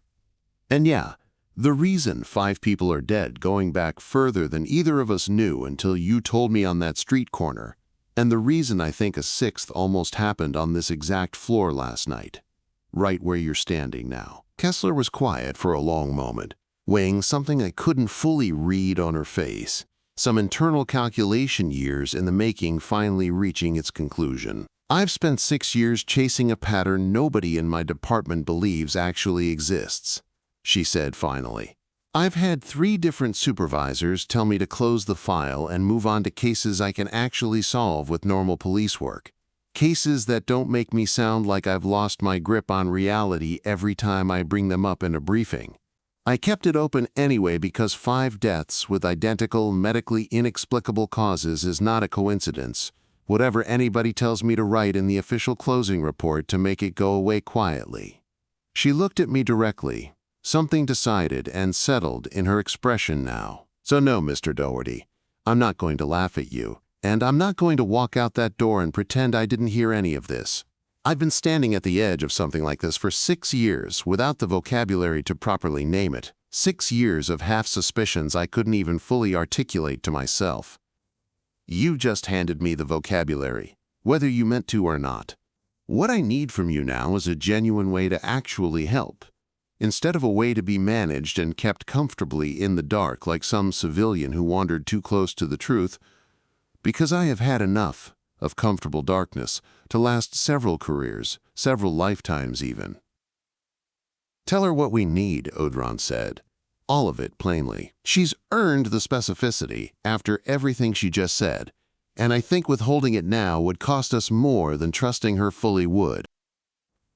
We're going to the fort on the Harbor Islands tomorrow night, I said, trying to finish a binding the right way, on neutral ground, before Ilsevet's people can force us to finish it her way, on her terms, in her parlor. There's a woman being held somewhere, Rona, or what's left of her, and I think, before any of this closes clean, before we can actually end it, we need to find her and bring her into whatever happens at the fort, or we're going to lose the one real chance we've got to end this properly, instead of just repeating whatever's been happening at that address for the last 26 years, one owner at a time, one grave at a time. You need a location. Kessler was already reaching for her phone. The efficient focus of someone finally handed a task that fit her actual skill set after 6 frustrating years of chasing shadows without the right tools. That's mortal work, plain and simple. Records, permits, property records, the kind of paper trail your patron god can't feel his way through no matter how old or how powerful he happens to be, because bureaucracy doesn't answer to magic. It answers to filing systems and forms in triplicate. She's right, Odhran said, something almost like relief in it. Genuine relief at finally having a piece of the puzzle that didn't depend on his own limited, ancient understanding of the modern world. This is exactly the gap only she can fill, and I confess I hadn't fully appreciated, until this moment, how large that gap actually was.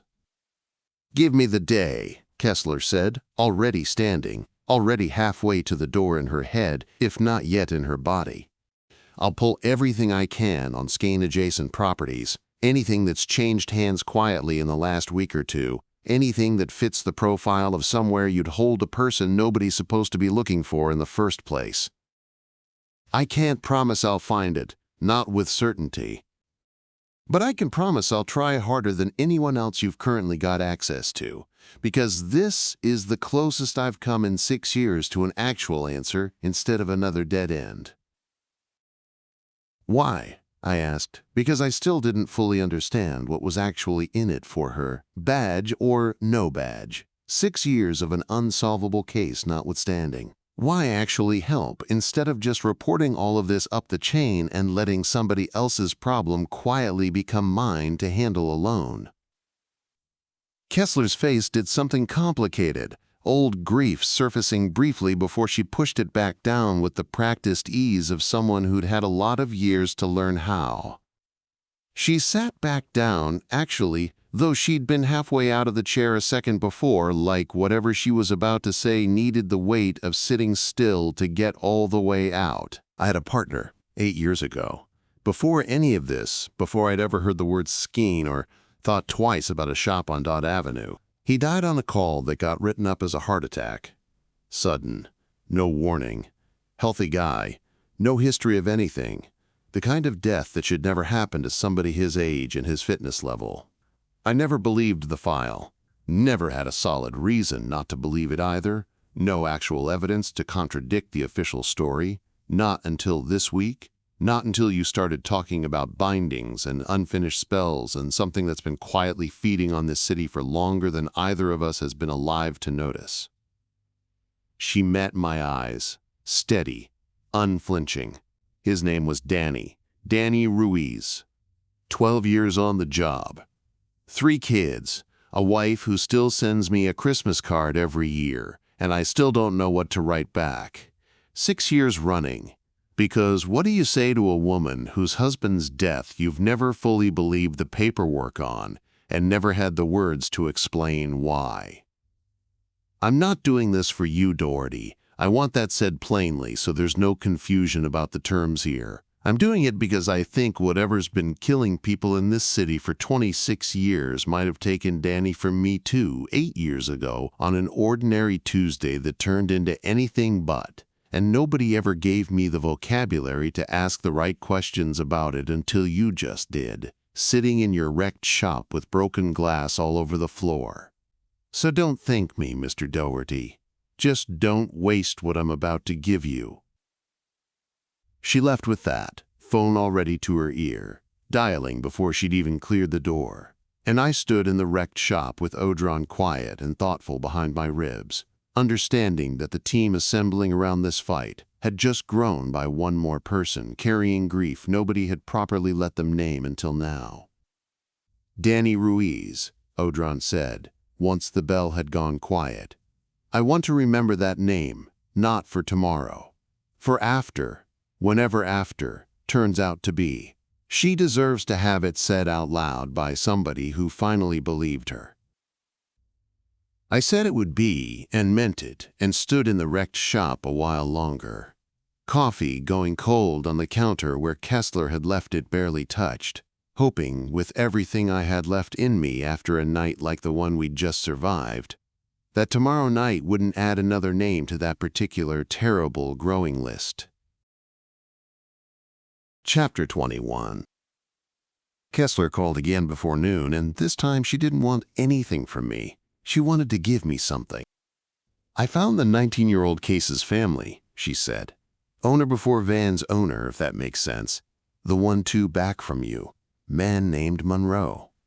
Died in his sleep. Officially, no history, no warning, same story every single time. His daughter still lives 4 blocks from your shop. I called ahead. She'll talk to us today if you're free, and I think you should be there when she does, because some of what she remembers isn't going to make sense to me the way I suspect it'll make sense to you." "Go," Odhran said, before I'd even finished reading the address she'd texted. "If this pattern runs deeper than Vann, I want every scrap of it we can get before tonight. We're about to bet everything on understanding a working we've only ever seen from one interrupted example. A second example, even an old one, even second-hand, might tell us something that tape alone never could." Loretta Monroe was somewhere north of 70, small and sharp-eyed, living in a triple-decker not unlike the one Nadia had warded, with the tidiness of somebody who'd spent a long widowhood keeping a house exactly the way she wanted it kept. She let us in without much preamble, sat us at a kitchen table with a plate of cookies neither Kessler nor I touched, and looked at me for a long moment before she said anything at all. "You've got his look," she said finally. "Not his face, his look, the one my father had, the last year, like a man carrying something he can't put down and can't explain." "Your father owned Groove Cadence," I said. 19 years ago. Owned a record shop on that lot, yes, though it wasn't called that then. Different name, same building, same bones. 19 years is a long time, young man, and I've told this story to exactly nobody in all that time, because the one time I tried, right after he died, a very kind man at the funeral home told me grief does strange things to memory, and I decided he was probably right, and I stopped telling it. Her hands, folded on the table, tightened slightly. "Detective Kessler tells me you might actually believe me. I find that both a relief and considerably more frightening than being disbelieved ever was." "I believe you," I said, "whatever it is." And I meant it in a way that surprised me a little, the ease of it. 4 days ago, I'd have needed convincing on almost anything a stranger told me about ghosts and unfinished workings. Now it just felt like Tuesday. Loretta was quiet a moment, gathering something. Outside her kitchen window, a squirrel ran the length of a telephone wire like it had somewhere urgent to be, and I watched it go, giving her the time she needed without making her feel watched while she took it. "My father built things," she said finally. "In the back of that shop, on an old workbench, furniture, mostly, as far as anybody knew, but I used to sneak down as a girl and watch him work on other things too, things that didn't look like furniture at all. He never explained them. I never asked, not directly, the way children learn not to ask about the things that make a parent's face go careful. The last year of his life, he started one particular project he wouldn't let me anywhere near. Locked the back room for the first time in my whole childhood. Started keeping a woman's photograph on the bench that wasn't my mother, wasn't anyone I recognized. Not an affair. I understood that much even as a girl. Something sadder and stranger than that. And about 4 months before he died, he told me, out of nowhere, at dinner, that if anything ever happened to him, I should never let anyone finish what was on that bench. Never, whatever anybody offered me for it. "A photograph," Odhran said, quiet, urgent. "Mac, ask her if she still has it." "Do you still have the photograph?" I asked.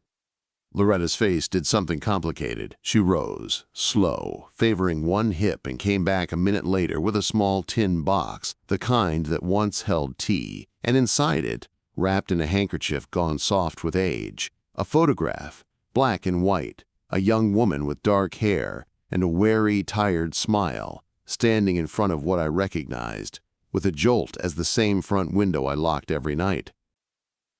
"I know that face," Odhran said, and something in his voice had gone very still. Not personally, but the shape of the grief in it, the shape of what she was carrying.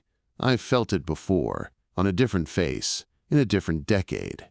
"Mac, I don't think Wren Voss is the first mother who ever stood in that shop trying to protect a child by unraveling herself for it. I think she may be the latest in a line considerably longer than 11 years or even 19. I told Loretta what Odhran had said as gently as I could manage and watched something in her face crumble and steady at the same time. The relief of an old grief finally being handed real shape after decades of being told it was nothing at all. "He never told me who she was," Loretta said, "only that he was trying to help her, and that it was costing him more than he had left to spend. I used to think, growing up, that I'd imagined the whole thing, that grief really had done strange things to my memory the way that man at the funeral home said. I'm glad, and I'm sorry, to learn I hadn't." "Ask her what happened to the bench," Odhran said, "after. Whether anyone ever finished it." "Nobody finished it," Loretta said, once I'd asked. "The shop sold within the year. Quickly, the way I understand yours did too, though I didn't know that detail until Detective Kessler mentioned it on the phone this morning. New owner cleared the back room out entirely, far as I ever heard. I always assumed whatever he was working on just went into a dumpster somewhere, forgotten. I never once thought it might have simply moved to someone else's bench and kept waiting." Kessler, quiet through most of this, finally spoke. "That's 4 generations now, Monroe, to whoever came after him, to Vann, to you, all doing some version of the same unfinished work, all dying inside the same rough window. I need you to tell me honestly, Mr. Doherty, is there any chance at all this ends with you, whatever happens tonight? Or is this shop just going to keep doing this, owner after owner, forever, regardless of what any of us manage to accomplish at that fort?" "Tell her the honest answer," Odhran said, heavy. "Tell her I don't fully know. But tell her also that tonight, for the first time in at least 4 owners, somebody is trying to finish the working correctly instead of being caught mid-stride by whatever's been waiting for exactly that interruption. That has to count for something. I have to believe that counts for something, or I don't know how either of us keeps doing this work at all."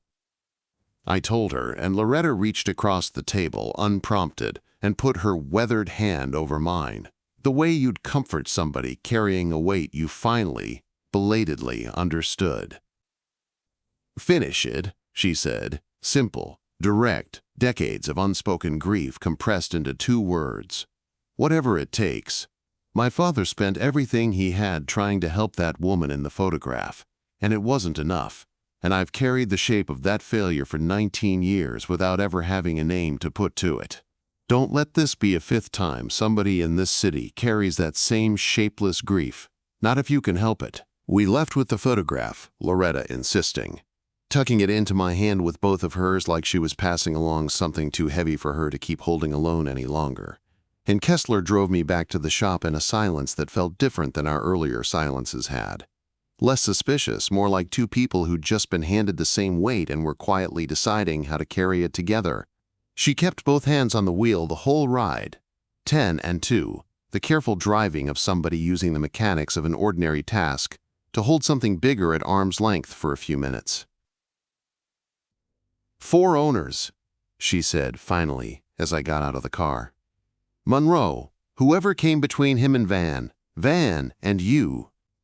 Whatever happens tonight, Doherty, I want it on the record between us that I don't think this ends with one good working at a fort.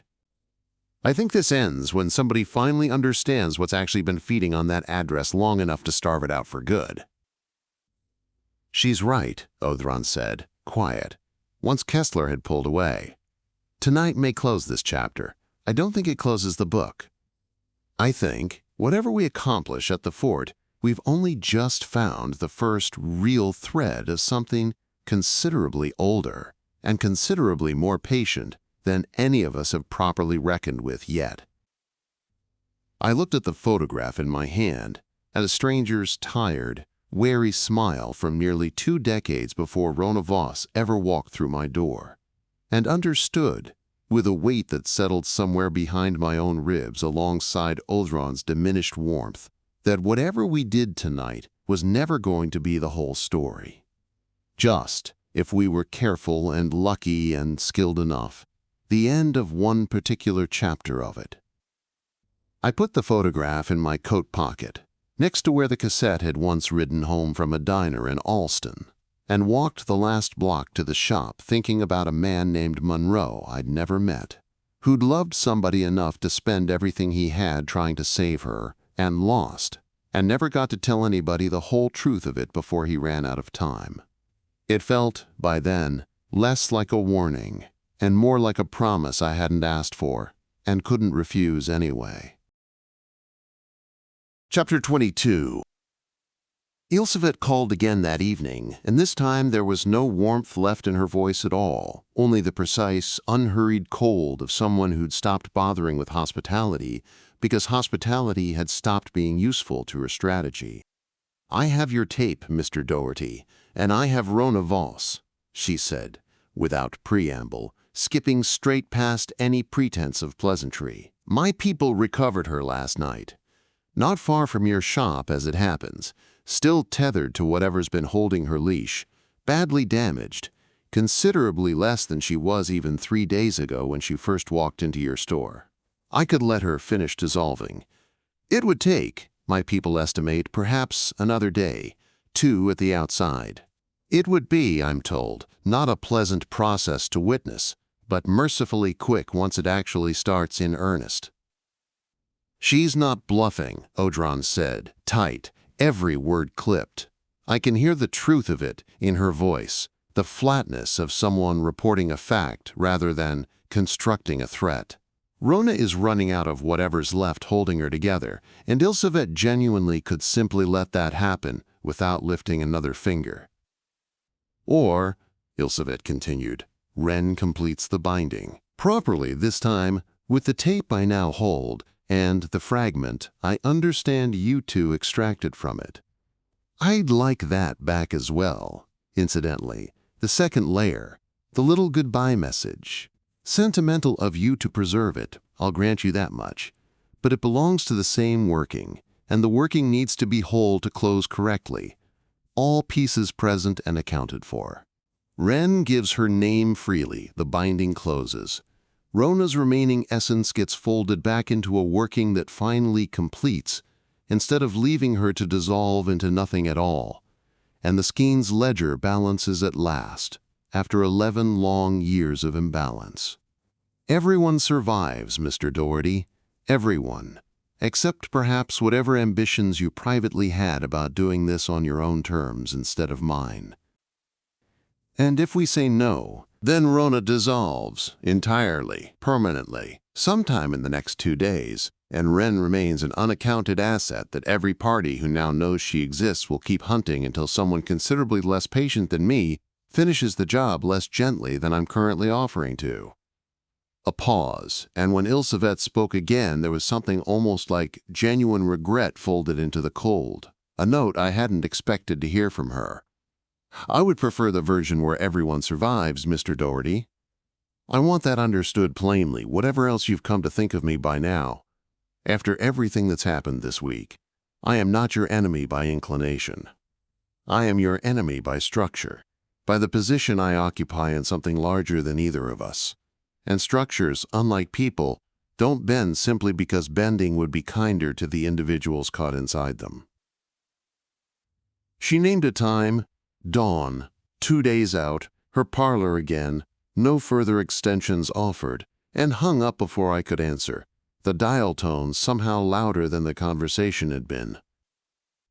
Wren had heard every word. I'd put the call on speaker without thinking twice about it, some instinct telling me she'd earned the right to hear her own fate discussed directly instead of relayed second-hand through someone else's careful summary. "I'll do it," she said, Before Odhran or I could say anything at all, the words tumbling out fast, decided already. Her way. If it saves my mother. No, I said, sharper than I meant, and she flinched, and I made myself gentle the next words, even though the urgency underneath them didn't lessen at all. Wren. Listen to me, please. Odhran told us what finishing it Ilsevet's way actually means. A name given under duress isn't the same working as a name given freely, whatever the surface mechanics look like. If you go into that parlor and give your name to save your mother, under threat, on her deadline, you're not completing the binding your mother and Vann started together at that workbench 11 years ago. You're completing a different one entirely. One that closes into Ilsevet's ledger instead of into whatever your mother actually meant to protect you into becoming. He's right, Odhran said, and I related, watching Wren's face fight between grief and the stubborn intelligence that had gotten her through 11 years of not asking the real question until she was finally ready to hear the whole answer. And there's something else, Wren, something Ilsevet either doesn't know herself or isn't telling you, one or the other. If the quiet has been feeding on this exact working for 11 years, on every year it stayed open, unfinished, imperfect, leaking just a little power at a time, then finishing it wrong, fast, under duress, in Ilsevet's own parlor, may be exactly the completion the quiet has been patiently waiting for all along. Not the Skein's victory in that room, its own, hidden underneath the Skein's, feeding on the same moment from a different angle entirely. Wren sat down hard on the stool, all the fight going out of her at once, replaced by something rawer and more exhausted. Then, what do we do? She's going to let my mother just dissolve in 2 days. I can't just let that happen either, whatever the risk of the alternative. We don't let either thing happen, I said, sitting across from her, meeting her eyes directly because this deserved to be said straight, not softened around the edges the way I'd softened things for her in the diner 4 days ago. We use the 2 days she's given us, whether she meant them as a gift or not. We go to Frankie, we go to Kessler, we finish planning the fort, and we find a way to save your mother and close the binding right on our terms. Before Ilsevet's deadline forces a choice that was never supposed to be a choice at all. Not really. Not the way she's framing it. Vann spent 11 years trying to give you exactly that. Every option, freely chosen, nothing forced on you by anyone. I'm not going to be the one who takes that away from you with 2 days left on a clock somebody else set without your consent. Frankie's counter-leverage, Odhran said, thinking out loud now, fast. The energy of a plan finally finding its shape after days of uncertainty. She said, days ago, that she'd been working something in the background, something she wasn't ready to show us yet.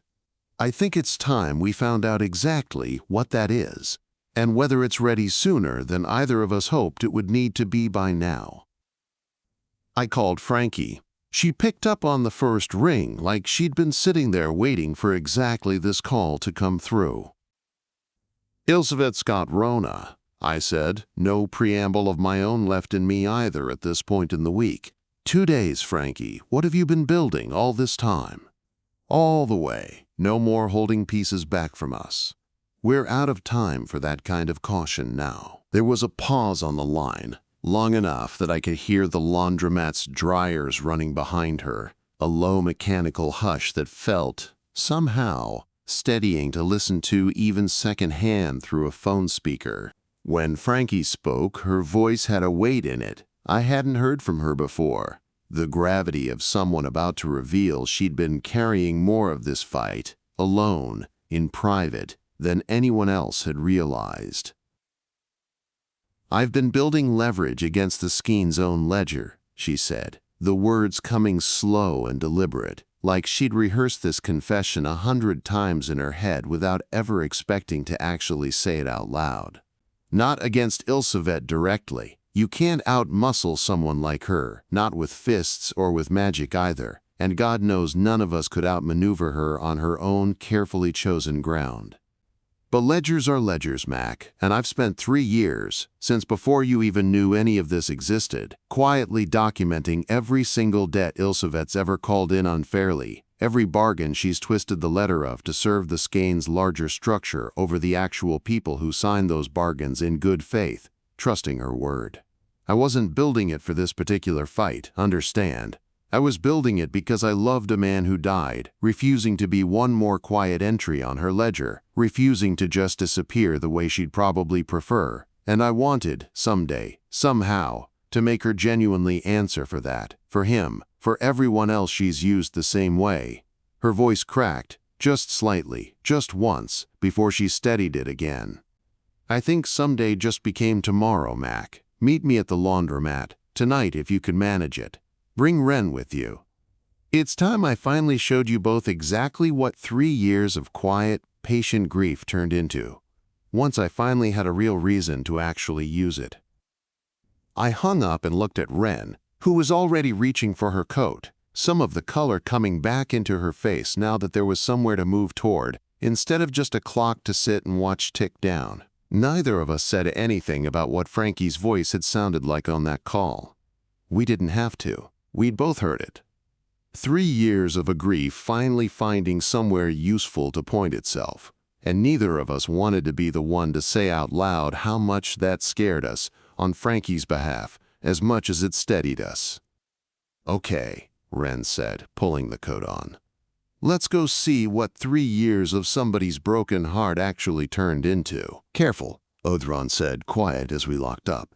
"Whatever Frankie's built, I suspect it's going to cost her something to use it, the same way everything else in this fight has cost somebody something. Be glad of what she's offering. Don't mistake gladness for the right to spend it carelessly on her behalf." I told him I wouldn't, and meant it, and we walked out into a night that had exactly 2 days left in it before everything either resolved or didn't. Chapter 23. The laundromat was closed by the time Wren and I got there. The front sign flipped to a hand-lettered "closed for repairs" that I suspected had been hanging in that window considerably longer than any actual repair had ever taken, and Frankie let us in through the back door with a key that lived on the same ring as her car keys, like she'd done this exact thing 100 times before for 100 different reasons that had nothing to do with laundry at all. She didn't go for the lockbox right away. That surprised me. I'd expected her to have it out on the table before we'd even gotten our coats off. The whole visit built around the reveal Ilsevet's deadline had finally forced out of her. Instead, she put on a pot of coffee none of us particularly wanted, and sat us both down in the same booth she favored, and was quiet long enough that I started to wonder if she'd lost her nerve. The machines around us had all gone still for the night, dark and silent in a way that made the whole place feel bigger than it usually did. Less like a business, and more like a room built for exactly this kind of conversation. "Before I show you what's in the box," she said, finally, "I want you to understand what it cost to build it.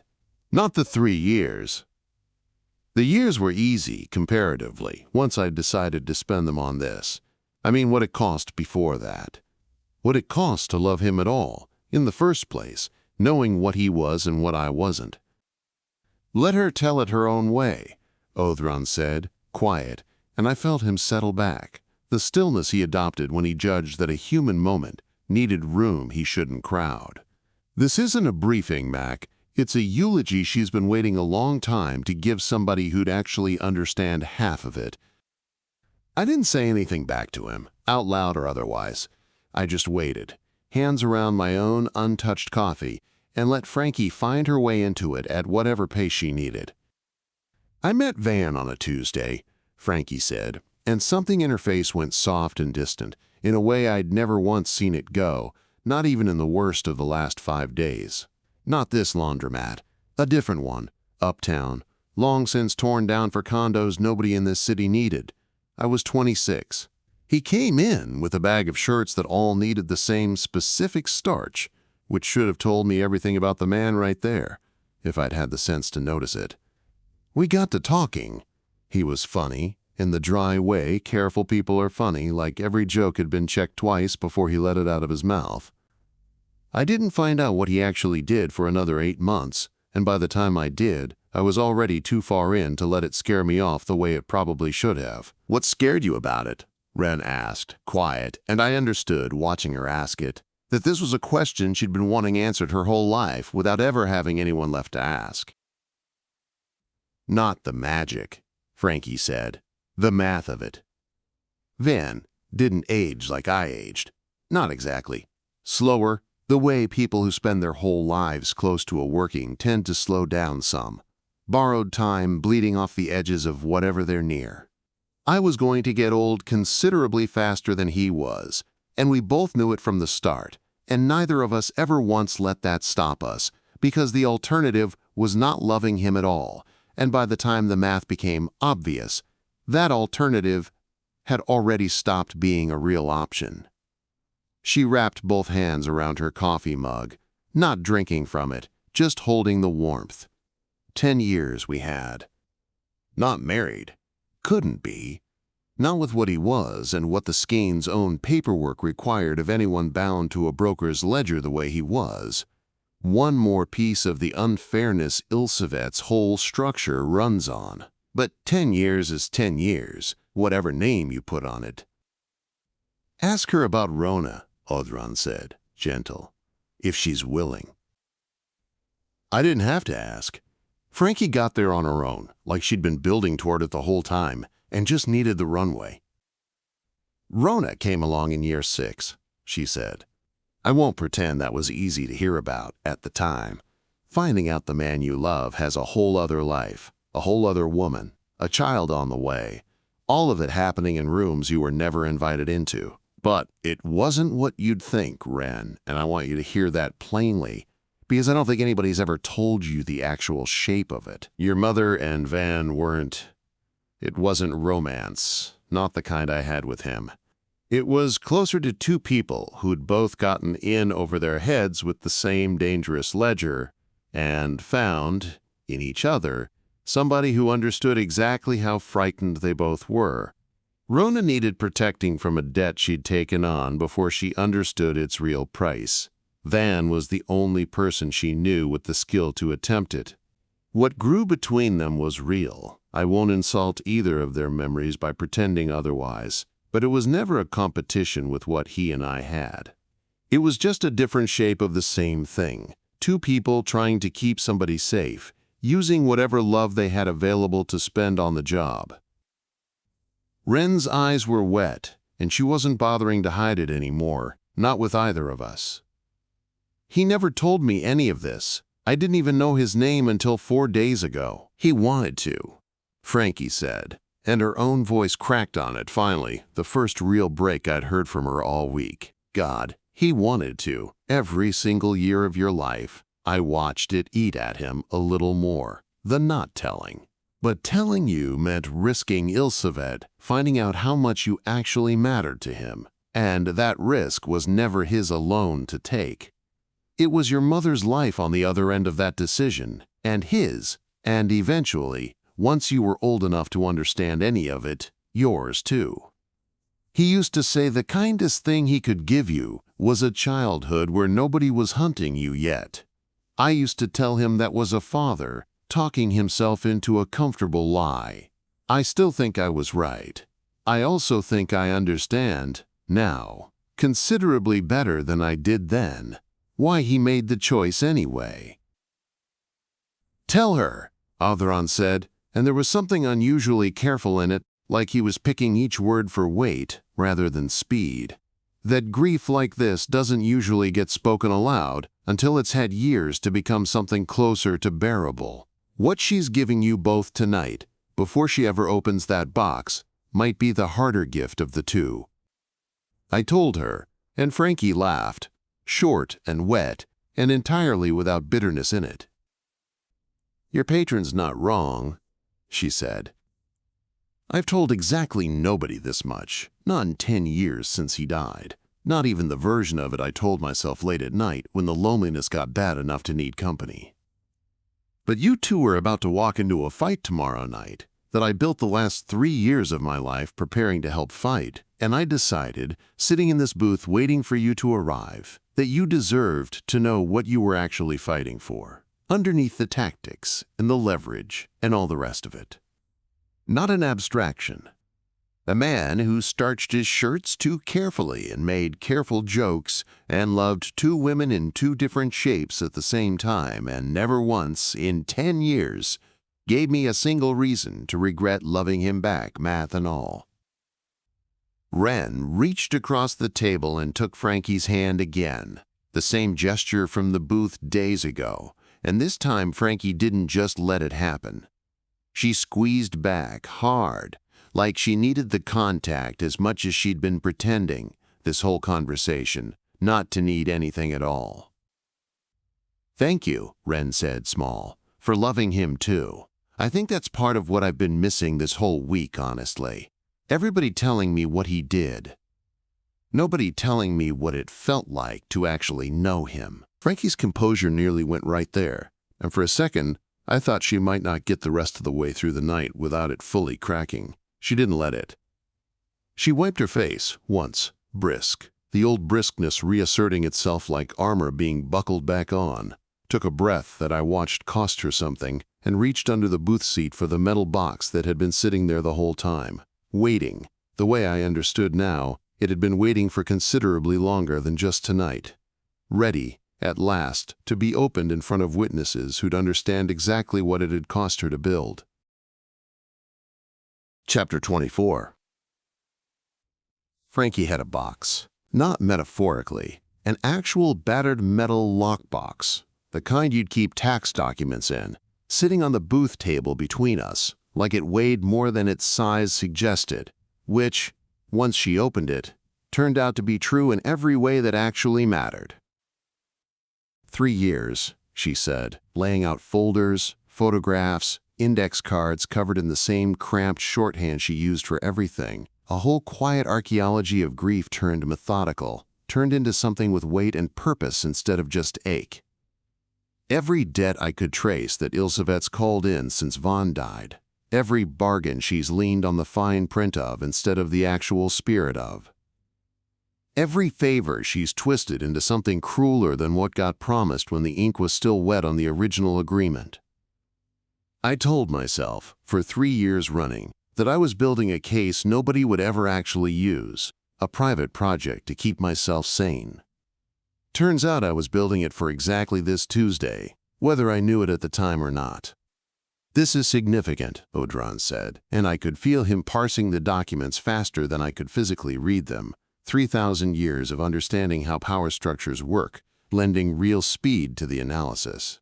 "The Skein's economy depends entirely on the appearance of fairness, Mac. That's the whole foundation it's built on. The reason people deal with brokers like Ilsevet instead of simply refusing every bargain outright. If Frankie can demonstrate, publicly, within whatever passes for the Skein's own internal accountability, that Ilsevet has been operating outside the spirit of her own ledger's rules, that's not evidence you'd take to a mortal court, useless there entirely. That's evidence you'd take to the only court that actually holds power over her." I picked up one of the folders myself. Careful. The way you'd handle something that had clearly cost more to assemble than its physical weight suggested. Photocopies of contracts, dates circled in red pen, a running tally in Frankie's own cramped handwriting that read less like evidence and more like a diary kept in the language of a woman who processed grief through paperwork, because paperwork was the one thing in her life that still made sense. "There's a body," Frankie said, not looking up from the folders spread across the table between us. "Not literal. A structure above Ilsevet that the Skein answers to when a broker's conduct threatens the whole system's credibility. I've never dealt with them directly, not once in my whole career. Vann used to talk about them like ghost stories, half real, mostly theoretical, the kind of check and balance every organization claims to have on paper and almost never actually invokes in practice. But it exists, Mac. I've confirmed that much over the years. And what I've got in this box, if it's presented right, at the right moment, in front of the right witnesses who can't easily look away, it's enough to make invoking it worth the Skein's own trouble, worth their own internal discomfort." You want to bring the fight to Ilsevet's own bosses, Wren said, slow, working it through out loud. Instead of fighting her directly, one-on-one, the way we'd been trying to. I want to make finishing the binding her way considerably more expensive for her than letting us finish it ours, Frankie said, flat, certain. Right now, from where she's sitting in that parlor, forcing your hand is low risk, high reward for her. She gets Wren's power accounted for. Her ledger balances after 11 years of imbalance, and the only cost is whatever discomfort she causes, 3 people she doesn't actually answer to in any meaningful way. I want to flip that math entirely. I want her sitting in that parlor understanding that forcing this the hard way costs her something real, something that genuinely outweighs whatever she gains from claiming Wren's power under duress, instead of simply letting it close, clean, on our terms, without a fight. It's a good plan, Odhran said, and there was real respect in it, hard-won after everything he'd seen of Frankie over the last few days. But it requires something from you, Mac, that I don't think you've fully reckoned with yet, sitting here listening to all this. Frankie's evidence is leverage against Ilsevet's standing within her own structure. It is not, on its own, a way to finish the binding correctly, to actually save Rona and close this properly. We still need that piece, a working that closes clean, that saves what's left of Rona, that doesn't hand the quiet, the meal it's been waiting 11 patient years for. Frankie's box buys us the room to attempt that on our own terms, uninterrupted. It doesn't do the actual work itself. I relayed that, and Frankie nodded, entirely unsurprised, like she'd already reached the same conclusion herself hours ago. I know my part in this, Mac. I'm not claiming to solve the whole thing single-handedly. I'm claiming to make sure Ilsevet can't simply steamroll all 3 of you into skipping the part that actually needs doing right, properly, with care. She looked at Wren, something gentler entering her weathered face, years of hard-won toughness softening for just a moment. That part's yours, sweetheart. Yours and your mother's and Van's, whatever it turns out, to actually require of you when the moment comes. I can't do that piece for you, and neither can Mac, and neither can his patron. Whatever he's capable of, nobody can do it but you. But I can make absolutely sure you get the genuine chance to try it your way instead of hers, without her thumb on the scale the whole time. Wren was quiet, a long moment, looking at the box, at 3 years of a grieving woman's patient, furious, careful work laid out across a laundromat table like evidence at a trial that had never happened yet. She picked up one of the index cards, turned it over, read whatever was on it without saying what it said, and set it back down exactly where she'd found it, careful, like the order mattered. "Why didn't you ever use this?" she asked, quiet. "Before now? If you've had it for years, sitting in a box, ready." Frankie's laugh had no humor in it at all, just old, tired honesty, finally given room to breathe. Because using it means standing in front of powers I've spent my whole career staying carefully adjacent to instead of directly under their notice, and admitting, out loud, in front of witnesses who actually matter to my own standing, that I loved a man enough to spend 3 years building a weapon I never expected to need, never wanted to need. That's not a small thing to admit, sweetheart, for someone who's built an entire career on never letting anyone see exactly what she cares about, what she's vulnerable through.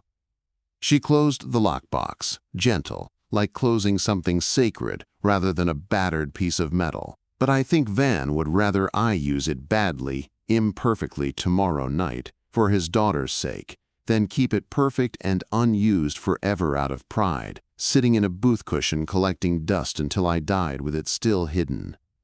I think that's the whole lesson of the last 3 years, honestly, if I'm finally being straight with myself about any of it. "Tell her," Odhran said low, and there was something almost reverent in it, a gravity I hadn't heard from him in this particular register before, that Vann would be proud of her, deeply proud. I never knew the man directly, Never met him in whatever passes for a life among mortals.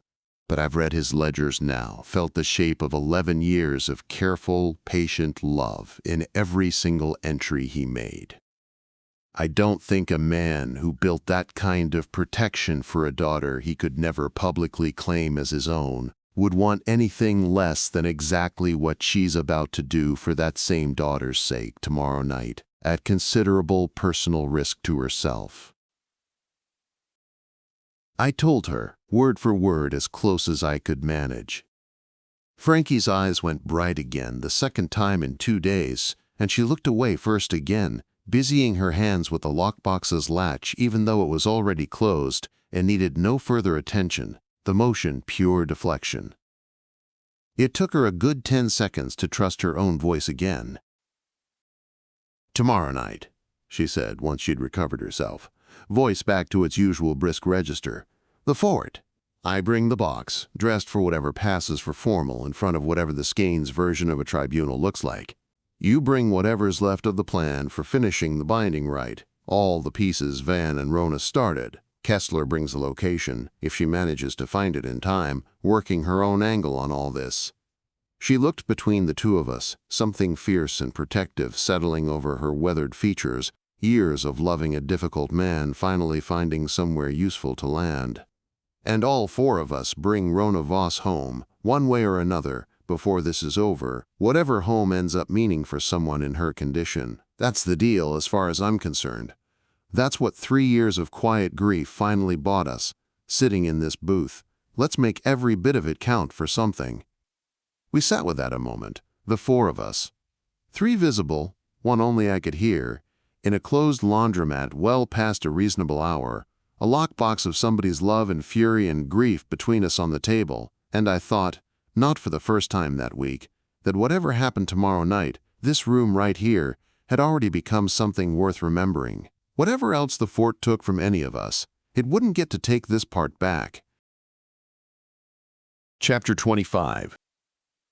Kessler called at 11 that night with a location, and the exhaustion in her voice told me she'd spent the whole day earning it, chasing paper trails through offices that had long since closed for the evening. "Property records," she said, no greeting, straight into it. Skein Adjacent Shell Company bought a private storage facility out near the old Navy Yard 8 days ago. Cash, no financing, no paper trail worth the name, except the one deed transfer they couldn't legally avoid filing with the city. 8 days ago, Doherty, before the woman ever walked into your shop that first Tuesday. Whoever's behind this had a holding site ready before your case even properly started, which tells me either they knew this was coming well in advance, or they'd used the site before for something else entirely and just kept it quietly warm in the meantime. "That's not a comforting detail," Odhran said, grim, the weight of it settling in fast. "A prepared holding site suggests planning that predates our involvement entirely, planning that goes back further than any of us have accounted for. Ilsevet may genuinely believe she's the one driving events in this whole affair. I'm no longer certain that's actually true, underneath everything." "You think it's connected to the older pattern," Kessler said, like she'd heard the shape of his silence even secondhand, through the pause in my own voice. "The 26 years you mentioned." "We think a lot of things connect," I said. "We're short on proof for most of them, if I'm being honest with you. Can you get us onto the property tonight?" "I can get you onto the property.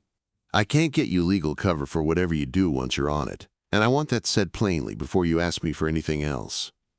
I'm choosing to help because 5 deaths and counting means more to me than procedure at this point in my career, but I'm not going to pretend I've got backup coming if this goes sideways in a way normal policing can actually address or explain afterward." "Fair," Odhran said, "and honest, which I've come to value considerably more than false comfort, especially this particular week." "Understood," I said. "We're not asking for backup, Detective. We're asking for the door."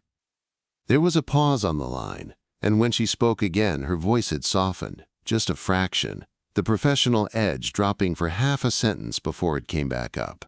"For what it's worth, Doherty, I hope you find her in better shape than I'm expecting." Everything you've told me this week about what she gave up for that kid, it stuck with me. Feels wrong somehow if it all ends with her alone in a storage unit at the Navy Yard. Yeah, I said.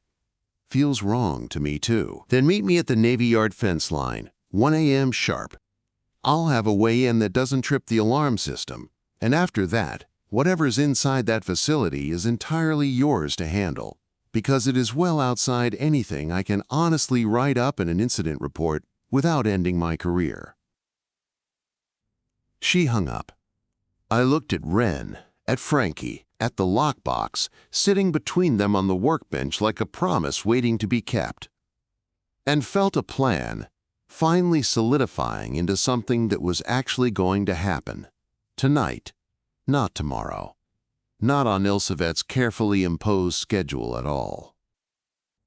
Tonight, I said, not the fort yet. That's still tomorrow, once we've got Rona back safely and the binding ready to finish right. Tonight, we go get her, whatever it costs us to do it.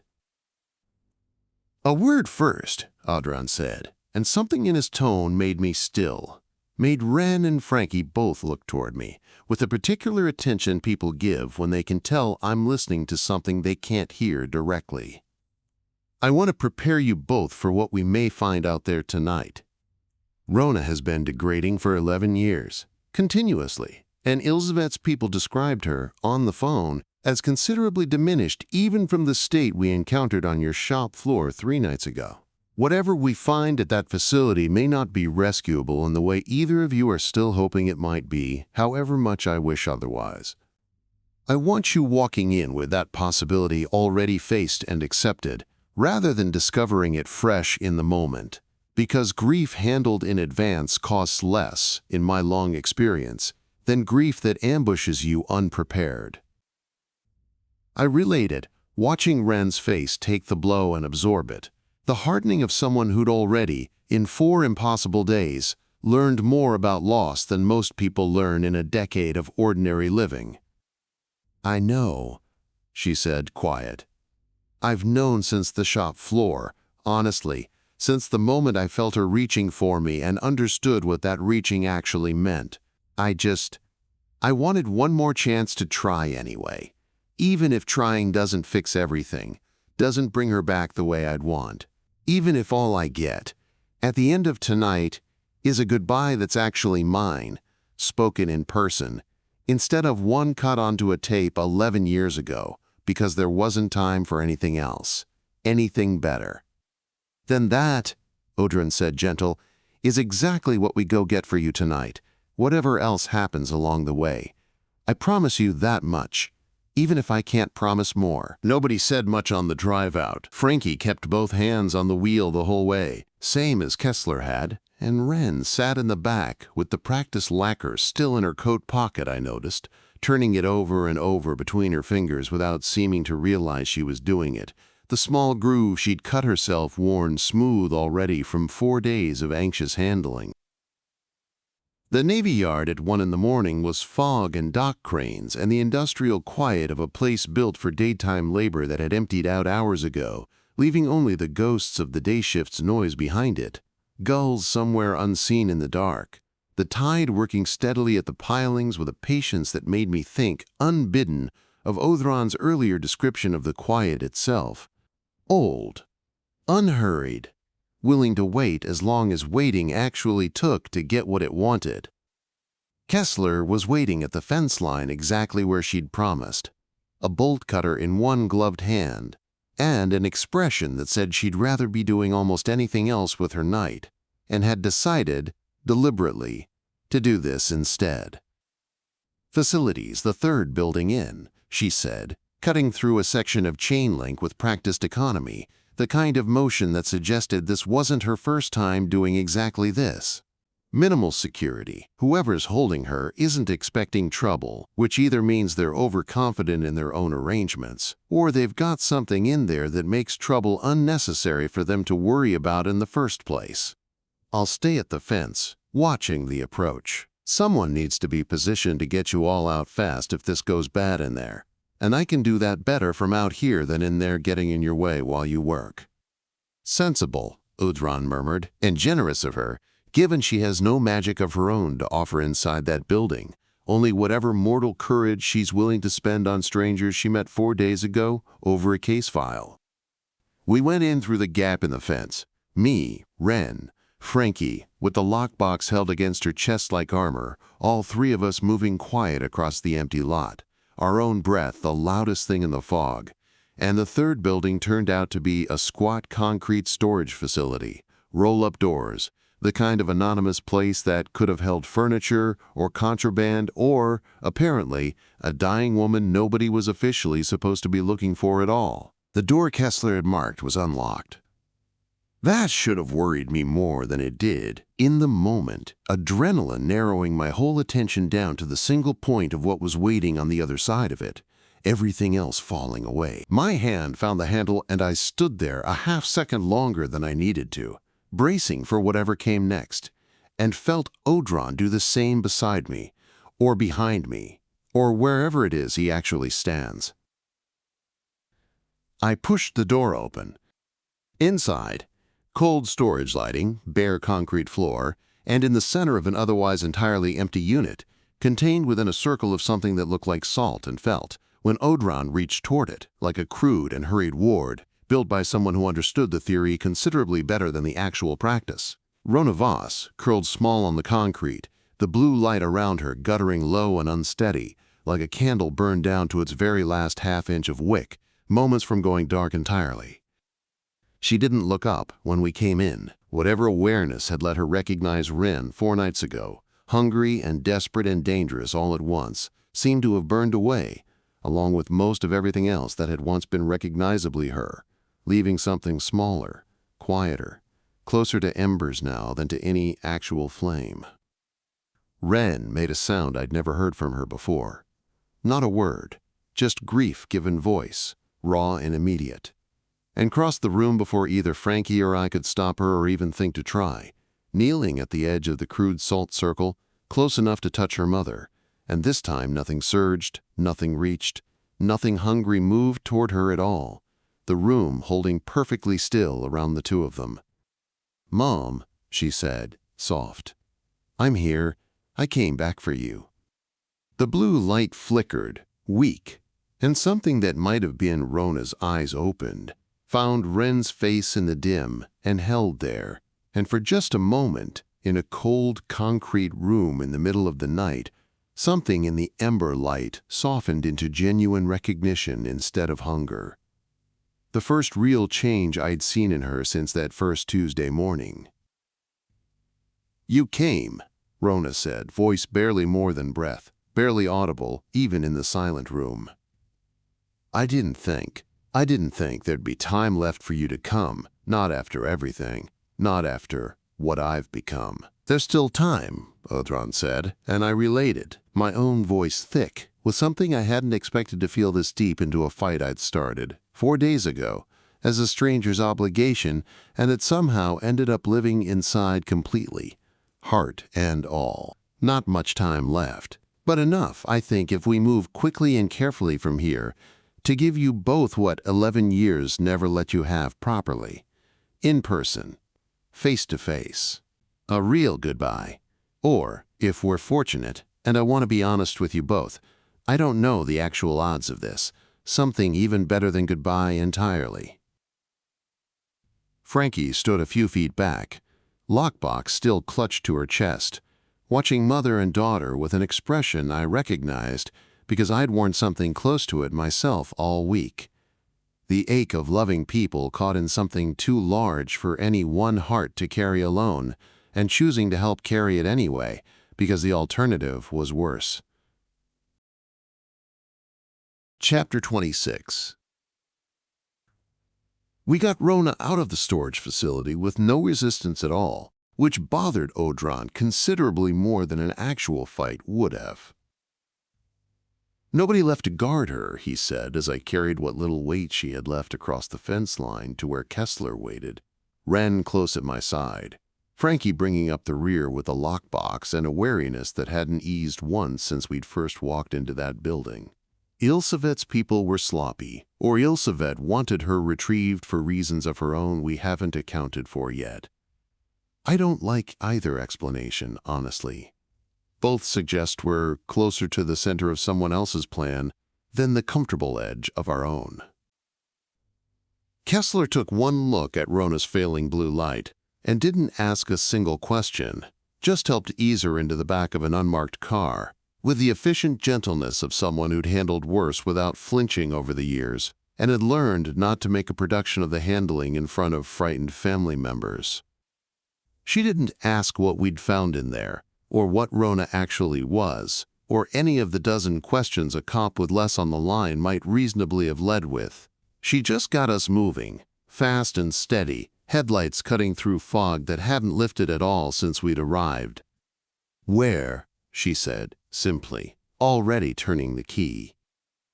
"The shop," I said. "It's the only place we've got wards strong enough to slow whatever's dissolving her, even a little, even temporarily. We need every hour we can buy before tomorrow night." The drive back was silent, except for Rona's shallow, uneven breathing, and Wren's hand, never once letting go of her mother's the entire way. The two of them pressed together in the back seat like they were trying, physically, to make up 11 years of missed contact in whatever hours remained to them. I watched them in the rear view a few times and made myself stop, because it felt like something too private to keep watching even second-hand through a mirror. "I need to tell you something," Odhran said. Low, once we'd gotten Rona settled in the back room on the cot I'd been using myself all week, the chalkboard redrawn thicker, more careful, around the whole space instead of just the safe alone. "I've been feeling my way through the shape of the main binding again, the whole drive back. I think I understand now what finishing it correctly would actually require of us. And I think you both deserve to hear it plainly before tomorrow night arrives, and there's no time left remaining to argue about it properly." I pulled Wren and Frankie both into the back room, and Odhran laid it out through me, careful, precise, the caution of someone who'd rather over-explain a hard truth than have it misunderstood in the single moment that would matter most. "The binding your mother and Vann began, Wren, was never meant to hide you forever, whatever it might have looked like from the outside. It was meant to hide you until you were old enough, strong enough, and this is the part one think Ilsevet either genuinely doesn't understand or has simply chosen to ignore for her own purposes, until you were ready to choose, freely, what to do with what you actually are. Your mother poured herself into that shield a little at a time, because she believed, I think, that a shield built purely on sacrifice, without any eventual moment of choice at the end of it, isn't actually protection at all. It's just a different, gentler-looking kind of cage. A pause, letting that settle properly into the room.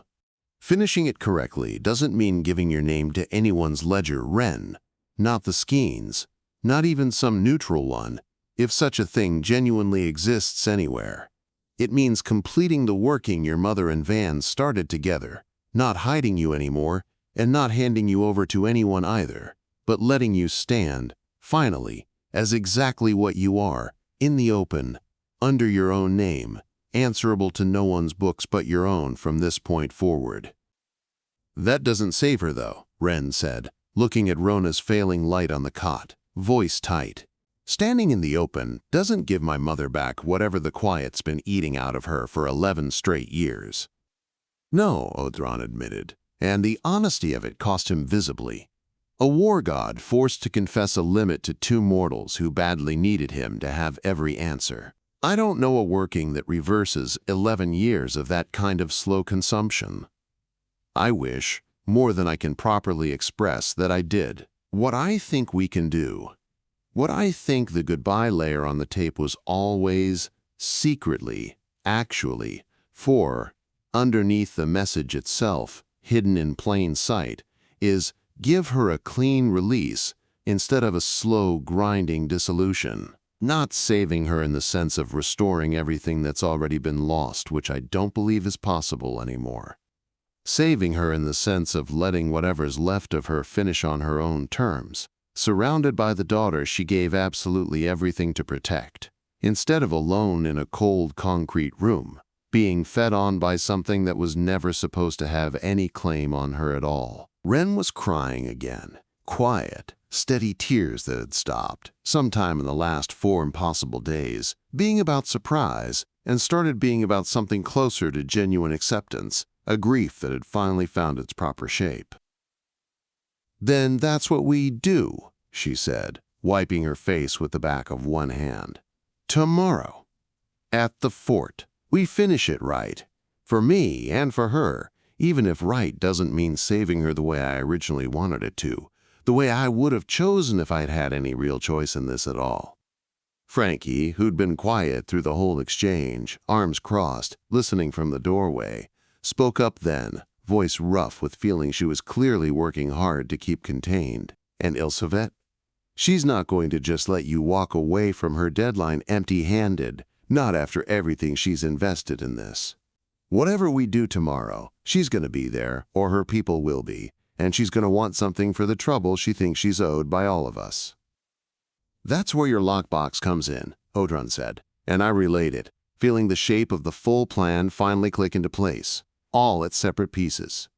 Frankie's leverage, Kessler's access, Wren's choice, Rona's release, my own uncertain magic, finding at last something like a coherent whole instead of a scattered collection of desperate hopes. Tomorrow night, at the fort, we don't ask Ilsevet's permission to finish this correctly, the way we would have 4 days ago. We show her the actual cost of stopping us, laid out plainly, and we let the skin's own structure decide whether that cost is genuinely worth paying from her perspective. I don't know for certain if it works. I've never fully trusted a plan this dependent on an institution I don't understand well enough to reliably predict its behavior. But I think it's the best chance any of us realistically have left, and I think, given everything the last 5 days have already cost all 4 of us combined, it's a chance genuinely worth taking, whatever the odds turn out to be. We sat with Rona through what remained of that long night, taking turns, none of us willing to leave her entirely alone, even for the hour or 2 of rest Odhran kept gently, insistently suggesting we needed. I dozed once, sitting upright on the stool, and woke with a start convinced something had changed, and found nothing had just Wren, still holding her mother's hand, still awake, watching me apologize with my eyes for having drifted off at all. She just shook her head, like it didn't matter, and went back to watching the light. Somewhere around dawn, Rona's light steadied, just slightly, just enough to suggest whatever fragile thread of her that was left could, perhaps, hold on one more day if we were careful with her. Frankie made coffee nobody drank, out of habit more than hope at that point, and the smell of it filled the back room anyway, ordinary and grounding against everything else happening in it. "Tomorrow," Wren said, watching the light with red-rimmed eyes, exhausted and fierce in equal measure. "One more day. We can give her one more day, can't we? We have to be able to give her that much." "One more day," Odhran agreed, and beneath the words, I could feel him bracing for whatever the fort would actually cost all of us before this was finished. The dread of someone who suspected, without yet being able to fully prove it, that this fight was going to demand more from at least one of us than any of us had properly priced in. Yet, whatever brave face we were all currently managing to wear for each other's sake. Outside, the shop's front window had gone pale gold with early light, another ordinary Boston morning starting up without the slightest idea what had happened inside those 4 walls overnight, or what was still coming for all of us, one more day out, waiting at the edge of the harbor. Chapter 27. The fort on the harbor islands was smaller than I had pictured, and older feeling than its size accounted for. Squat granite walls half swallowed by scrub grass, a parade ground gone entirely to weeds, a silence that belonged to a place built for a purpose that had stopped mattering to the world around it a long time ago, while still somehow mattering enormously to whatever remained inside its old walls, patient and unremarked. The wind off the harbor cut colder out here than it had back on the mainland, salt-heavy, carrying the distant grind of a container ship somewhere out past the channel markers, the one piece of the modern world that hadn't forgotten this stretch of water existed. Frankie's contact had gotten us across on a private boat that asked no questions and left as soon as we'd cleared the dock, its running lights vanishing back into the harbor fog within minutes. And now the five of us, me, Wren, Frankie, Rona, carried between Wren and me on a makeshift litter, her light dimmer than it had been at dawn but still holding on, stood in the center of the old parade ground, while Odhran felt out the boundaries of wards older than any of us could fully account for. Older, I suspected, than the fort's own crumbling. "They're thin," he said, slow, testing the edges of something I couldn't sense at all myself. "Worn by time, not by disuse. I think this ground was actively maintained, once, by people who understood exactly what maintaining it meant, and then simply stopped, the way any inheritance stops accumulating care when nobody's left who remembers why it mattered in the first place. But thin isn't broken, not yet. I think they'll hold long enough for what we need to do here tonight, if nothing forces them harder than they were originally built to bear." Ilsevet arrived 20 minutes after us. Alone this time, no young man in an expensive suit trailing behind her the way there had been in her parlor, which told me she'd taken the meeting seriously enough to come without an audience for whatever was about to happen on this particular ground. She picked her way across the weeds in shoes that clearly weren't built for it, and didn't complain about it once, and I found that small detail told me something too, though I couldn't have said exactly what. "Neutral ground," she said, surveying the fort with an expression I couldn't quite read in the dim light. "Clever. I did wonder if you'd think of it eventually.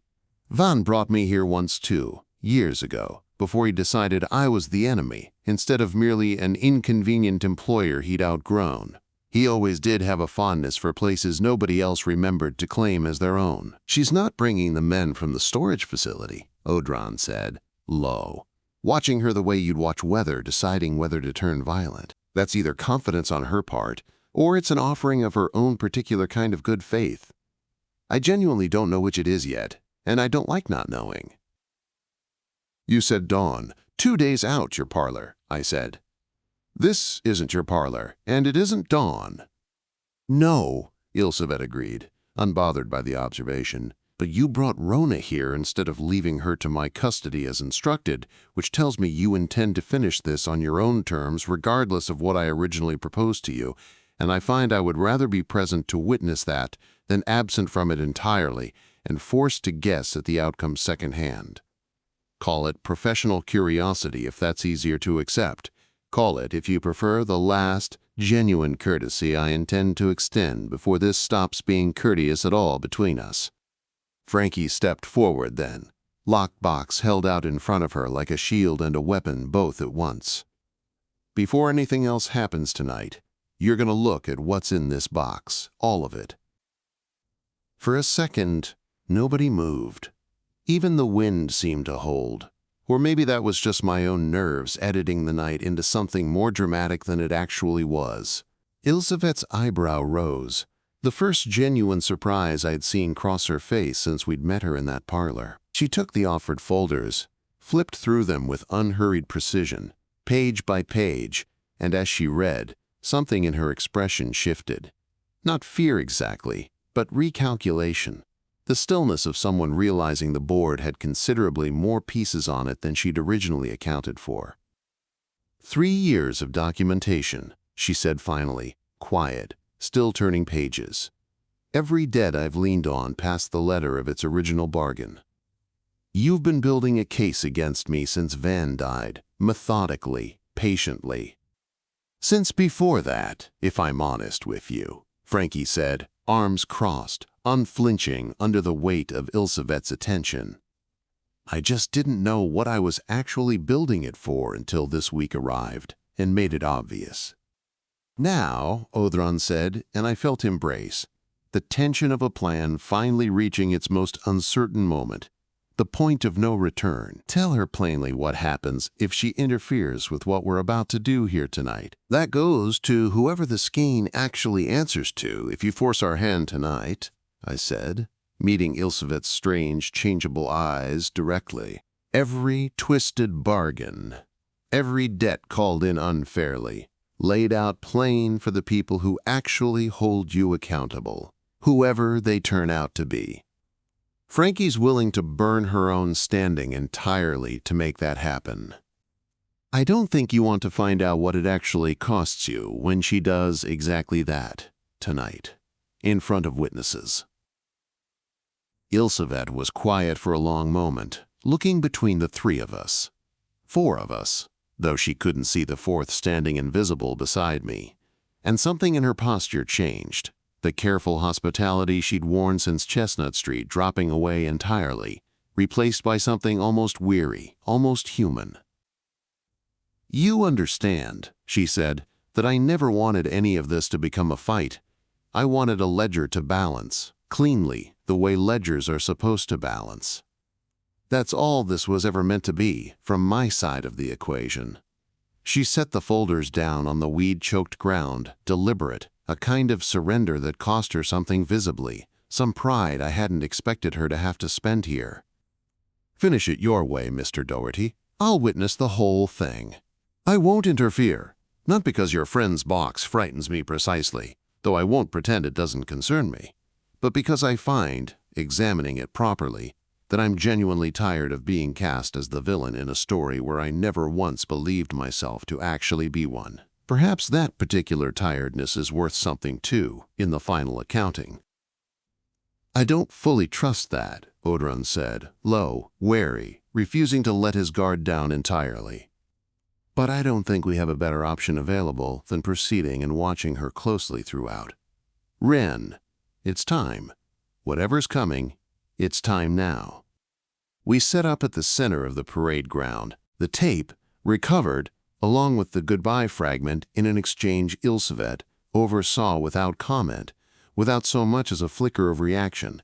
Cued on a battery-powered deck Frankie had thought to bring along, Rona's litter positioned close enough that Wren could hold her mother's hand through whatever came next, whatever the working actually demanded of all of them. Frankie stood a few feet off, box still open at her feet like a promise not yet fully collected on, and Ilsevet stood further back still, arms folded, watching with an attention that gave nothing away. The wind picked up. Somewhere out past the fort's crumbling walls, a buoy bell rang, once, twice, carried thin across the water, and I found myself grateful for it. One small, ordinary sound in the middle of everything that wasn't ordinary at all. "This is the part one don't know how to make entirely safe," Odhran said, and for the first time all night, real fear crept audibly into his voice. "Completing this binding correctly means Wren giving her name freely into the working itself, while I hold the boundary against whatever's been feeding on this exact moment for 11 patient years, waiting for precisely this completion to arrive. I can do that. I believe, genuinely, that I can do that. But I want to tell you both, honestly, before we begin this, it will cost me something to hold that boundary against something as old and as patient as what I believe is watching us right now, from wherever it watches from. I don't know yet how much it will cost. I only know it will cost something real." "Then we start," Wren said, steady, holding her mother's hand tight, looking at me with a courage that had grown, in 5 extraordinary days, from a diner waitress's practiced sarcasm into something that belonged, unmistakably, to a person who understood exactly what she was choosing and chose it anyway, eyes wide open, before it can decide the moment for us, instead of letting us decide it for ourselves, together, on our own terms. Behind us, the harbor kept moving the way it always had, indifferent to whatever was about to happen on this small, forgotten patch of ground. The tide working the rocks, the buoy bell answering itself at long, patient intervals, the whole ordinary machinery of the world outside this circle, continuing on exactly as it would have if none of us had ever been born. I set the needle down, my hand steadier than I had any right to expect it to be. Chapter 28. The tape began the way it always began. 4 seconds of hiss, ordinary, forgettable, and then, underneath it, The almost voice started asking its patient question one final time. This time, for the first time in 11 years, Wren answered it. "Wren Voss," she said, clear, steady, her hand tight around her mother's. "That's my name. I'm giving it freely, not because anyone's making me. Because I choose to stand as exactly what I am, in the open, for everyone watching to see." The air over the parade ground changed instantly, pressure dropping the way it does before a violent storm, and I felt Odhran surge forward through me, every inch of him bent toward holding a boundary I couldn't see but could feel the effort of a vast, patient weight pressing in from somewhere just past the edge of what the old fort's thin, worn wards could actually account for. "It's here," he said, strained, a voice I'd never heard him use before in 3 years, bonded to him, stretched thin across something truly enormous, the quiet. "It's here, Mac, closer than I've ever let it get in 3,000 years of running from exactly this moment, and it wants precisely this, the completion, the release, the largest meal it's patiently waited 11 long years to collect. Hold the line with me. I need everything you have left to give, right now." I didn't fully understand what holding the line actually meant in practice, except that my hands found Wren's shoulders on pure instinct and something in me. Some fragment of battlecraft Odhran had lent me over 3 years without either of us ever fully cataloging what it cost to use it, poured outward, adding whatever small weight I had to offer to whatever vast weight he was already spending on our behalf. My knees buckled with the effort of it, some invisible current running straight through me and out into the dark, and I stayed upright by sheer stubbornness more than any real strength I could point to. Ilsevet, to her credit, didn't run from any of it. She stood at the edge of the parade ground, one hand pressed flat against her own chest, like she could feel the pressure too, watching with an expression that had stopped being calculating and started being something closer to awe or dread, or perhaps both at once, tangled together. "Rona," Wren said, turning to her mother, voice cracking now despite the steadiness she'd managed to hold a moment before.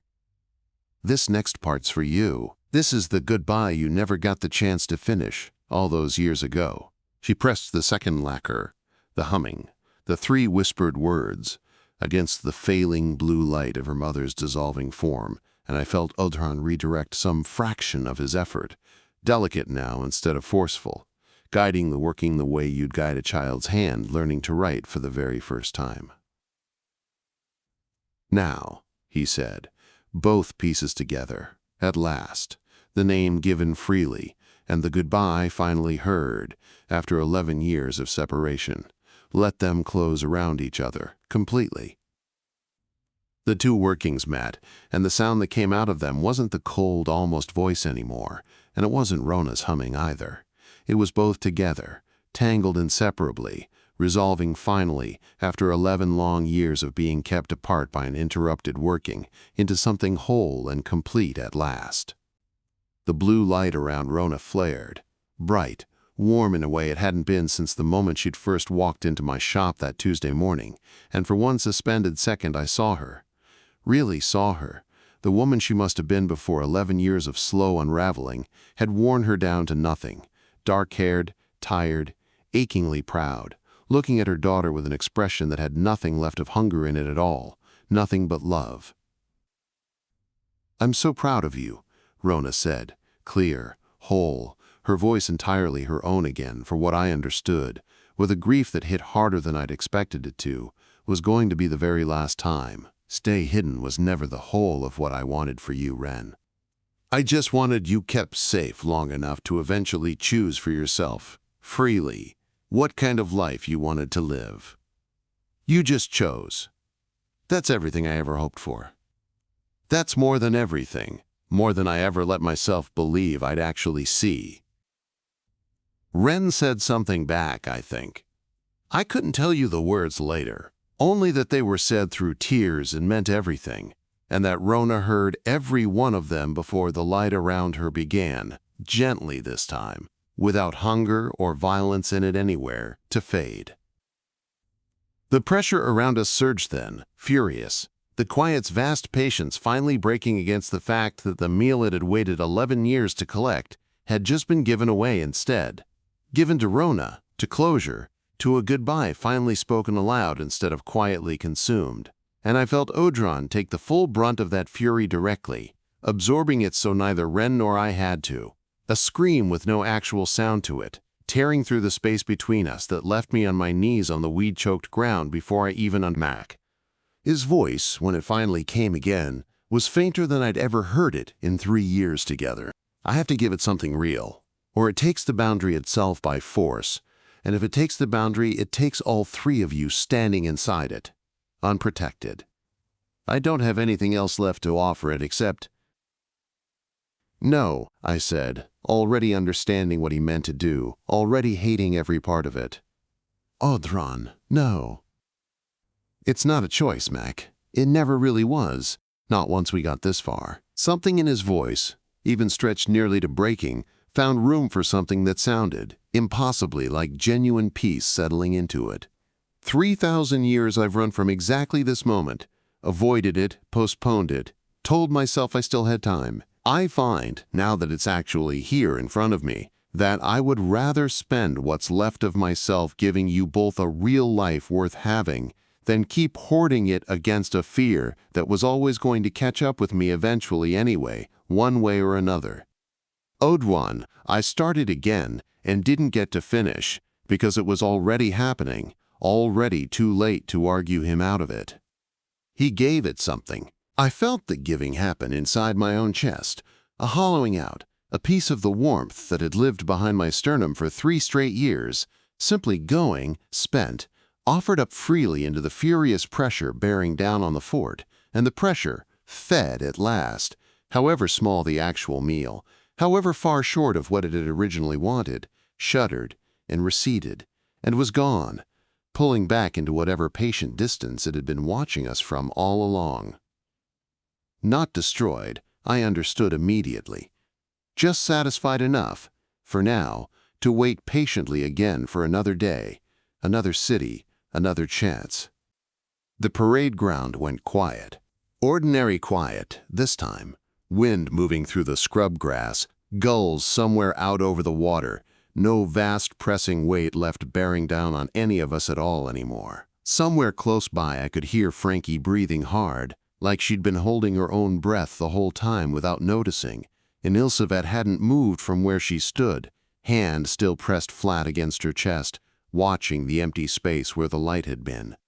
Rona's light was gone, not dissolved the way Ilsevet had described it happening, not slow and grinding, released, clean, the way Odhran had promised us it could be, Wren kneeling where her mother had been with tears streaming freely down her face, and an expression that held grief and something like genuine peace in the same single breath. And Odhran was quiet, in a way that frightened me considerably more than his earlier screaming had. A silence behind my ribs where a vast, ancient, exhausting presence had lived steadily for 3 full years, thinner now, dimmer, like a candle that had burned down considerably further than it had been the night before and hadn't yet told me how much further it still had left to go before running out entirely. "Odhran," I said, out loud, not caring in the slightest who heard me. "Talk to me, please." Nothing, for a second that stretched out longer than any second had any right to. My hands were shaking again, worse than they had all week, and I don't think it had anything to do with the cold coming off the harbor. "I'm here," he said, finally, faint, but genuinely present still. Diminished, considerably, more than I'd like to admit right now. I'll tell you the whole true cost of it once I understand it myself, fully, which may take some time. For now, Mac, we did it. Look at her. Look at what we actually managed together, all of us. I looked at Wren, alive, whole, standing in the wreckage of an 11-year-old working finally closed clean at last, her mother's goodbye given and received in full, and I understood. kneeling there on that weed-choked parade ground with something vital and genuinely irreplaceable now missing from my own chest, that whatever this had cost all of us, individually and together, it had been worth every single piece of it we'd each paid. Chapter 29. Ilsevet didn't leave right away. She stood at the edge of the parade ground for a long moment after the pressure had receded, watching Wren kneel in the place where her mother's light had been. And when she finally crossed toward us, her steps were careful over the weeds, the unhurried economy of someone choosing to look composed rather than actually feeling it in that moment. "You did that cleanly," she said to Wren, not to me, something that might almost have been genuine respect threaded through the flatness of it. "Cleaner than I would have managed myself, if I'm honest with you, and I don't say that often about anyone standing outside my own ledger's protection." She glanced toward the space where Odhran's presence lived, faint now, and whatever she saw there, whatever a broker of the Skein actually sees when she looks at a diminished god spending himself down toward nothing, made something in her expression falter, just slightly, before she caught herself and smoothed it over. "That cost you more than you're telling either of them, didn't it? I can see it, even if they can't." "Tell her it's not her business," Odhran said, faint, and there was no real heat left in it, just exhaustion wearing the shape of old pride. "It's not her business," I said. Ilsevet's mouth curved, thin, almost fond despite everything. "No, I suppose it isn't at that." She looked back at Wren, at Rona's empty circle sitting quiet on the weed-choked ground, and for a moment, the cold precision she'd worn since Chestnut Street slipped entirely away, leaving something older and more tired underneath it, something almost human. "I meant what I said about the ledger, Mr. Doherty. I don't chase lost causes, whatever else you may think of me by now. Whatever happened here tonight closed clean enough that pursuing it further would cost the Skein considerably more than it's actually worth to us. You've bought yourselves peace, all of you. I'd enjoy it if I were you, because I don't believe it will run indefinitely. Not in this business, not with what's still out there waiting." She paused, and when she spoke again, her voice had dropped, quieter, the performance gone out of it entirely, replaced by something that sounded almost like sincerity. "I looked into the quiet after our conversation on Chestnut Street, the day I first said the name to you. Quietly. You'll appreciate the word choice, given everything. I didn't expect to find anything at all. It's not the kind of name that shows up in any ledger I have proper access to, not even the old ones. But I found a whisper of it once in an old account I'd nearly forgotten I even held, from someone who owed the Skein a debt so old that nobody currently living remembers precisely how it was originally incurred. I don't know what that whisper means yet. I intend to find out, whatever it costs me to learn. When I do, Mr. Doherty, I suspect you'll be hearing from me again, not as an enemy this time around. As someone who'd rather not face what's coming alone, any more than your patron would want to face it alone himself."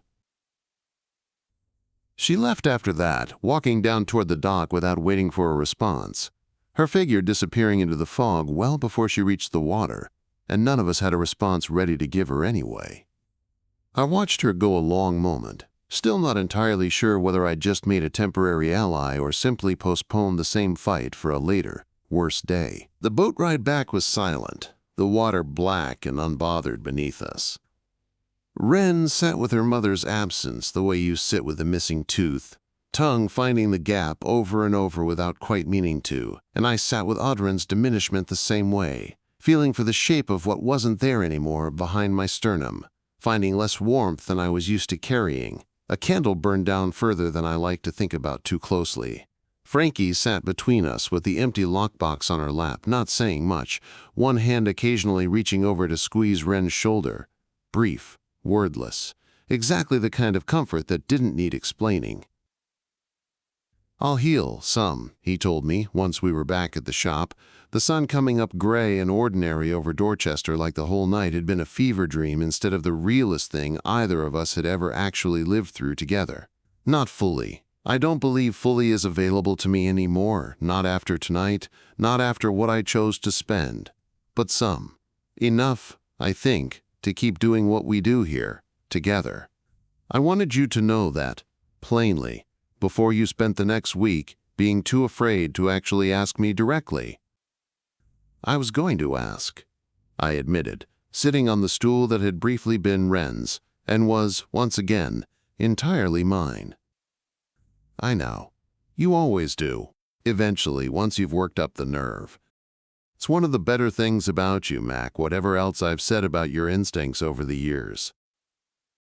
Frankie's lockbox went, in the days that followed, exactly where she'd promised it would, to whatever body the Skein actually answered to, delivered through channels I never fully understood, and frankly, didn't ask too many questions about. I don't know precisely what it cost her, standing in front of powers she'd spent an entire career staying carefully adjacent to instead of directly under. She never told me the full accounting of that particular debt, and I never pushed her for it.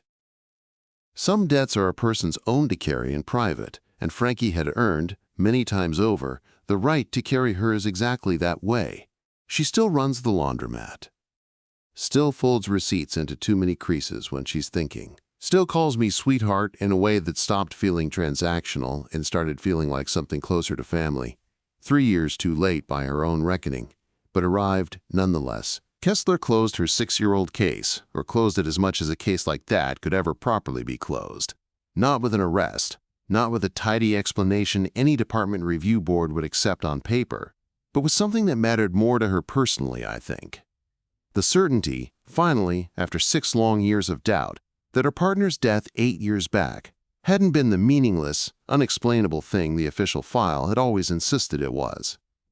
She still calls, sometimes, not often, enough that I know the door she opened that first day on the sidewalk outside Ilsevet's townhouse hasn't closed again, on either side of it. She came by the shop once, off-duty, and bought a Coltrane record she almost certainly didn't need, and we didn't talk about any of it, and that felt, somehow, like exactly the right way to spend that particular hour.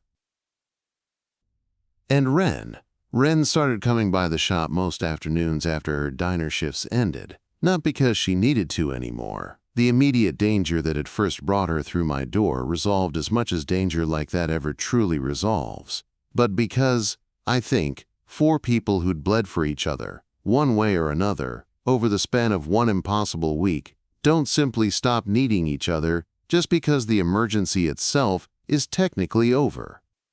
You could work here, I told her, one Tuesday afternoon 3 weeks later, watching her hands find their way around the workbench with the same steady confidence she'd shown that first midnight, cutting a fresh lacquer just to practice the technique. No binding cut into it at all this time, just music, just the ordinary, harmless kind.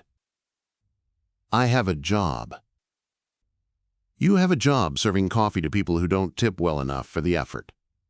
I have a job that pays better and comes with a built-in war god who's apparently decided, somewhere along the way, that he likes you more than he likes me most days of the week.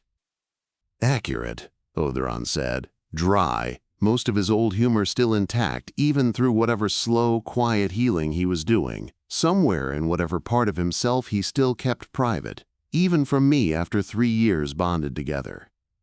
She has better hands than you do, Mac. I've said so from the very beginning, and nothing that happened at that fort has changed my assessment.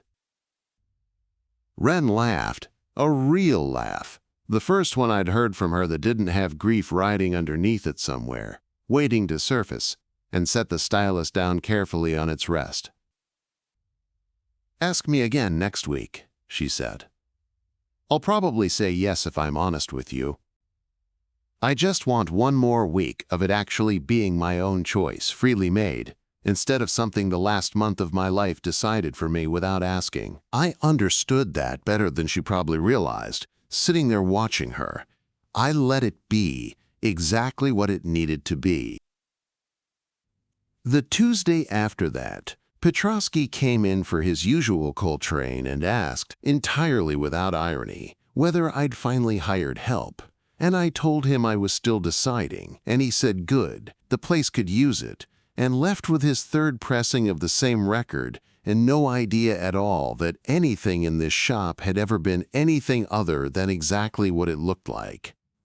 I found I was glad of that. Some people deserve to keep believing the world's as ordinary as it looks from the sidewalk.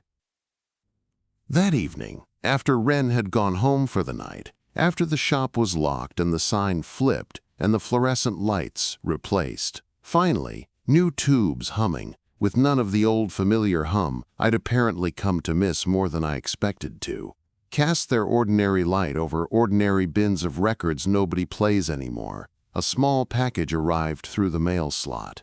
No return address on it anywhere. Postmarked from somewhere I didn't recognize at all, the ink smudged just enough to make the true origin entirely illegible. Inside, a single record, unlabeled, tucked into a plain white sleeve with nothing written on it. "Don't," Odhran said. Immediate, wary, the old caution back in full force despite absolutely everything we'd just survived together. "Not tonight, Mac. Let me feel the shape of it properly first, the way I should have felt the shape of the last one before you nearly played it blind that first Tuesday."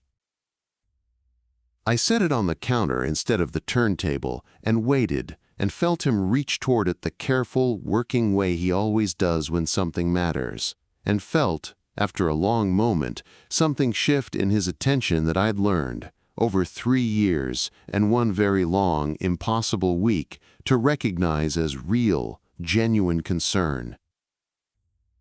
"It's old," he said finally, slow, working through it, older than Vann's grammar, older than the working we just closed at the fort, older, I think, than mine as well, which is not a small thing for me to admit out loud.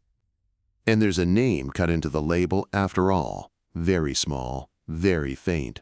I can just barely make it out if I look closely enough.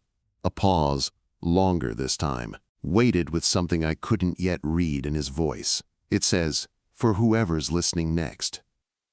Outside, the ordinary evening traffic of Dorchester Avenue rolled steadily past the shop window, headlights and brake lights and the small, unremarkable business of a city that had absolutely no idea what had happened 3 weeks ago on a forgotten fort out in its own harbor, no idea at all what was still, patiently, somewhere out past the edge of everything ordinary, quietly waiting for its next chance. I looked at the record sitting there on the counter. I looked at the still healing weight behind my own ribs, at the shop that had claimed 5 owners before me and, apparently, wasn't quite finished being interesting yet, whatever any of us might have preferred instead. "Next case," I said, out loud, to an empty shop and a diminished God, and a plain white record sleeve that had found its way to my counter, with no explanation attached to it at all. "Next case," Odhran agreed, wary, resigned, and underneath both of those things, something that sounded, unmistakably, like he wouldn't have genuinely chosen to be anywhere else in this world, whatever it cost either of us to keep going. I locked the shop, same as I always do, and stood a moment in the dark, with my hand flat against Vann's old workbench, feeling nothing unfinished humming under it anymore, just wood, just an ordinary bench in an ordinary back room, waiting, same as the rest of us, to see what tomorrow decided to bring through the door. End of Book 1.